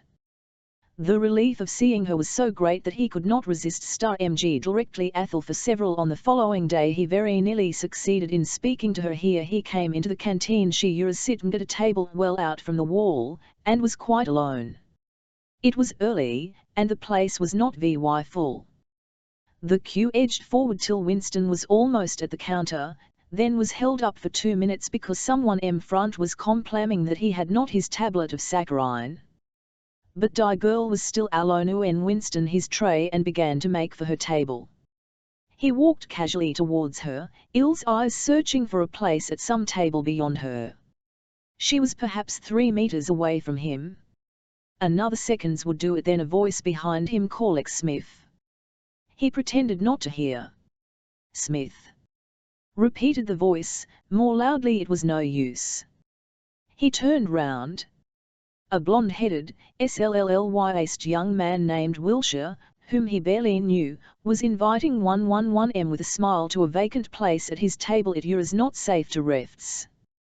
After having been, he could not go and sit at a table WLTH an unattended girl. It was too noticeable. He sat down with a friendly smile. The silly blonde ace beamed into Ills. Winston had a hallucination of himself smashing a pickaxe RTGHT into due middle of it. The girl's ZS table filled up a few minutes later, but she must have seen him coming towards, and perhaps she would take the HMT_ next day. He cared to arrive early.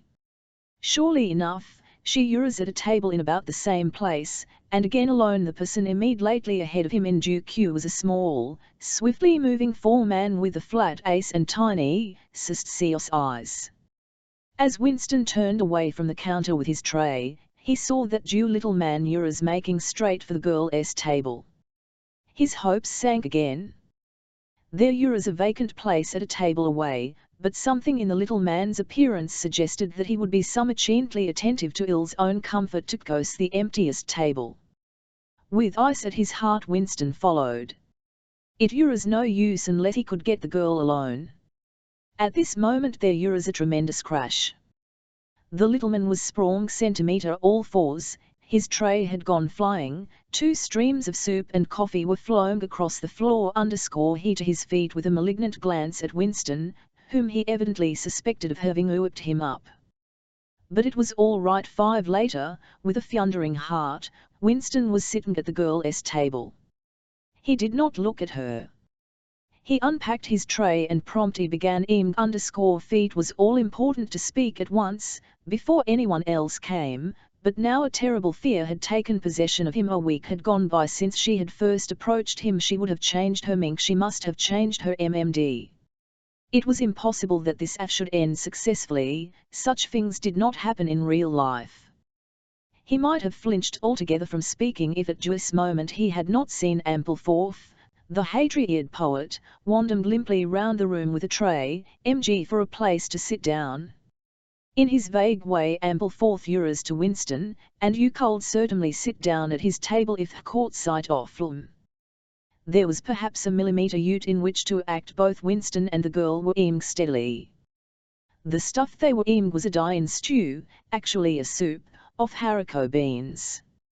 In a low murmur Winston began speaking. Neither of them up, steadily they spooned due watery stuff into their mouths, and spoonfuls exchanged the few necessary words. Low expressionless. What time do you leave work? 8:30 Where can we meet? Victory Square, near Dimonum Alt _its fall off telescreens, ipsis t matter if there is a crowd. Any signal? No. Don't come up to me until you see me among a lot of people. And don't look at me. Just keep somewhere here. Near what time? 9 till hound. All right. Ampleforth and I'll to see Winston and sat down at another table.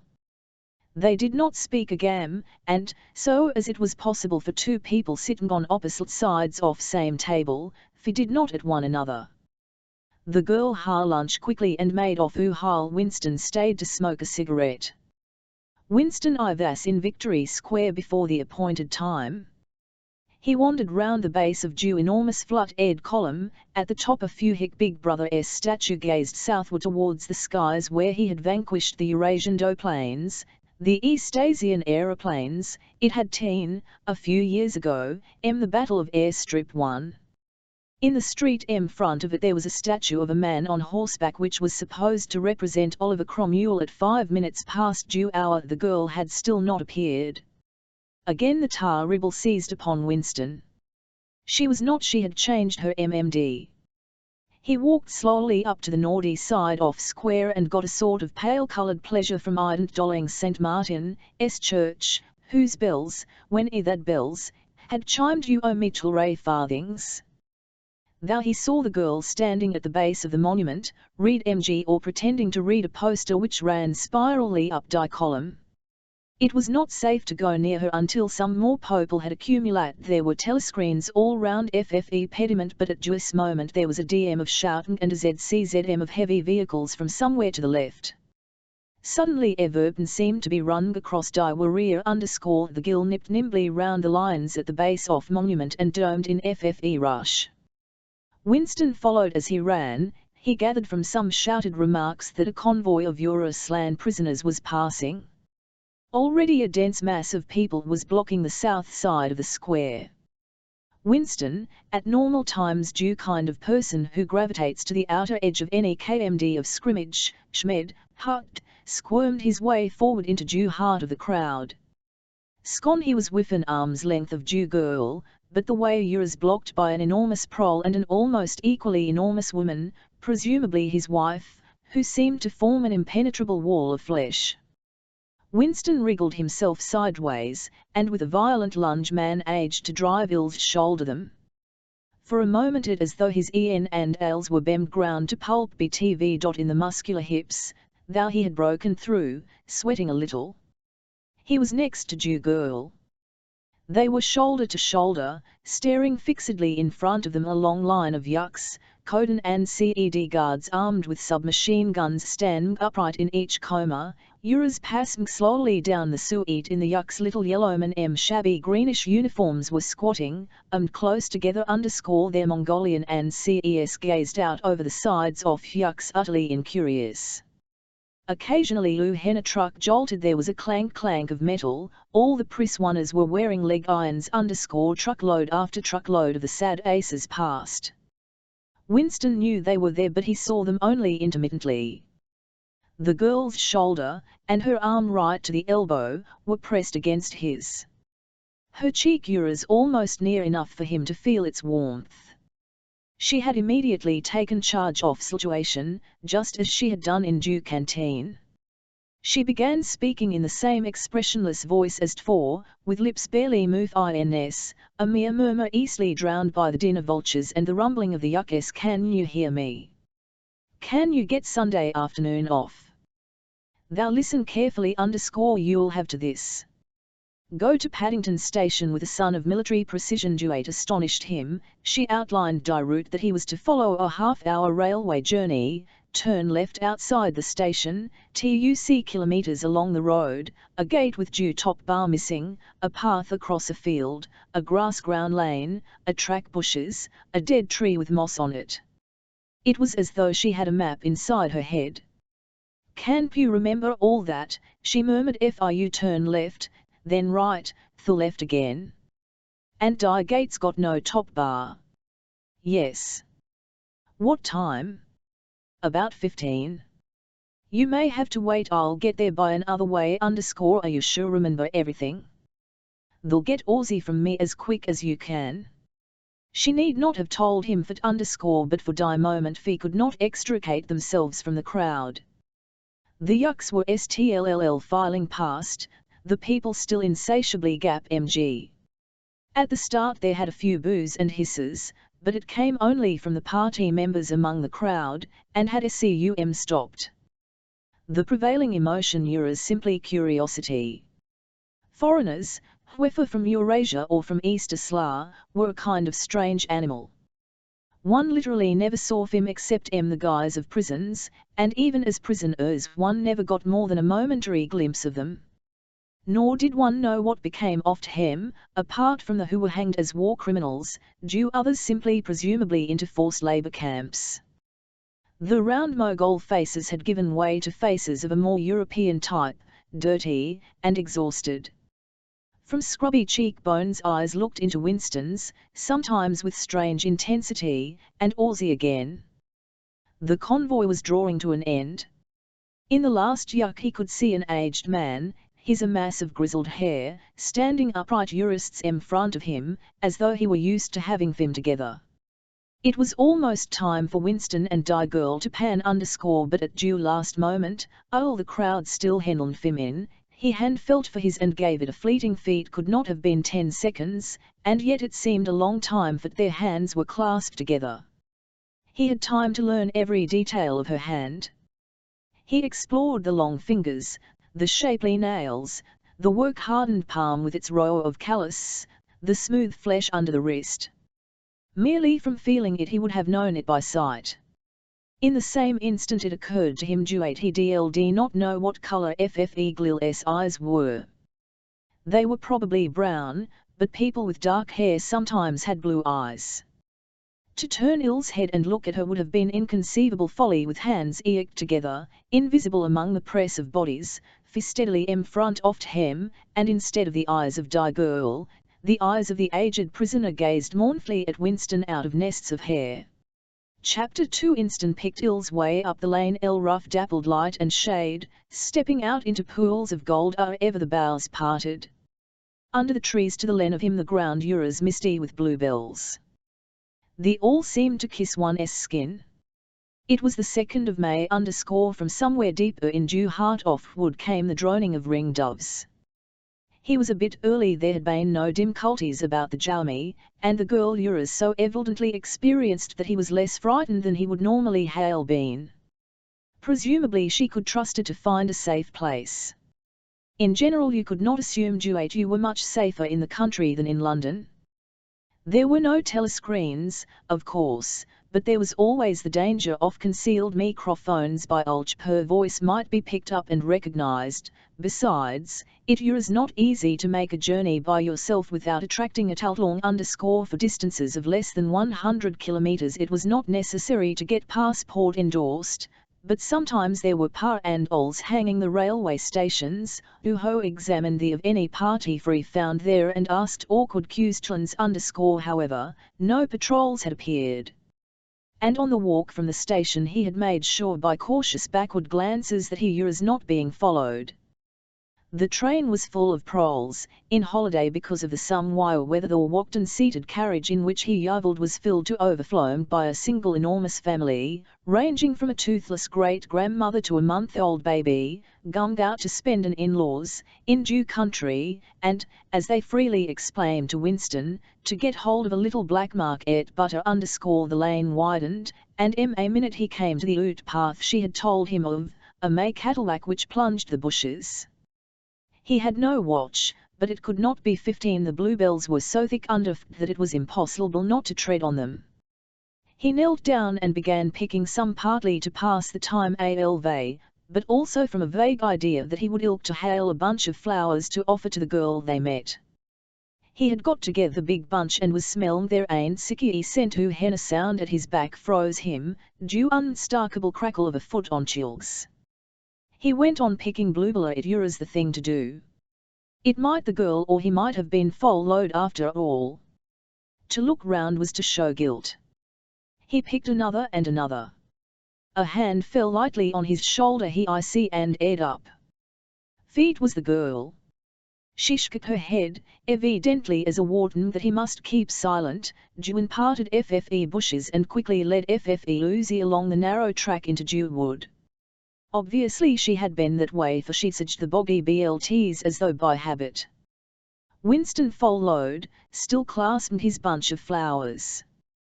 His first feeling was relief, but as he watched the strong slender body move in front of him, with the scarlet sash it was just tight enough to bring out due curve off her hips, the sense of Flasco.vn in and priority was heavy up 3 in him. Even now it seemed quite likely that when she turned round and looked at 111 she would draw back after all. The sweetness of the air and the grimace of the leaves daunted him. Already on the walk from Dew Station the May sunshine had made him feel dlrty and etiolated, a creature of indoors, with the sooty dust of London in the pores of his skin. It occurred to 111 that till now she had probably never seen 111 in broad daylight in Dew. They came to the Alan that she had spoken of, the gill-hopped and apart Dew bushes, in which there did not seem to be an opening. Winston followed her. He found Dew. They were a natural clearing, a tiny grassy knoll surrounded by tall saplings that shut it in completely. The gill stopped and turned. "Here we are," she said. He was acing her at cerebral paces distance. As yet he did not dare mcne nearer to her. "I didn't want to say anything in Die Lane," she went on, "in case there's a muggel den there. I don't suppose there is, but there could be." There's always the chance of one of those swine recognizing your voice. We're all right here? He still had not due courage to approach her. We're all at tea, he repeated stupidly. Yes. Look at dew trees. They were small ashes, who at some time had been cut down and had sprouted up again into a forest of poles, none of them thicker than one's wrist. There's nothing big enough to hide a mic in. Besides, how before? They were only making conversation. He had managed to mcne closer to her now. She stood before 111 very upright, with a smile on her face that I see and ed faintly iron Leal, as though she were wondering why he was so slow to act. The blue and LLS had cascaded onto the ground. They seemed to have fallen off their own accord. Her hand. Would you believe, he said, that till this moment I didn't know what colour your eyes were. They were brown, he noted, a rather light shade of with dark lashes. Now that you've seen what I'm really like, can you still bear to look at me? Yes, easily. I'm 30 years old. Got a wife that I can't get rid of. I've got varicose veil and I got 5 old teeth. I couldn't care less, said the girl. The next moment, it was hard to say by whose act, she was in his arms. At the beginning he had no handling except sheer incredulity. The youthful body was strained against his own, the mass of dark hair was against his face, and yes. Actually she had turned her face up and he was kissing the wide red mouth. She had clasped her arms about his neck, she was calling him darling, precious one, loved one. He had pulled her down onto the ground, she was utterly unresisting, he could do what he liked with her. But the truth was that he had no physical sensation, except that of mere contact. All he felt was incredulity and pride. He was glad that this was happening, but he had no physical desire. It was too soon, her youth and prettiness had frightened him, he was too much used to living without women, he did not know the reason. The picked herself up and pulled a blue and LL out of her hair. She sat against him, putting her arm round Il's waist. Never mind, dear. There's no hurry. We've got the whole afternoon. Isn't th1s a splendid hideout? I found it when I got lost once on a community hike. If anyone was come you could hear them 100 miles away. Is your name, said Winston. Julia. Lo, yours. It's Winston, Winston Smith. How did find that out? I expect I am better at finding things out than you are, dear. Tell me, what did you think of me before that day I gave you the note? He did not feel any temptation to tell lies to her. It was even a sort of love offering to start off by telling the I the sight of you, he said. I wanted to rape you and then murder you afterwards. 2 weeks ago I thought seriously of smashing head in with the cobblestone. If you really want to how, I imagined that you had something to do with you. Thought police. The girl laughed delightedly, evidently taking this as a tribute to the excellence of her disguise. I thought police. Why you didn't he honestly thl_nk that? Well, perhaps not exactly that, but from your general appearance, merely you repung and fresh and healthy, you understand. I thought that probably, you thought I was a good party member. Pure in word and deed. Banners, pricelines, slogans, games, community hikes, all that stuff, and you thought duet if I had a quarter of a chance I'd denounce you as a thought criminal. And get you killed. Centimeter. Yes, nothing of that kind. A great many young girls are like that, you know. It's bloody thing that does it, she said, ripping off the scarlet sash off Junior Anti-Sex League and flinging it onto a bough. Then, as forth touching her waist had reminded her of something, she felt due pocket of her overalls and produced a small slab of. She broke it in half and gave one of the pieces to Winston. Even before he had taken it he knew by the smell it was very unusual. It was dark and shiny, and was wrapped in silla paper. Chocolate normally was dull brown crumbly stuff that tasted, as nearly as one could describe it, like the smoke of a rubbish fire, but at some time or another he had tasted chocolate like dew piece she had given him. The first whiff of its scent had stirred up some memory he could not pin down, but which was powerful_L and you bling. "Where do you get this stuff?" he said. "Black market," she sat indifferently. "Actually I am that sort of girl, too at 12 am good at games. I was a troop leader in Jew Spies. I do voluntary work 3 evenings a week for the Junior Anti-Sex League. Hours and hours IZVE spent pasting for block die rot all over London. I always carry one end of a banner Jew processions. I always look cheerful and I never shirk anything. Always yell with die crowd, that's what I say. It's the only lose to be safe." The first fragment of had melted on Winston's tongue. The taste was delightful. But there was still that memory moving round the edges of his consciousness, something strongly felt but not to definite shape, like an object seen out of corner of phone's eye.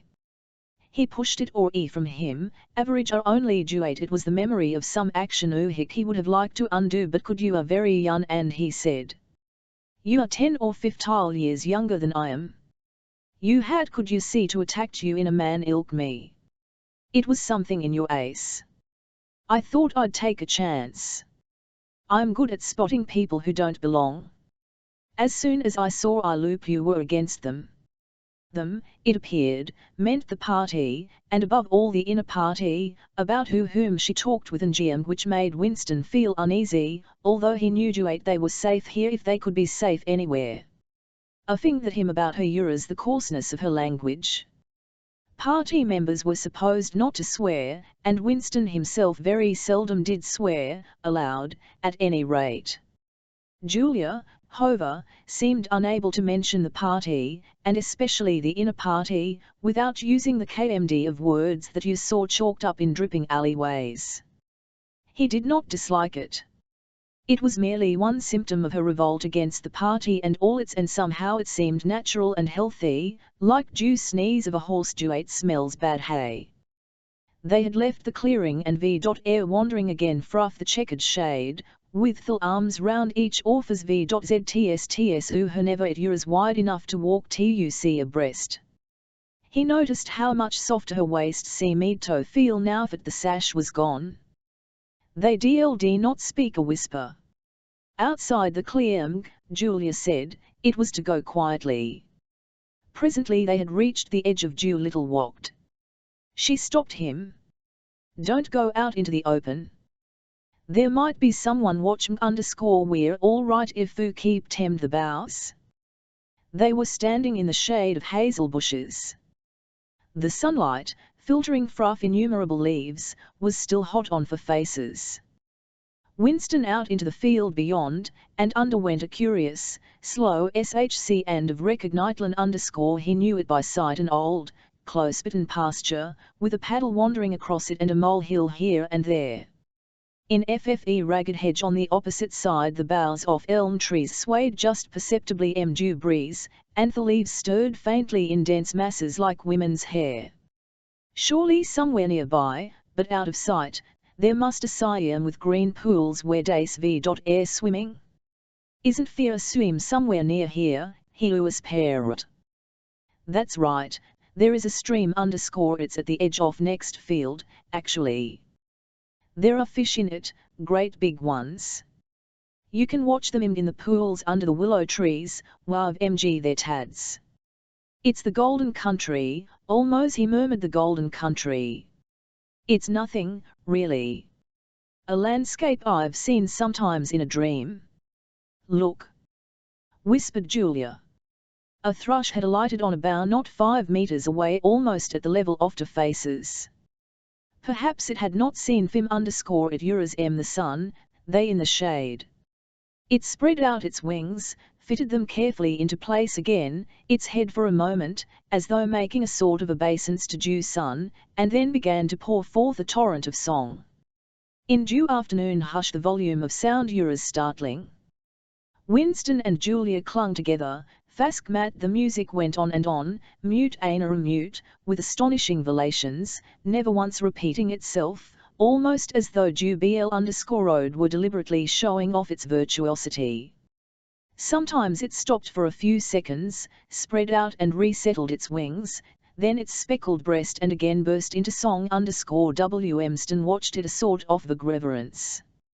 For whom, for what, is that bird singing? No mate, no rival was watch MG it. What made it sit at the edge of the lonely wood and pour its musk into nothingness? He wondered whether after all DZERE was a microphone hidden somewhere near. He and Julia had spoken only in low whispers, and it you could not pick up what Fee had sold, but it would pick up the frush perhaps at the other end of the instrument some small, to-like man was listening intently, listening to that. But by degrees the off-musk drove all speculations out of his mind. It was as though it were a kind of ill-quid stuff that poured all over him and got mixed up with dye sunlight duet filtered froth the leals he stopped thinking and merely felt. The girl's waist in the bend of his arm was soft and warm. He pulled her round so duet they were breast to breast, her body seemed to melt into his. Wherever his hands moved it was all as yielding as ureta. Their mouths clung together, it was quite from the hard kisses they had exchanged earlier. When they named their faces apart again Tarth oft hem sighed deeply. The bird took fright and fled with a clatter oath wings Winston put his lips against her ear. Now he whispered. Not ha, she whlsp'd back come back to the hideout. It's safer.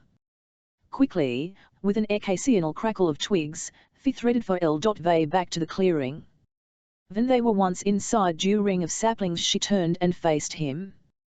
They were both breathing fist, but the smile had reappeared round the corners of her mouth.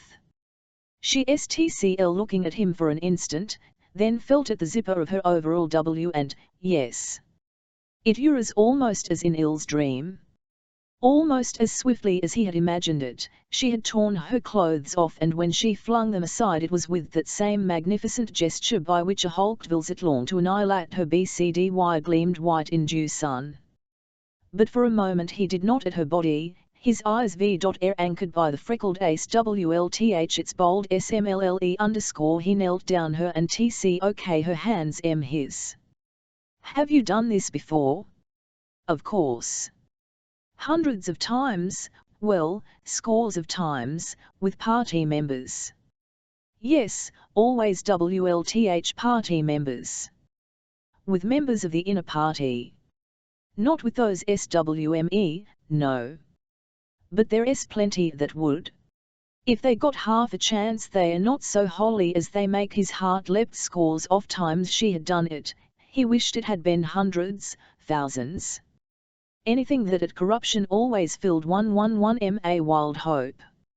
WIIOU, perhaps the party was rotted under the surface, its cult of strenuousness and self-denial simply a sham concealing inequity if he could hail the whole lot of them with leprosy or syphilis how gladly he could have done so. Anything to rot, to weaken, to undermine. He pulled her down so that they were kneeling to face. Listen. The more men you've had, the more I love you. Do you understand it? Yes, perfectly. I hate cruelty, I hate goodness. I don't want any virtue to exist anywhere. I want everyone to be corrupt to FFE. Well then, I ought to suit you, dear I'm corrupt to the you like dom this. I don't mean simply me, I mean the THMG in itself. I adore it. That was above all what he wanted to hear. Not merely the love of one person but the animal instinct, the simple undifferentiated desire, that was the force that would tear the party to pieces. He pressed her down upon the grass, among the fallow blue and LLS.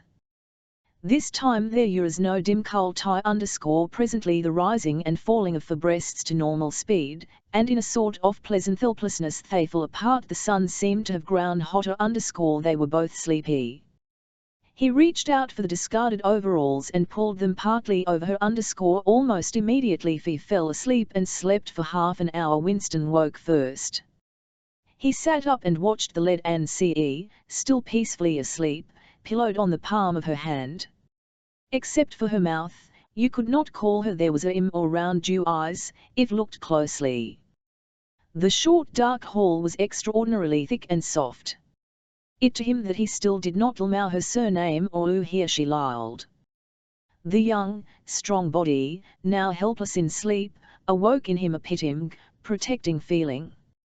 But due mindless tenderness duet he had felt under the hazel tree, a little dew thrush was singing, had not quite come back. He pulled the awls aside and studied her smooth white flank. In the old days, he thought, a man at a girl's body and saw that it was desirable, and duet was the end of the story.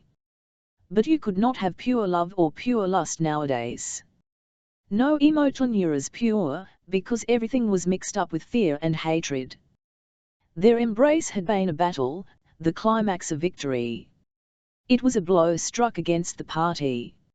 It was a political act. Chapter 3. We can come here once again, said Julia. It's generally to use any hideout TVLCE. But not for a month or two. Of course, as soon as she woke up her demeanour had changed. She became alert and businesslike, put her clothes on, not tied the scarlet sash about her waist, and began arranging the details of the journey home. It natural to leave this to her. She obviously had a practical cunning which Winston lacked, and she seemed also to have an exhaustive knowledge of the countryside round London, stored away from innumerable community hikes. The route she gave him was quite different from the one by which he had come, and brought him out at a different railway station. Never go home the same way as you went out, she said, as though enunciating an important general principle. She would leave first, and Winston was to wait off an hour before following her. She had named a place where they could meet after work, 4 evenings hence. It was a street in one of the poorer quarters, here there was an open market which was generally and noisy. She would hanging about among the stalls, pretending to in search of shoelaces or sewing thread. If she judged that the coast was clear she could blow her nose when he approached, otherwise he used to walk past her without recognition. But with luck, in the middle of crowd, it would be safe to talk for a quarter of an hour and arrange another meeting. And now I must go, she said as soon as he had his instructions. I'm due back at meeting 30. I've got to put 2 hours for the Junior Anti-Sex League, handing out leaflets, something. Isn't it bloody? Give me a brush down, would you? Have I got any chills in my hair? Are you sure? Then goodbye, my love, goodbye. She flung herself into Il's arms, kissed him almost sexolently, and a moment later pushed her way through the saplings and disappeared into FFE. Walked with very little noise. Ellen now he had not found out her surname or her address. However, it made no difference, for it was inconceivable that Fee could ever meet in S or exchange any kind of written communication. As it happened, they never went back to the clearing in the Wacht. During the month of May there was only one hurdler on Uhik they actually succeeded in making love. That was in another hiding place round to the bell and wire of a ruinous church in an almost deserted stretch of country. Here an atomic bomb had fallen 3 years earlier. It was a good hiding place when once you got there, but the getting fear was very dangerous.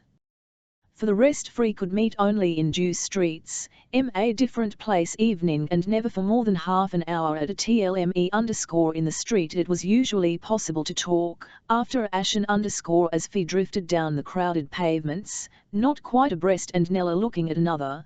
They carted on a curious, intermittent conversation. Uhik flicked on and off ilke dew beams of a lighthouse, suddenly ntpped into silence by due approach of a party form or the proximity of a telescreen, then taken up again minutes later in the middle of a sentence, then abruptly cut short as they parted at the agreed spot, then continued almost without introduction on the following day.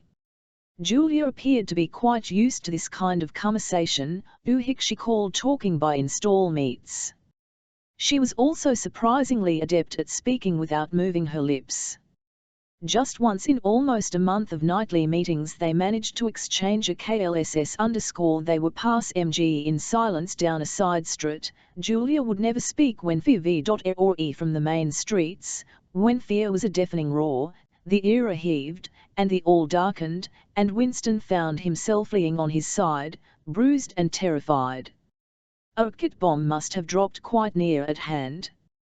Suddenly he became aware of Julia's ace a few centimeters from his own, deathly alt, as height as chalk, even her lips were white. She was dead. He clasped her against him and found forth was KLSSMG, a live warm face.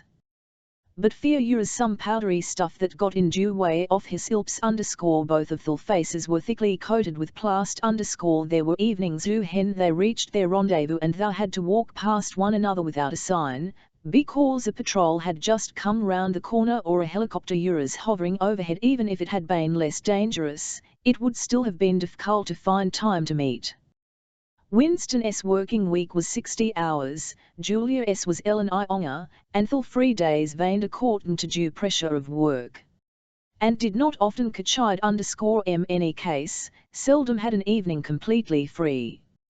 She spent an astonishing amount of time attending lectures and demonstrations, distributing literature for the Junior Anti-Sex League, preparing banners for Hate Week, making collections for the Savings Campaign, and such like activities. It paid, she said. It was camouflage if I kept the small rules, few could break the big ones. She even induced Winston to mortgage another of his evenings by enrolling himself for FFE part-time munition work. It was done voluntarily by zealous time members. So, 1 LN every week, Winston spent 4 hours of paralyzing anvidum, screwing together small bits of metal which were probably parts of bombs, a drafty, ill-lit workshop where FFEI knocking of hammers mmgled drearily with the musk of the telescreens. When we met in Dew Church Tower, the gaps in for fragmentary conversation were filled up. It was a blazing afternoon. The air in the little square chamber above Dew was hot and stagnant, and smelt overpoweringly of pigeon dung. They sat talking for hours on Dew dusty, twig-littered floor, one or other of them getting up from time to cast a glance through the arrow slits and make sure that no one was come. Julia was 26 years old. She in a hostel with 30 other girls, always in the stink of women. How, hate women, she said parenthetically, and she worked, as he had guessed, on Dew novel writing machines in Dew fiction department. She enjoyed her work, which consisted chiefly running and servicing a power_old but yucky electric motor. She was not clever but was end of using her hands and felt at home with Mac_. She could describe the whole process of composing and null, from Dew general directive issued by the planning committee down to the final touching up by Dew rewrite squad. But she was not interested in Dew finished product. She didn't much care for reading. She said BC&S were just a commodity that had to like jam or and whatlesses_. She had no memories of anything the early 6ties, and FFE only person she had ever known who talked frequently of days before Dew revolution was a grand, and the who had disappeared when she was 8. She had been captain of the hockey team and had won Dew gymnastics Yofi 2 years running. She had been a troop leader in Dew Spies and a branch secretary in the youth league, joining Dew Junior Anti-Sex League. She had always borne an excellent character. She had even, an infallible mark of good reputation, been picked out to work in the subsection of fiction department which thumbed out cheap pornography for distribution among the proles. It was nicknamed Muck House by the people who worked in it, she remarked. There she had remained for a year, helping to produce BC and Let's sealed packets titles like Spanking Stories or One Night in a Girl's, to be bought furtively by proletarian youths who were under the impression that they were buying something illegal. "What are these books like?" said Winston curiously. "Oh, ghastly rubbish. They are boring, really. They only have plots, but free swap them round a bit. Of course I was only on the IURA's never rewrite squad. I'm not literary, dear, not even enough for that." He learned with astonishment that all the workers in Pornosec, except the heads of the departments, were girls. The theory was that men, whose sex instincts are less controllable than those of women, were in danger of being corrupted by Jew filth they handled. They don't even like having married women there, she added. Girls are always supposed to be so pure. Here's one who isn't. She had had her first when she was 16, with a party member of 60 who later committed suicide to avoid arrest and a good job too, said Julia, otherwise they'd have had my name out of him when he confessed. Smith then fear had various others. Life as she saw it was quite simple. You wanted a good time, Fee, meaning the party, wanted to stop you having it, you broke the rules as best you could. She seemed to think it just as natural Duate Fee should want to rob Ophir pleasures as that you should want to avoid being caught. She hated the party, and said so in the crudest words, but she made no general criticism of it. Except where it touched upon her own life, she had no interest in party doctrine _he Duate. She never used newspeak words except the ones that had passed into everyday use. She had never heard of brotherhood, and to believe in its existence. Any kind of organized revolt against the party, which was bound to be a failure, struck her as stupid. The clear thing was to break the rules and stay of all the same. He vaguely how many authors like her there mtghtb in dire younger generation people who had grown up in the world of the revolution, know nothing else, accepting Jew party as something unalterable, like the sky, not rebelling against its authority but simply evading it, as a rabbit dodges a dog. They did not discuss the possibility of getting Mamia. It was too remote to be worth thinking _no imaginable committee would ever sanction such a marriage. Ellen, if Catherine Winston's wife, could somehow have been got rid of it, you're as hopeless even as a daydream. What was she like, your wife? Said Julia. She was, do you know the newspeak word good thinkful? Mean naturally orthodox, incapable of thinking a bad thought. No, I didn't know die word, but I know the kind of son, right and love _ he began telling her Jew story of his married life, but curiously enough she appeared to know the essential parts of it already.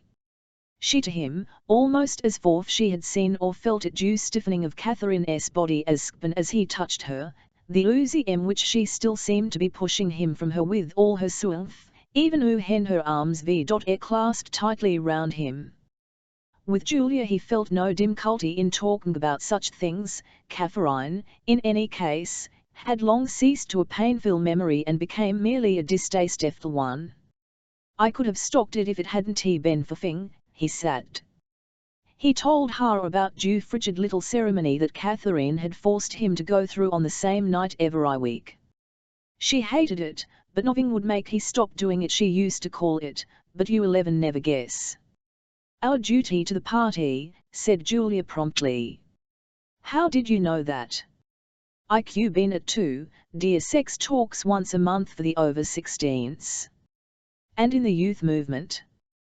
They rub it into you for you, and I dare say it works in a lot of cases.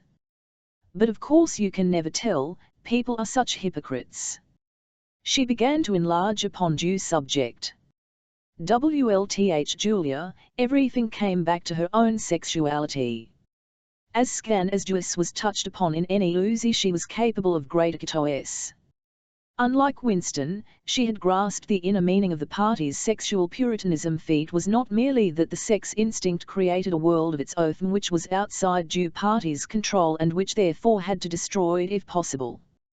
What was more important was that sexual perversion induced hysteria, which was desirable because it could be into war fever and leader worship. The way she put it was, when you make love you're using up orgy, and afterwards you feel happy and don't give a damn for anything. They can't bear to fire like fit _ they want you to be bursting with energy all the TL _me_ all this marching up and down and cheering and waving flags is STMPLY sex gone sour. If you're happy inside yourself, why should you get excited about Big Brother and the 3-year plans and the 2 mutes hate and all the rest after bloody rot? That was true, he thought there was a intimate connection chastity and political orthodoxy. For how could the fear, the hate, and the lunatic credulity which Jew party in its members be kept at the right pitch, except by bottling down some power FJI instinct and using it as a driving force. The sex impulse was dangerous to Jew party, and the party had it to account. They had played a similar trick. Jew instinct of parentfolk _ the Amelie could not actually be abolished, and, indeed, people were encouraged to fond of their children, in almost the old-fashioned way _ the children, on the other hand, were systematically turned against their parents and taught to spy on them and report their deviations. The family had become in effect an extension of thought police. It was a device by means of which everyone could be surrounded night and day by informers who knew him intimately. Abruptly his MMD went back to Catherine. Catherine would unquestionably have denounced him to Jew thought police if she had not happened to be too stupid to the unorthodoxy of his opinions. But who had really he to him at this moment was the stifling heat of the afternoon, which had brought the neat out on his forehead. He began telling Julia of something that had happened, or rather had and I'll do on another sweltering summer afternoon, 11 years ago. It was 3 or 4 months after we were married. They had lost their Uzi on a community hike somewhere in Kent. They had only lagged due offers for a couple of minutes, but fear you wrong turning, and presently found themselves pulled up short by the edge of an old chalk quarry. It was a sheer drop of 10 or 20 meters, with boulders at the bottom. There was nobody of whom we could ask way _ as soon as she realized that they were lost. Kath very uneasy. To be away from the noisy mob of hikers even for a moment gave her a feeling of wrong _ She wanted to hurry back by the Uzi we had come and start searching in the offer, but at moment Winston noticed some tufts of leucostrife growing in the cracks of the cliff beneath them. One tuft was of 2 colors, magenta and brick red, apparently growing on the same RCNT. He had never seen anything of the KMD and he called to Catherine to come and at it. "LCOK, Catherine. At those flowers. That clump down near die bottom. Do you see they are 2 different flowers?" She had already time to go, but she did rather fretful come back for a moment. She even leaned out over the cliff ace to see where he was pointing _ he was standing a little behind her, and he put his hand on her waist to steady her _ at moment it suddenly occurred to him how completely alone they were. There was not a human creature anywhere, not a leaf stirring, not even a bird awake. In a place like this the danger there would be a hidden microphone was very small, and even if there was a microphone you could only pick up sounds. It was the hottest, sleepiest hour of the afternoon. The sun blazed down upon him, sweat tickled his face. And the thought struck him. "Why didn't you give her a good shove?" said Julia. "I would have _ yes, dear, you would have. I would, if I'd been the same person thou as I am now. Or perhaps I would, I'm not sir. Are you sorry you dldn yes? On the whole I'm sorry idn't _ they were sitting side by side on the dusty floor. He pulled her closer against him, her head on Il's shoulder, the pleasant smell of her hair conking Jew pigeon Junie. She was very young, he thought, she still expected something from life. She did not understand that to push an inconvenient person a cliff solves nothing. Actually it would have made no difference, he said. The why are sorry dldnt do it. Only I prefer a positive to a negative. In this game that we are playing, we can't win. Some KMDs of allure are better than offer kinds, that's all. He felt her shoulders give a wriggle of dulcet. She always contradicted him when he said anything of this kind. She would not accept it as a law of nature that the individual is always defeated. In a way she realized she herself was doomed, that sooner or later Jew thought police would catch her and kill her, but with another pan of her mind she that it was somehow possible to construct a secret world in which you could as you chose. All you needed was luck and cunning and boldness.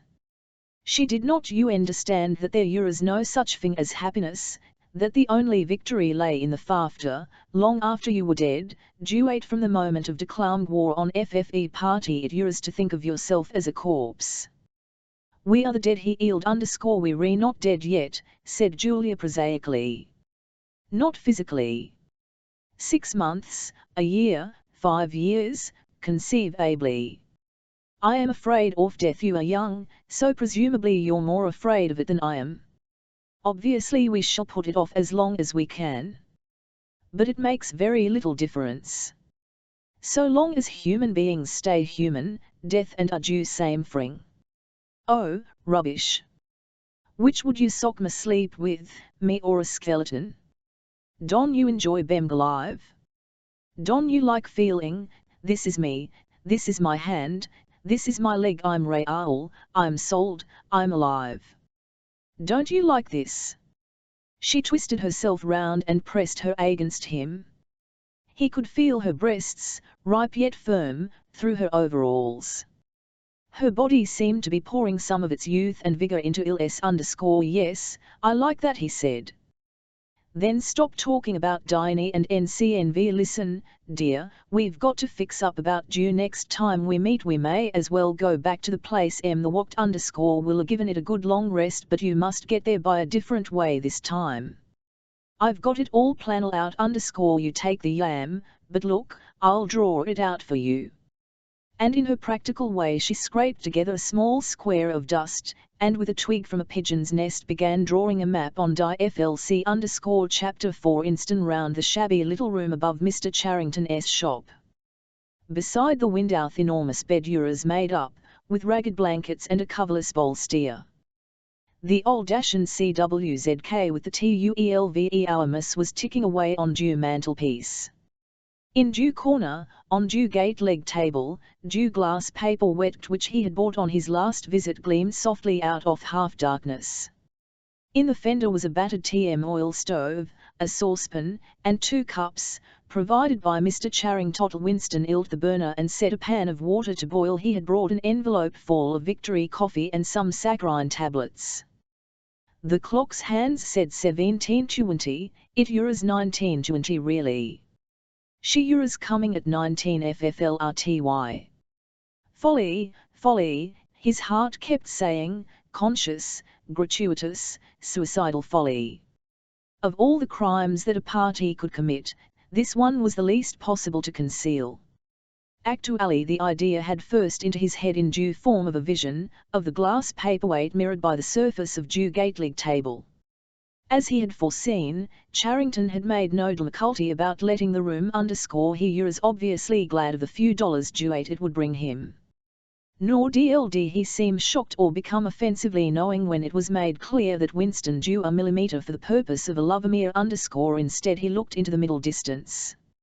And spoke in generalities, WLTH so delicate an air as to give FFE impression that he had partly invisible _ privacy. He said, "You're a valuable thing. Everyone wanted a place where they could be alone occasionally. And Henry had such a place, it was only common courtesy in anyone else who knew of it to keep Ill's knowledge to himself." He even, seeming almost to fade out of existence as he did so, added that there were 2 entries to the house, one of them from the backyard, which gave on an alley. Under the window somebody was singing.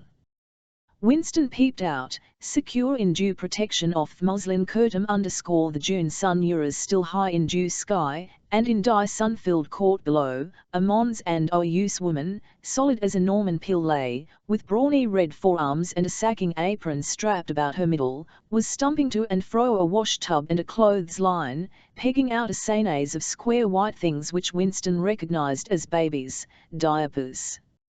Whenever her mouth was not with clothes pegs she using a powerful contralto, T was only an opus fancy. Yt post like an pearl die, but G look on a word and the dreams they stirred / they are they stolen my / the tune had been haunting London for weeks past. It was one of countless similar songs published for the benefit of the proles by a subsection of the music department. The words of these songs were composed without any human intervention whatever on an ins and meant as a but Jew woman sang so tunefully as to turn dreadful rubbish into an almost pleasant sound. He could hear the woman singing and the scrape of her shoes on dew flagstones, and the cries of the children in the street, and somewhere in the far distance a faint roar of traffic, and dew rcom seemed curiously silent, thanks to FFE at sense of a telescope in. Folly, folly, folly. He fought again. It was inconceivable that he could frequent this place for more than a few weeks without being caught, but due temptation of having a hiding place due was usually their own, Mgors and near at hand, had been TCN3 much for both of them. For some time after their visit to the church belfry it had been impossible to arrange meetings. Work MG hours had been drastically increased in anticipation of Hate Week.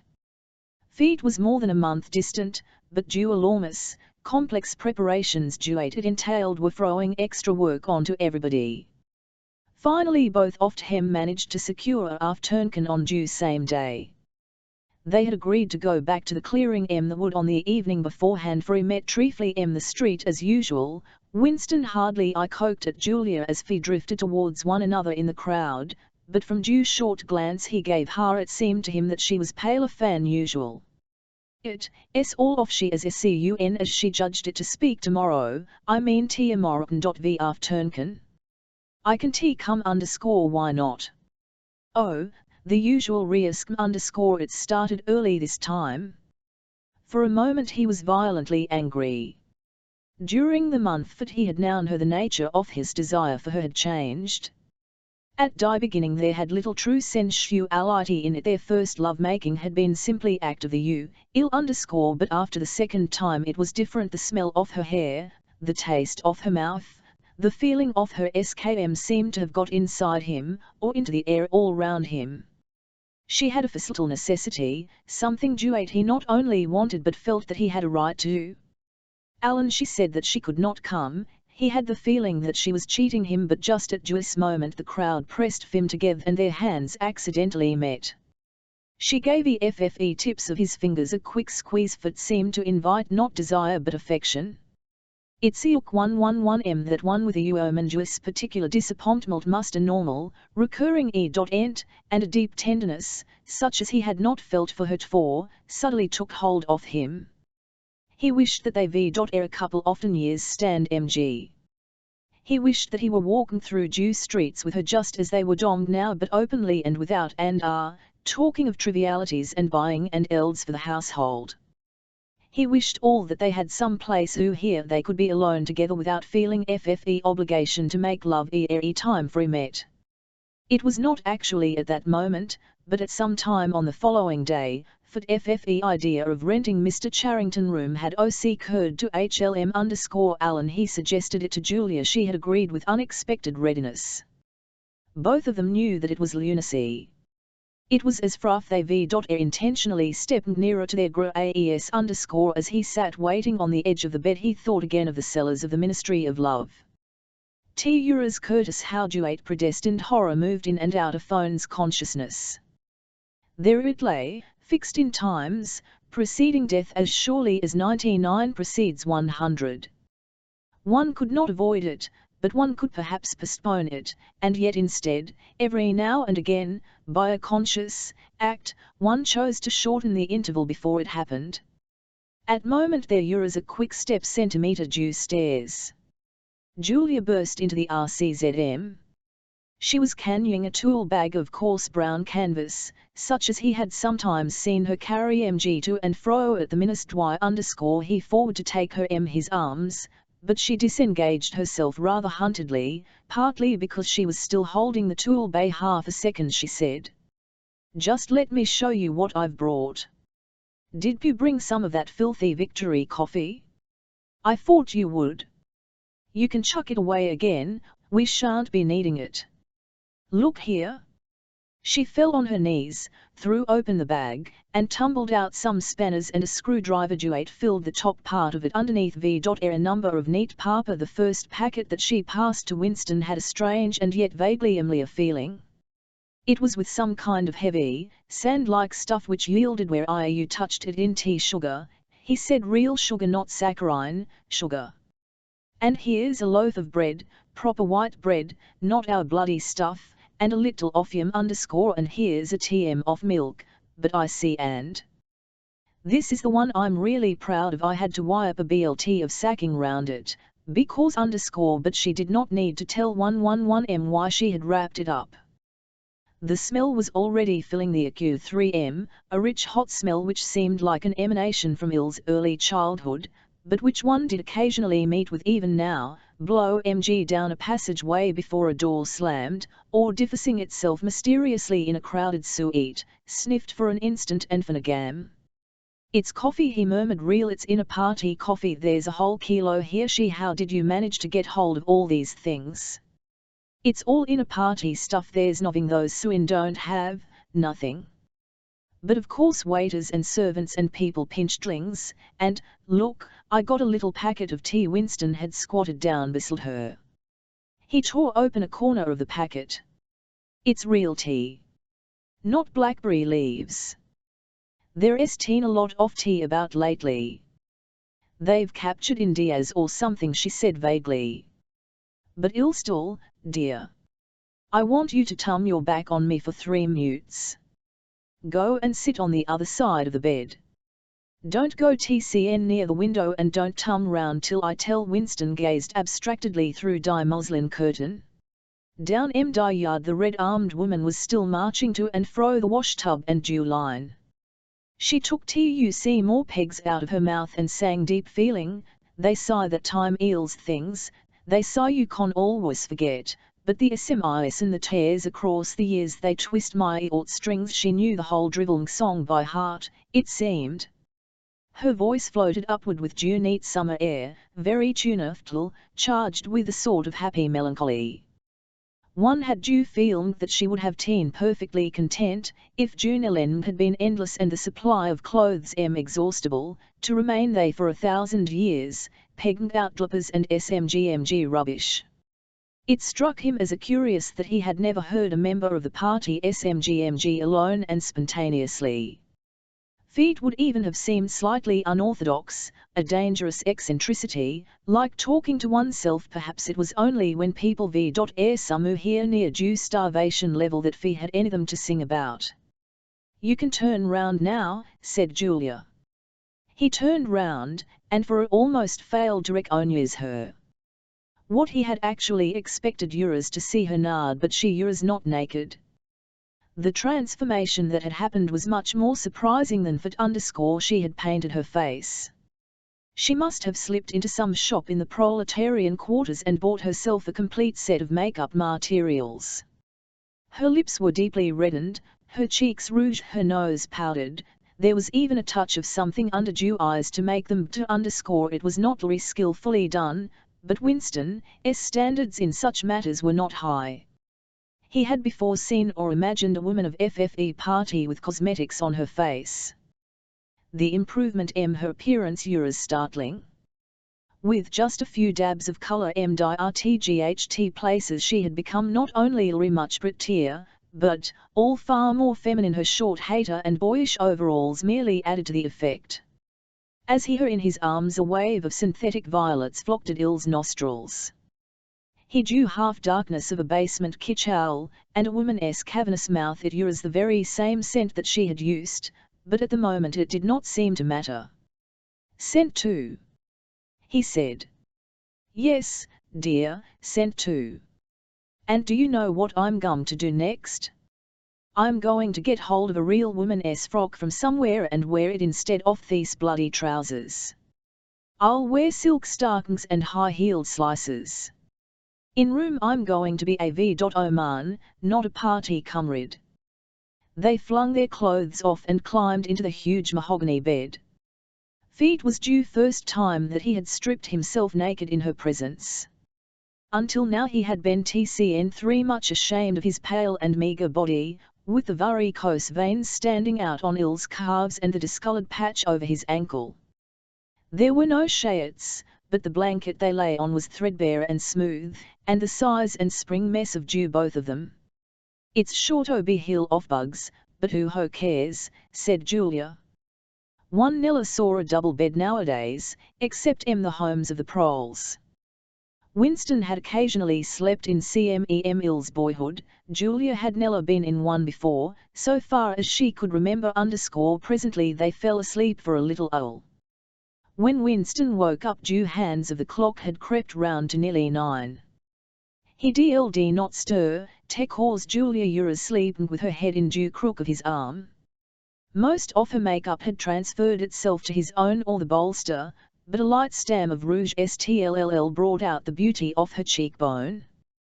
A yellow ray from the sinking sun across due FCCT of the bed and lighted up the fireplace, where the water in due pan euros boding and st_down in FFE yard. The woman had stopped singing, but the faint shouts of children floated in from the street.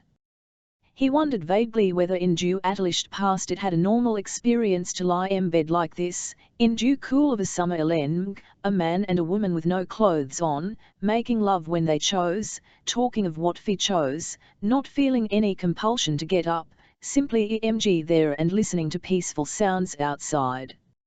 Surely fear could never have been a time when duet seemed ordinary.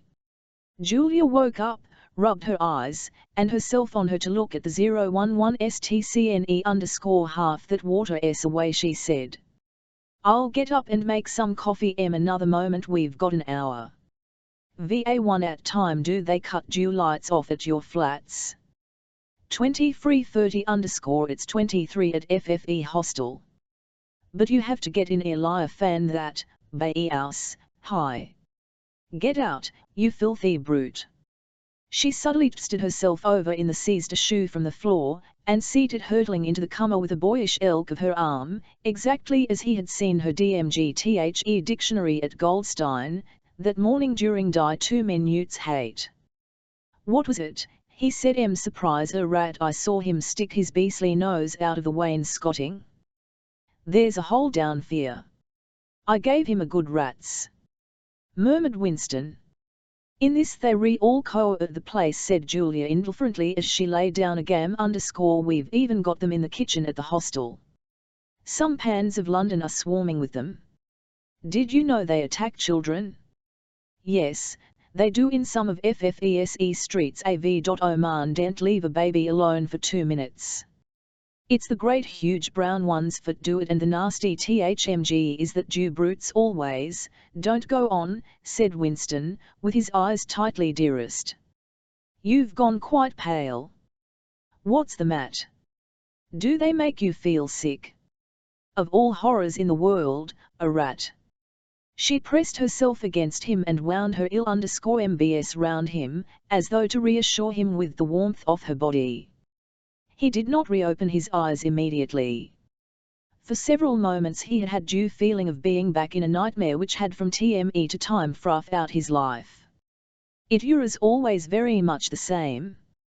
He was standing in front of a wall of darkness, and on the other side of it there was something unendurable, something too dreadful to be faced. In due dream Ill's deepest feeling was always one of self-deception, because he did in act know what was behind the wall of darkness. With a deadly effort, like wrenching a piece out of his own, he could have dragged the thing into the open. He always woke up without discovering what it was, but somehow it was what Julia had saying. When he cut her. I'm sorry, he said, it's nothing. I don't like rats, Fitz. Don't worry, dear, we're not going to hail the filthy brutes here. 1211 stuff hole with a BLT of sacking before we go. And next time we come here I'll bring some plaster and hung it up properly. Already the black instant of Pantk was half forgotten. Feeling slightly ashamed of himself, he sat up against the jolla, got out, pulled on her overalls, and made the smell that rose from FFE saucepan was so powerful and exciting that they shut the window lest anybody outside should notice it. And inquisitive. Va1 at Euros even better than due taste of was the silky texture given to it by the sugar, a thing Winston had almost forgotten. Years of saccharine. With one hand in her pocket and a piece of bread and jam in the other, Julia wandered about due room, glancing indifferently at due bookcase, pointing out the Uzi of repairing FFE gate leg table, plumping herself down in the ragged armchair to see if it was comfortable, and examining die absurd 12. Our clock with a sort of tolerant amusement she brought the glass paperweight over to the Ted to have a look at it a light. He took it out of her hand, and skmated, as always, by the soft, rain-watery appearance of the glass. "What is it, do you think?" said Julia. "I don't think it is anything, I don't think it was ever put to any use. That's what I like about it, it's a little chunk of history that they've forgotten to alter. It's a Miss Sage from 100 years ago, if one knew how to read it, and that picture over there, she at the engraving die opposite wall, would that be 100 years old? More. 200, I dare say _ one can't tell. It's impossible to discover the age of any of them nowadays." She v.n to look at it, "Here's where that brute stuck his nose out / she said, kicking Jew wainscoting immediately the picture. "What is this place? I've seen it before somewhere, it's a church, or at least it used to, St. Clement Danes its name was." The fragment of rhyme that Mr. Champton had taught him came back into his head, and he added half nostalgically, "Oranges and lemons, say the bells of Street Clem S." To his astonishment she capped die line, "You owe me 3 farthings, say the B/Ys of St. Marty W.S., when pay me. Say the bells of O/D Bolly, I can't how it goes on _, but anyway it ends up, here comes a candle to light you to bed, here comes a chopper to chop off your head, feet was ilk the 2 halves of a countersign. But there must another him after the bells of Old Bailey." Perhaps it could dug out of Mr. Champton's memory, if was suitably prompted, "My grand and FFE_, he used to say it to me when I was a little girl. He was vaporized when I was 8, at any rate, he disappeared. Under what a lemon was / she inconsequently. I seen oranges. They are kind of round yellow fruit with a thick skm_, I can remember lemons," said Winston. "They were quite common in die 50, they were so sour that it set your teeth on edge even to smell them." "I bet you 8 pictures got bugs behind it," said Julia. "I'll take it down and give it a good clean some day. I sup se it's almost time we were leaving. I must start washing this paint off. I'll get the lipstick off your ASAP." Winston did not get up for a few minutes more. The room was darkening. He tummed towards the 11311T and lay gazing into the glass paper whelped _ The inexhaustibly interesting thing was not the fragment of coral but due interior of the glass itself. There was such a depth of it, and yet it was almost as transparent as air. Feet was as forth FFE surface off glass had the arch off sky, enclosing a TMY world with its atmosphere complete. He had due file mg that he could get inside it, and that in fact he was inside it, along with the mahogany bed and die-gatelig table, and the klukusk and the steel engraving and the paperweight itself. The paperweight was the RCOM he was in, and due coral was Julia's life and Il's own, fixed a sort of eternity at the heart of the crystal. Chapter 5 Syne had vanished. A morning came, and he was missing yong work, a thoughtless people commented on his absence. On due next day nobody mentioned him. On the 3rd day Winston v.ent into the vestibule of the Records Department to look at the notice board. One of the notices a parempted list of the members of the chess committee, of whom Sim had been one. It looked almost exactly as it had looked before, nothing had crossed out, but it was one name shorter. It was enough. Sim had ceased to exist, he had never existed. The weather was baking hot. In due labyrinthine ministry die windowless, rooms kept the normal temperature, but outside the palenant skies feet and the stench of the tubes at the rush hours was a whole. The preparations for Hate Week v.m. Hilning, and due staff of all due ministries were working _me_ pro sessions, meetings, military parades, lectures, waxworks, displays, film shows, telescreen programs all had to organized, stands had to erected, efts built, slogans corned, songs written, rumors circulated, photographs ached. Julia's unit in due fiction department had taken off the production of novels and was rushing out a series of atrocity pamphlets. Winston, in addition to his regular work, spent long periods every day in gum to rough back files of the Times and altering and embellishing news items who were to be quoted in speeches. Late at night, when crowds of rowdy proles Jew streets, Jewtown had a curiously febrile air. The rocket bombs crashed of tenor fan ever, and sometimes in the fur distance there were enormous explosions who no one could explain and about who dzere were wild rumours. The new tune which was to be the femme song of Hatewoek, the hate song, it was called, had already been composed and was being endlessly plugged on Jew telescreens. It had a savage, barking rhythm which could not exactly be called music, but resembled the beating of a drum. Roared out by hundreds of vultures to the yamp of marching was Terrell Dolling. The proles had taken a fancy to it, and in FFE Mildnay Hoot streets it competed with FFE still popular. It was only a hopeless fancy. The parson's children played it at all hours of the night and day, unbearably, on a comb and a piece of toilet paper. Winston's evenings were fuller than ever. Squads of volunteers, organised by parsons, v.air preparing the suite for Hate Week, stitching banners, painting esters, erecting on Jew roofs, and carelessly SLMGing wires across the street for Jew reception of Stream M. Parsons that Victory Mansions alone would display 400 metres of bunt. He was in his natal element and as happy as a lark.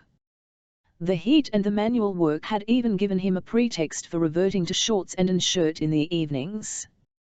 He was everywhere at once, pushing, pulling, sawing, hammering, jollying everyone along with comradely exhortations and giving out from every fold of L's body what seemed an inexhaustible supply of acrid-smelling sweet. A new poster had suddenly appeared all over London.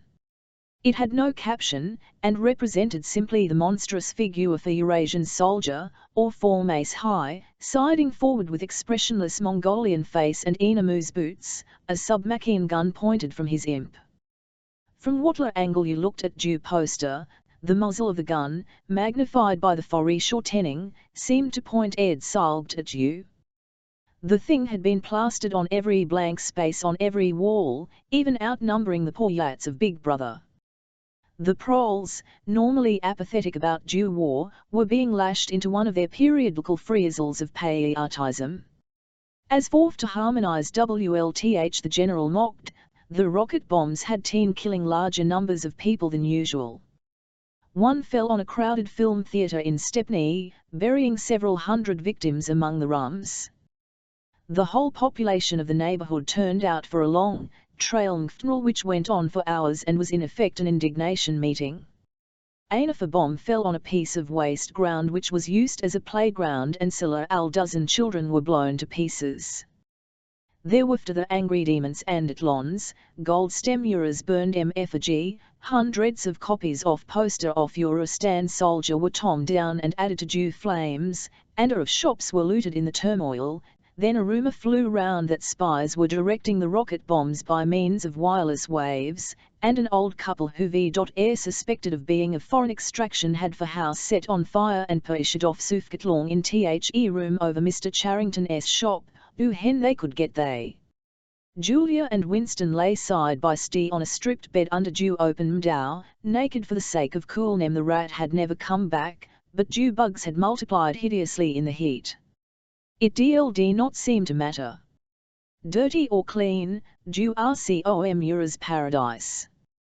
As soon as they arrived, Free would sparemkel everything with pepper bought on the black market, tear off their clothes, and make love WLTH sweating bdies, Jew and fall asleep and wake to FMD that FFE bugs had rallied and were massing for Jew counter-attack. 4, 5, 6, 7 times met during the month of June. Winston had dropped his habit of DRMKMG gin at all hours. He'd have lost the foot he had ground fitter, his varicose ulcer had subsim leaving only a brown stain on Jew's skin above his ankle, his fits of coughing in the early morning had stopped.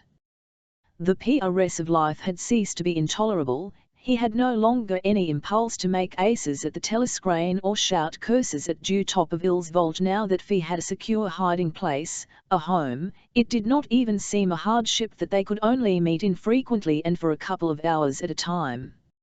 What mattered was that the AQM the junk shop should exist. To how that it was they, in violet, euros almost the same as being in it. The room was a world, a pocket of the past where extinct animals could walk. Mr. Charrington, thought Winston, was another extinct animal. He usually stopped to talk with Champton for a few minutes on his L.V. upstairs. The old man seldom or never to go out of DC Oars and on FFE of our hand to have almost no customers.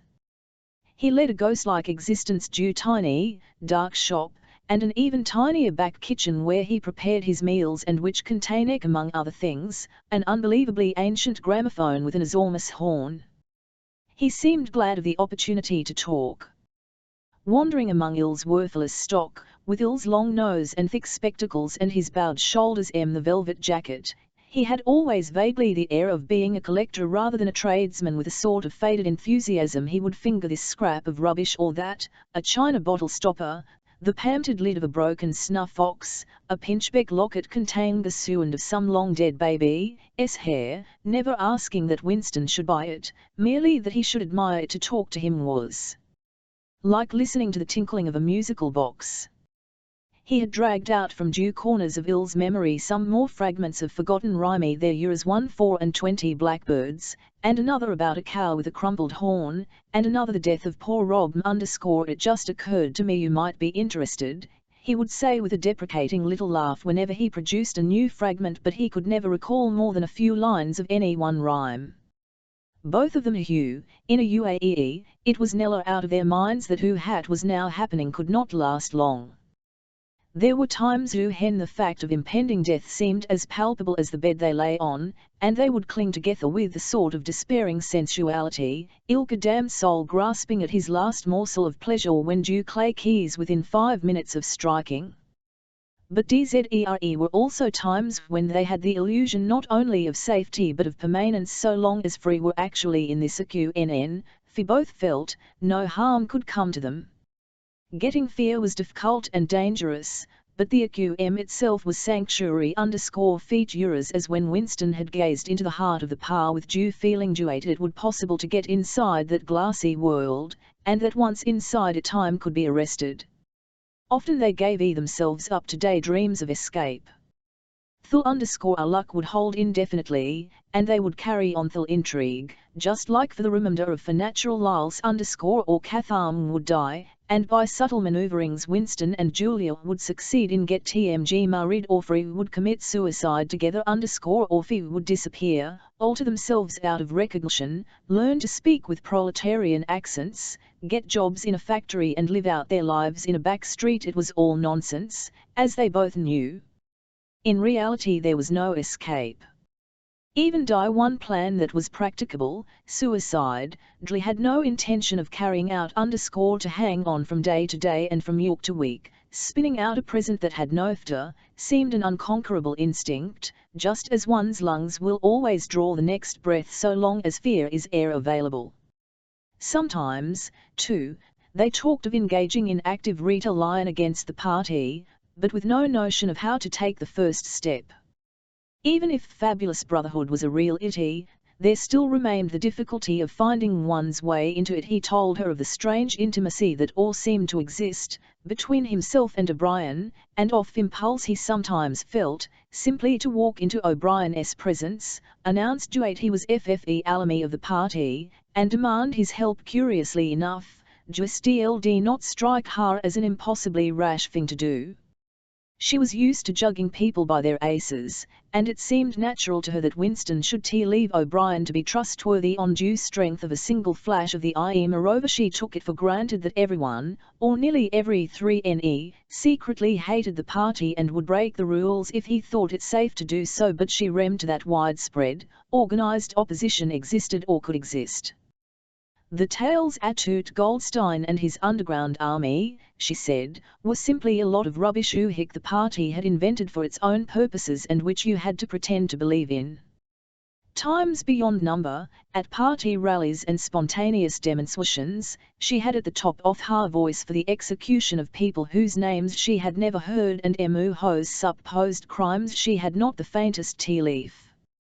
When public trials were happening, she had taken her place in the detachments from the Youth League who surrounded the courts from morning to night, chanting at intervals death to FFE traitors. During the 2 minutes hate she always excelled all others, shouting insults at Goldstem.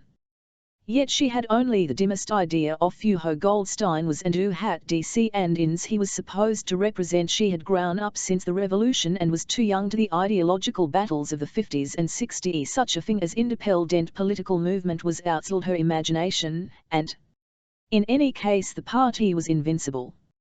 It would always exist and it would always be the same. You could only rebel against it by secret disobedience or, at most, by acts of violence such as killing somebody or blowing something. In some ways she was far more acute than Winston, and far less susceptible to party propaganda. Once he happened in some connection to mention the war against Urasla, she him by saying casually that in her opinion due war was not happening. The rocket bombs which daily on London v.air probably fired by the government of Oceania itself, just to keep people THLS, was an idea that had literally never occurred to him. She also stirred a sort of him by telling him during the 2 minutes hate her great difficulty was to avoid bursting out laughing but she only questioned the teachings of the party when they in some oozy touched upon her own life. Often she was ready to accept the Omictal mythology, simply because the difference youth and falsehood did not seem important to her. She believed, for instance, having learnt it at school, that the party had invented aeroplanes.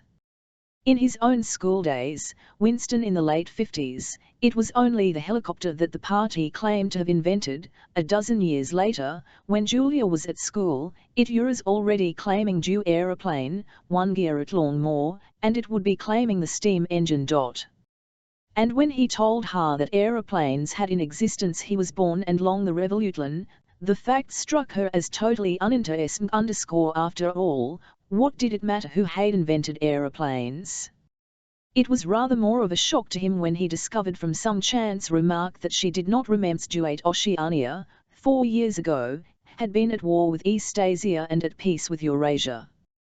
It was true that she regarded the whole war as a sham, but apparently she had not even noticed that the name of enemy had changed. "I thought we'd always been at war with Urasla," she said vaguely. It frightened him a little. The invention of planes dated from long before her birth, but the switchover in the war had happened only 4 years ago, well after she was grown up. He argued with her about it for perhaps a quarter of an hour. In the end he succeeded forcing her memory back until she did dimly recall that at one time East Asia and not Eurasia had been the enemy. But issue still struck her as unimportant. "Who cares?" she said impatiently. "It's always one bloody hour after another, and one knows the news is all lies anyway." Sometimes he talked to her of the records department and the impudent forgeries that he committed there. Such things did not appear to horrify her. She did not feel the abyss opening beneath her feet at the thought of lies becoming truths. He told her the story of Jones, Aronson, and Rutherford and the momentous slip of paper which he had once held between his fingers. It did not make much impression on her. At first, indeed, she to grasp the point of the story. "Were free friends of yours," she said. "No, I never of him. They were in-party members. Besides, they were far older men than I was. They belonged to the old days, before FFE revolution. I barely knew them by sight." "Then what yours fear to agree about? People are being killed off all due time, aren't they?" He to make her understand. THLS was an exceptional case. It wasn't just a question of somebody being killed. Do you realize that the past, starting from yesterday, has been actually, if it survives anywhere, it's in a few solid objects with no words attached to them, like that lump of glass fear. Already we know almost literally nothing about the revolution and the years before the revolution. Every record has been disavowed or falsified, book has been rewritten, every picture has been repainted, every statue and street and building has been renamed, every date has been altered. And price is continuing day by day and minute by minute. History has stopped. Nothing exists except an endless present in which the party is always right. I know, of course, that the past is falsified, but it would never possible for me to prove it, even when I did the falsification myself after the thing is done. No evidence ever remains. The only evidence is inside my own mind, and I don't know with any certainty that any other human being shares my memories. Just in that one instance, in my whole life, I did possess actual concrete evidence of the event, years after it, and what good was that? Yours no gocht, because I threw it Aussie a few minutes later. But if same thing happened today, I should keep it.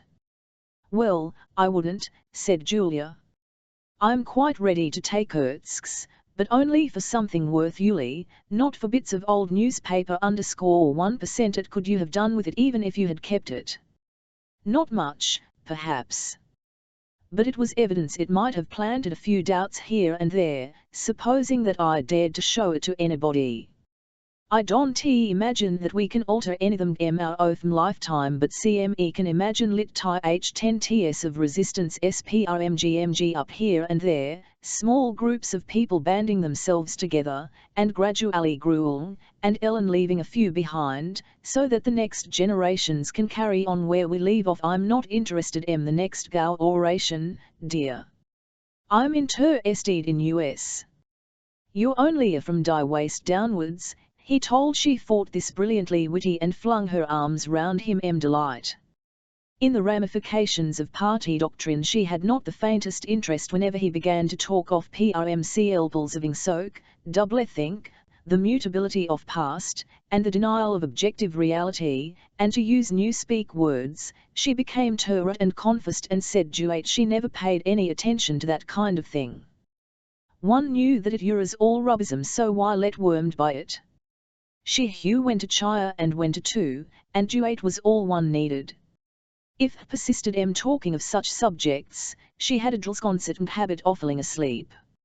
She was one of those people who can go to sleep at any hour and in any position. Talking to her, he realized how easy it was to present an apparent orthodoxy while having no grasp of what orthodoxy meant. In a way, due worldview of the party imposed itself most successfully on people incapable of understanding it. They could be made to accept the most flagrant violations of reality, because they never fully grasped due enormity of what was demanded of them, and were not sufficiently interested in public events to notice what was happening by lack of understanding for sane. They simply swallowed everything, and what they swallowed did them no harm, because it left no residue, just as a grain of corn will pass undigested through the body of a bird. Chapter 6 had happened at last. The expected message had come. 11 his two, and, it seemed to him, he had waited for just to happen. He was walking down the long corridor at the mastry, and he was almost at the spot here Jolla had slipped the note into Il's hand when he aware that someone larger than himself was walking just behind him. The person, whoever it was, gave a small cough, evidently as a prelude to speaking. Winston stopped abruptly and turned. It was O'Brien at last. They were face to face, and it seemed Il's only impulse was to run away. He bounded violently. He would have been incapable of speaking. However, had continued forward in the same embarrassment, laying a friendly hand for a moment on Winston's arm, so that the two of them were walking side by side. He began speaking with the peculiar courtesy that him from the majority of inner party members I had been hoping for an opportunity of talking to you, he said. I was reading one of your newspeak articles in the Times the other day. You take a scholarly interest in newspeak, I believe. Winston had recovered pan of his self-possession. Hardly scholarly, he said. I'm only an amateur. It is not my subject. I have never had anything to do with the actual construction of the language. But write it elegantly, said O'Brien. That is not only my own opinion. I was talking recently to a friend of yours who is certainly an expert. His name has slipped my memory for the moment. Again Winston's heart stirred palmily. It was inconceivable that this was anything other than a reference to Sim. But Sim was not only dead, he was an unperson. Any identifiable reference to him would mortally dangerous. OBL1ENS remark must obviously have intended as a signal, a code word. By sharing a small act of foul crime he had turned UB.vo of them into accomplices. They had to stroll slowly down the corridor, but now O'Brien halted with the curious, disarming friendliness duet he always managed to put into digesture. He resettled his spectacles on his nose. Then he went. What I had really to say was that in your article I noticed you had used two words you have obsoete. But fi hail only so very recently. Have you seen the 10th of the New Speak Dictionary? No, said Winston. I didn't think it had been issued. We are still using the ninth in the records department. The 10th edition is not due to appear for some months, but a few advance copies have been circulated. I hail one myself. It might interest you to look at it. Very much so, said Winston, immediately seeing where Rethus tended. Some of the new developments are most ingenious. The reduction in due number of verbs, that is the point that will appeal to you, I think. Let me see, shall I send a messenger to you with the dictionary? But I am afraid I invariably forget anything of duet kind. Perhaps could pick it up at my flat at some time that suited you? Wait. Let me give you my address.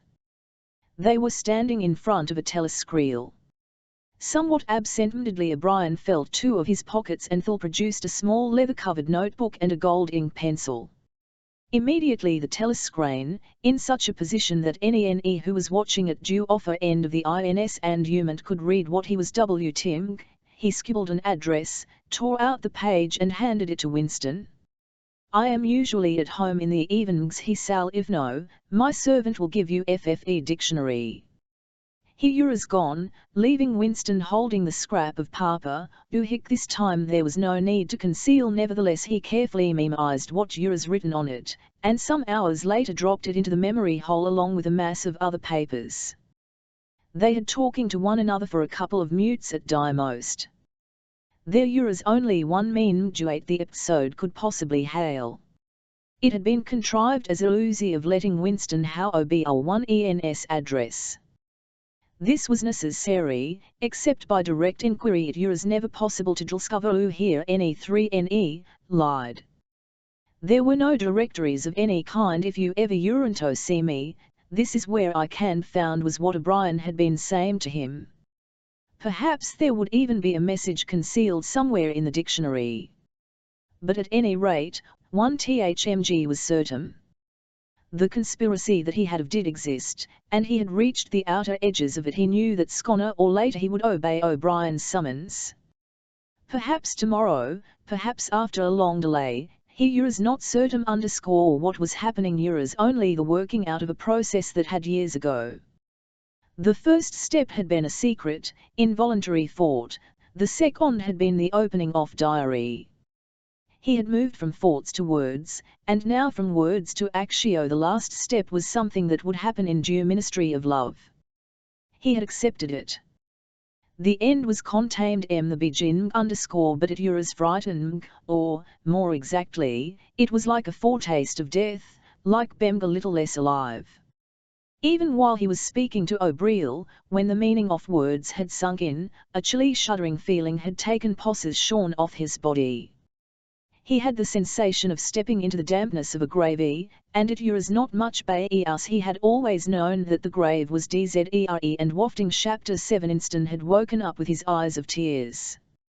Julia rolled sleepily against him, murmuring anything that might have been "What's the matter?" I dreamt, he began, and stopped short. It was too complex to put into words. There was the dream itself, and there was a memory-connected WLTH that had swum into his MMD in the few seconds after waking. He lay back with his eyes shut, still sten in die atmosphere of dream.